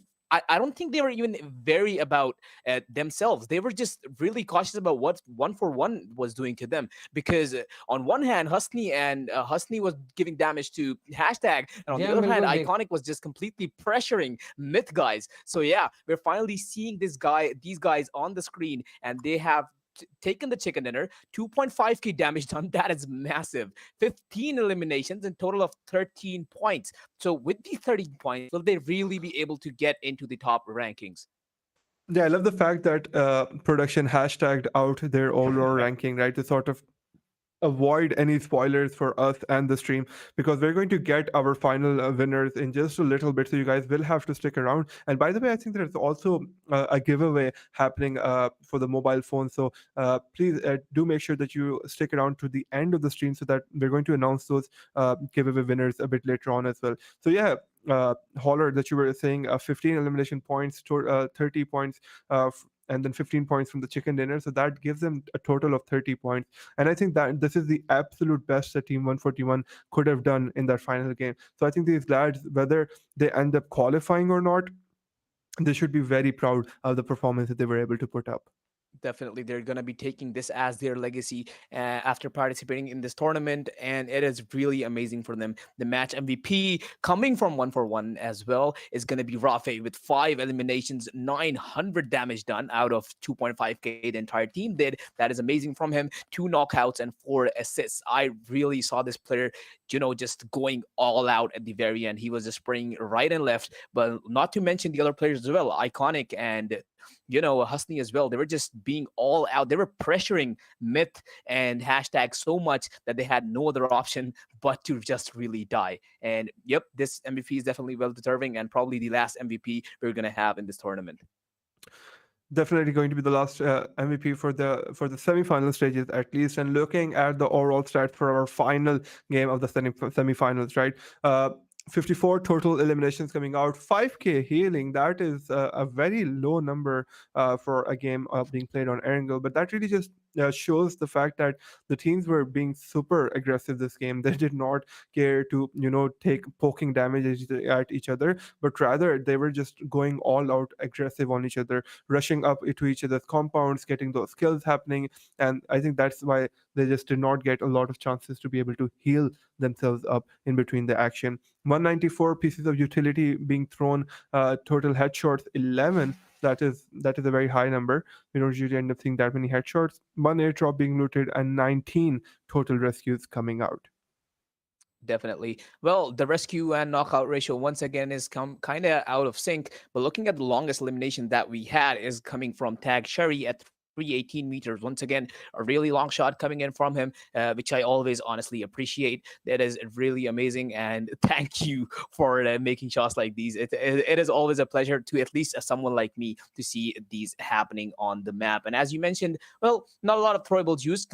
Considering it was Erangel we're on, we're always used to seeing 280, 290 throwables used, and this time it's 100 down. It's minus 100 throwables used basically. So I guess it was a really, as we were talking, is most of the top teams were really taking it as a joke. Well, they were just having fun.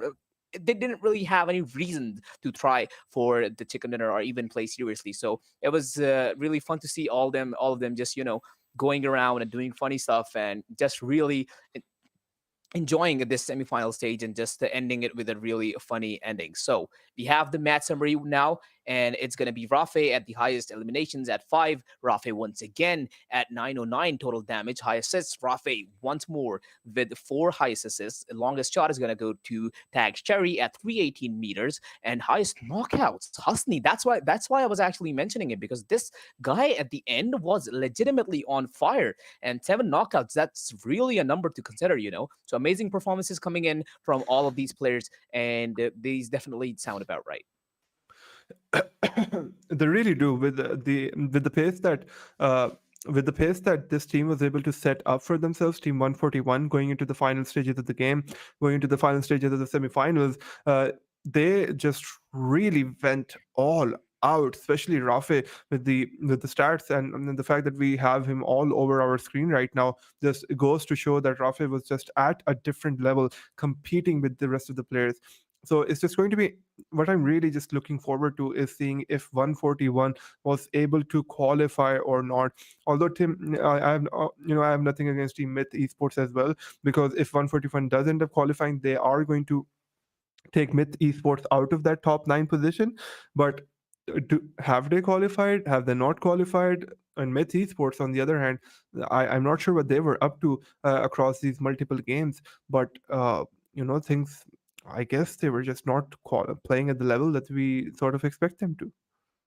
Definitely. Now we have the match rankings. These numbers are what are going to really matter at the end of the day, because looking at Team 141, they acquired themselves a total of 30 points. Hashtag esports, 17 points. Angry Gamers at 3 acquired themselves 15. Mid Esports only, well, not only, but 10 points. Galaxy Esports also 10. Hellraisers and Pyro 9 and 8. 69 Esports gaining 4 points. 7 sins, only 3 negatives. A bit surprising, but hey, one of their players got killed at the very start and they were just goofing around. So 3 points for them only as well. REDZONE Esports, 2 points. Xtreme Esports, 2 as well. GPA, Road to Glory, and Step Family, all of them are going to go home with only 1 point. Yeah, and it's interesting that you say that these teams are going to go home with 1 point. Unfortunately, they're not going to go home with 1 point. They're also going to go out of this tournament as well, right? And it's really sad to see these teams bowing out at this point. But unfortunately, in the tournament, you're going to have some winners and you're going to have people who don't win. I don't want to use that word for them, the opposite of winners. But hey, this was a learning opportunity at the end of the day, right? These teams, they were pretty good. The fact that they got to the semifinals really says a lot about their technical prowess, their skills as a team.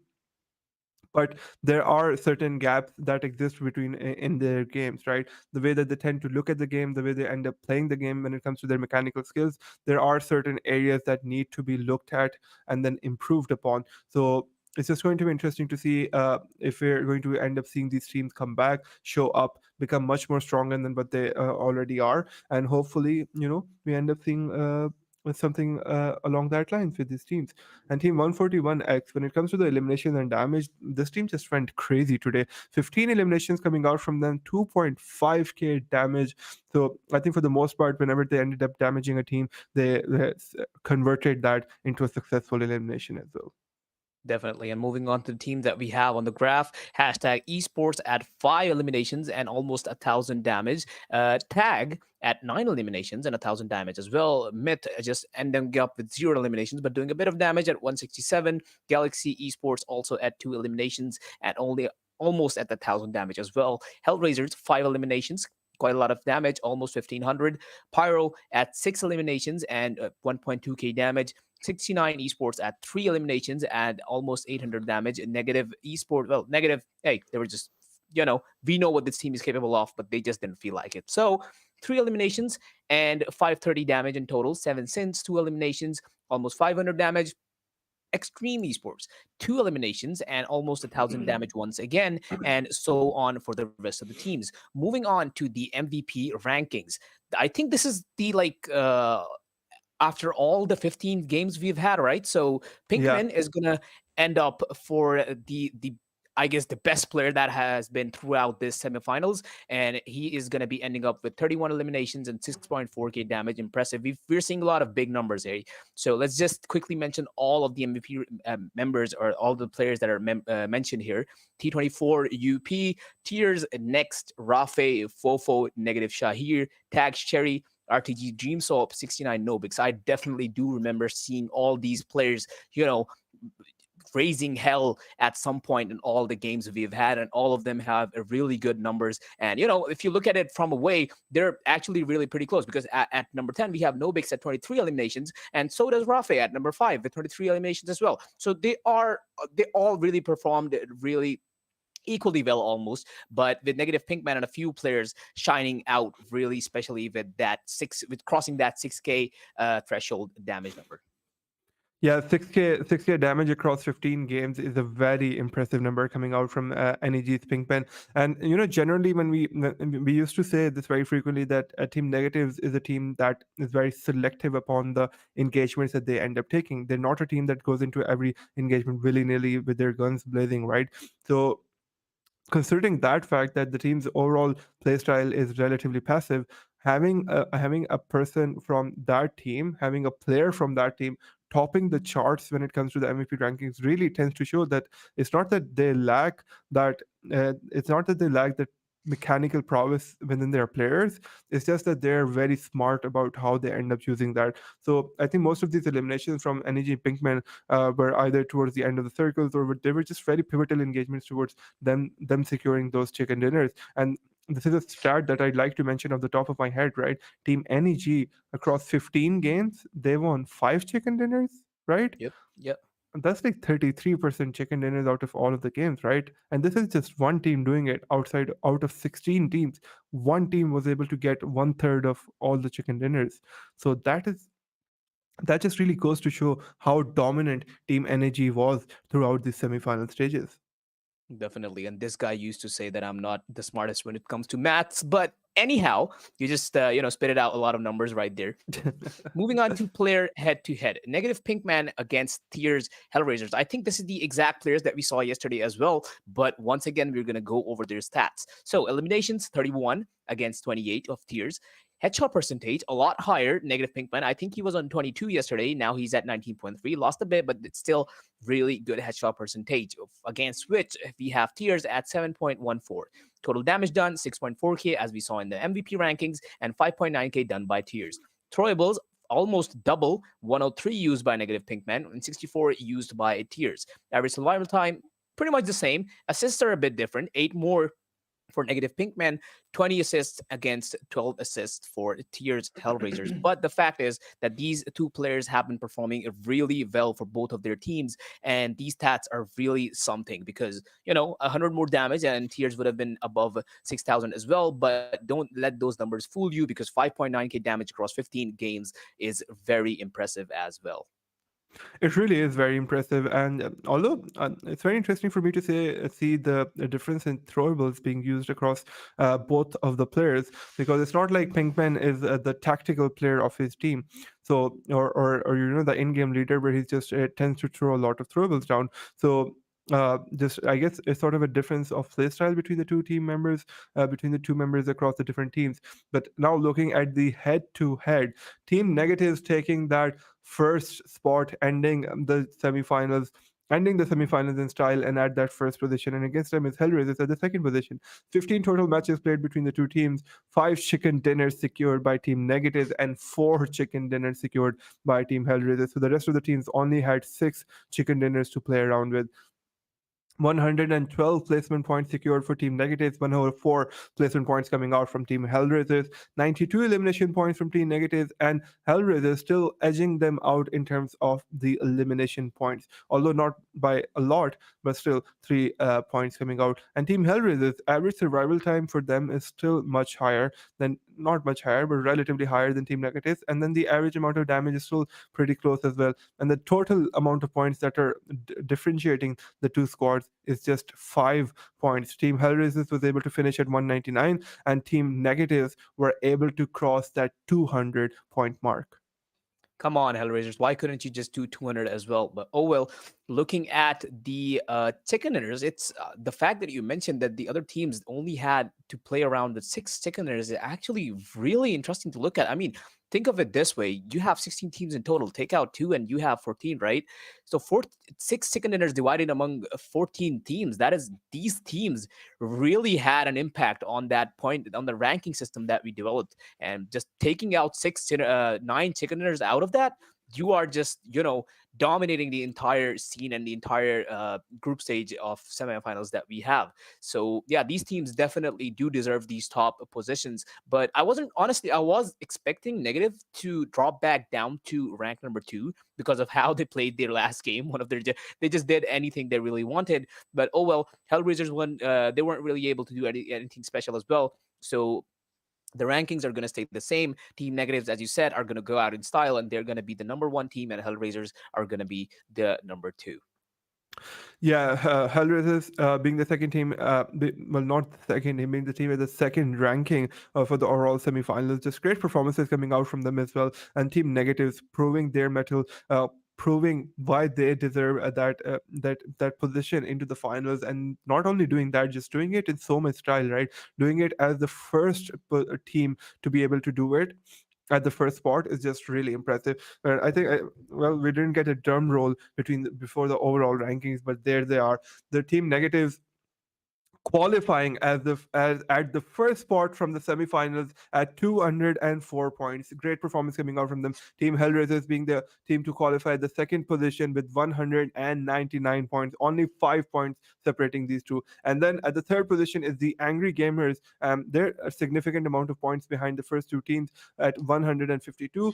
At the fourth position is Pyro Esports, securing 136 points. At the fifth position, we have hashtag Esports, securing 119 points. At the sixth position is 69 Esports, securing 116 points. Great performance coming out from 69 Esports. I love the persistency. I love the aggression coming out from them. Team Road to Glory, 115 points, securing that seventh position. And at eighth position, we have Myth Esports. So I guess 141 was not able to overthrow Myth Esports, but that means that we have another team at the ninth position. So maybe 141 was able to overthrow another team, some other team at the fourth position, at the ninth position. Sorry. Oh, there it is. Okay, no. So Galaxy Esports qualifying as being the final team to take that final qualifying spot at 111 points. And this is just heartbreaking, Holler. Team 141, after that amazing performance, just falling short of 4 points. No, this is so sad. First of all, we won't get any rock music, so that's kind of sad. But still, what's more sad is Team 141 not actually making into it. But regardless, let's go over the points that we have on the teams in the bottom half of this ranking. So at ninth, we have Galaxy Esports at 111 points. Team 141 falling short of only 4 points are at 107. Team GPA losing their position constantly, really saddening for them, but they are at 89 total points. Xtreme Esports also coming down at 81 points. REDZONE Step Family, 7 Sins, and DLord just staying in the same position as they were at 74, 66, 57, and 39 points, respectively. They really weren't able to stack up against. And I think we haven't really been seeing DLord in the previous graphs, at least the graphs for two matches. Did they kind of sign out, or were they just not playing in the games that we've had? Because I don't really remember. Yeah, I do remember them in the second, or the first 3 games, but after that, yeah, they really weren't present there on the map. But regardless, really, I would still like to appreciate all of the team that's really participated. And of course, as you mentioned, this is more about the experience you're getting rather than qualifying, because yeah, it really matters to play on such a big stage.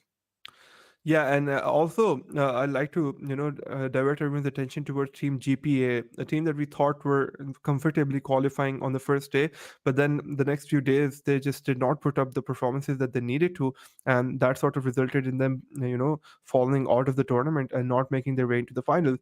And the difference between Team 141's points and Team Galaxy Esports points just re-emphasizes the point that RZ and I were making, and we were discussing that the way the PUBG's ranking system is set up, you have to really ensure that you're consistent across all of the games. So again, congratulations to these teams. So talking about the mobile phones that were being given away, I've heard, Holler, you have the two winners for us here.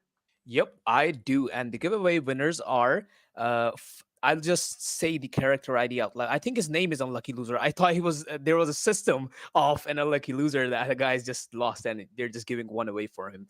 But regardless, the name is Unlucky Loser and the character ID is 5909510416. So I'll repeat 5909510416. And the second winner that we have is OP Malung, for which the character ID is 53918971109. I'll repeat 53918971109. Please just contact us on our Pubgmobile official esports Facebook page to claim your smartphone. Yeah, guys, again, congratulations to both the lucky, well, not both the lucky winners, I think, because the first winner's name was Unlucky Loser, but how ironic that this guy actually ends up winning. And then the second winner is OP Malang. Congratulations to both of you guys for winning your mobile phone. And please make sure that you end up contacting on the PUBG Mobile official page so that you can lay claim to your prize, which is a beautiful smartphone. Who doesn't like stuff for free, man? And it's always been a dream of mine to win something in a giveaway, and I just never have. And it's not that I want the giveaway prize to be really significant in terms of its value. It's just that I want to experience the fact that out of an X amount of people, you're the lucky winner. But you know that might never end up happening. And yeah, it is what it is, isn't I mean, it? I can just host a rigged giveaway for you if you just really want to feel the winner. So, anyhow, just let's go over today's matches for the final time because we already have had all of them happen. So, match one, Erangel won by negatives with 16 eliminations. Match two, Miramar won by Road to Glory with 14 eliminations. Really good numbers there. Erangel again, match three, won by negatives also with 8 eliminations, half the kills from the first time. But hey, that's how they like to play. Sanhok for the fourth match, and we are going to have Pyro there winning the chicken dinner with 4 eliminations only. They kind of adopted the negative style in this and actually took the chicken dinner for themselves. And on the final match, a really unexpected outcome. Well, they didn't qualify right, but the gameplay that they showed us on this map at the very end it was just amazing to see. And it's going to go to team of 1-4-1 for the final match and actually the final match of this whole entire the semifinal. Yeah, guys, and that was a recap for you guys on the things that happening throughout today. What exciting games we had. It was the semifinals, final day being played, and now we're going to see you in the finals. But before that, we just like to announce that the PUBG Mobile Pakistan Winter Event 2022, the Winter Holiday Event, is about to be live. So, from what production tells me and what the PUBG people tell me, there are a lot of cool prizes within game that you guys can win. Some cool skins, a lot of UC points that you can end up accumulating there that are being given away. So make sure you guys do end up launching your game and laying claim to all of those amazing prizes that are present within the game. But yeah, Holler, what exciting 3 games what exciting 3 days we had for the semifinals, right? Where the teams just gave it their all. They fought out to the bitter ends. Well, some of the teams fought it out to the bitter end, while for the others, the road is still going to continue. We're going to have the finals being played, and I think it's going to be a LAN event in Lahore Expo Center. And you might end up seeing us casters there as well. You might not end up seeing us there. It's going to be a surprise for you guys and us. But all of those, well, that's not really a question, but we're going to find out in due time. Definitely. This semifinal was amazing to cast. And yeah, thank you all for tuning in. It was really, really amazing. So I guess that's it. It was honestly really fun casting with you too, Azus. You know, just generally, PUBG itself is a bit different than other games, but it definitely is very, very interesting to cast. So I guess yeah, that's really it. That's all about it. It really is, and likewise, Holler, it's been a pleasure. I'm pretty sure I'm going to be catching you in the PUBG scene later on as well. I'm not sure how excited you are about that right now, but I'll catch your ear about that a bit later on. But I'm not sure how much time we have left on the stream. But no matter how much time that is, we're always here to entertain our viewers. And the fact that these games came down so close towards the end, and the fact that Team 141 just fell short of 4 points just breaks my heart. Definitely. This whole tournament, all the players that participated, thank you all for, I mean, even the players who weren't really able to qualify, thank you still for participating in this tournament. And thank you all to the viewers who tuned in to watch these amazing games go down. And this is really going to be the end of the stream. Thank you all once again for tuning in, and we'll be seeing you all very, very soon. Take care.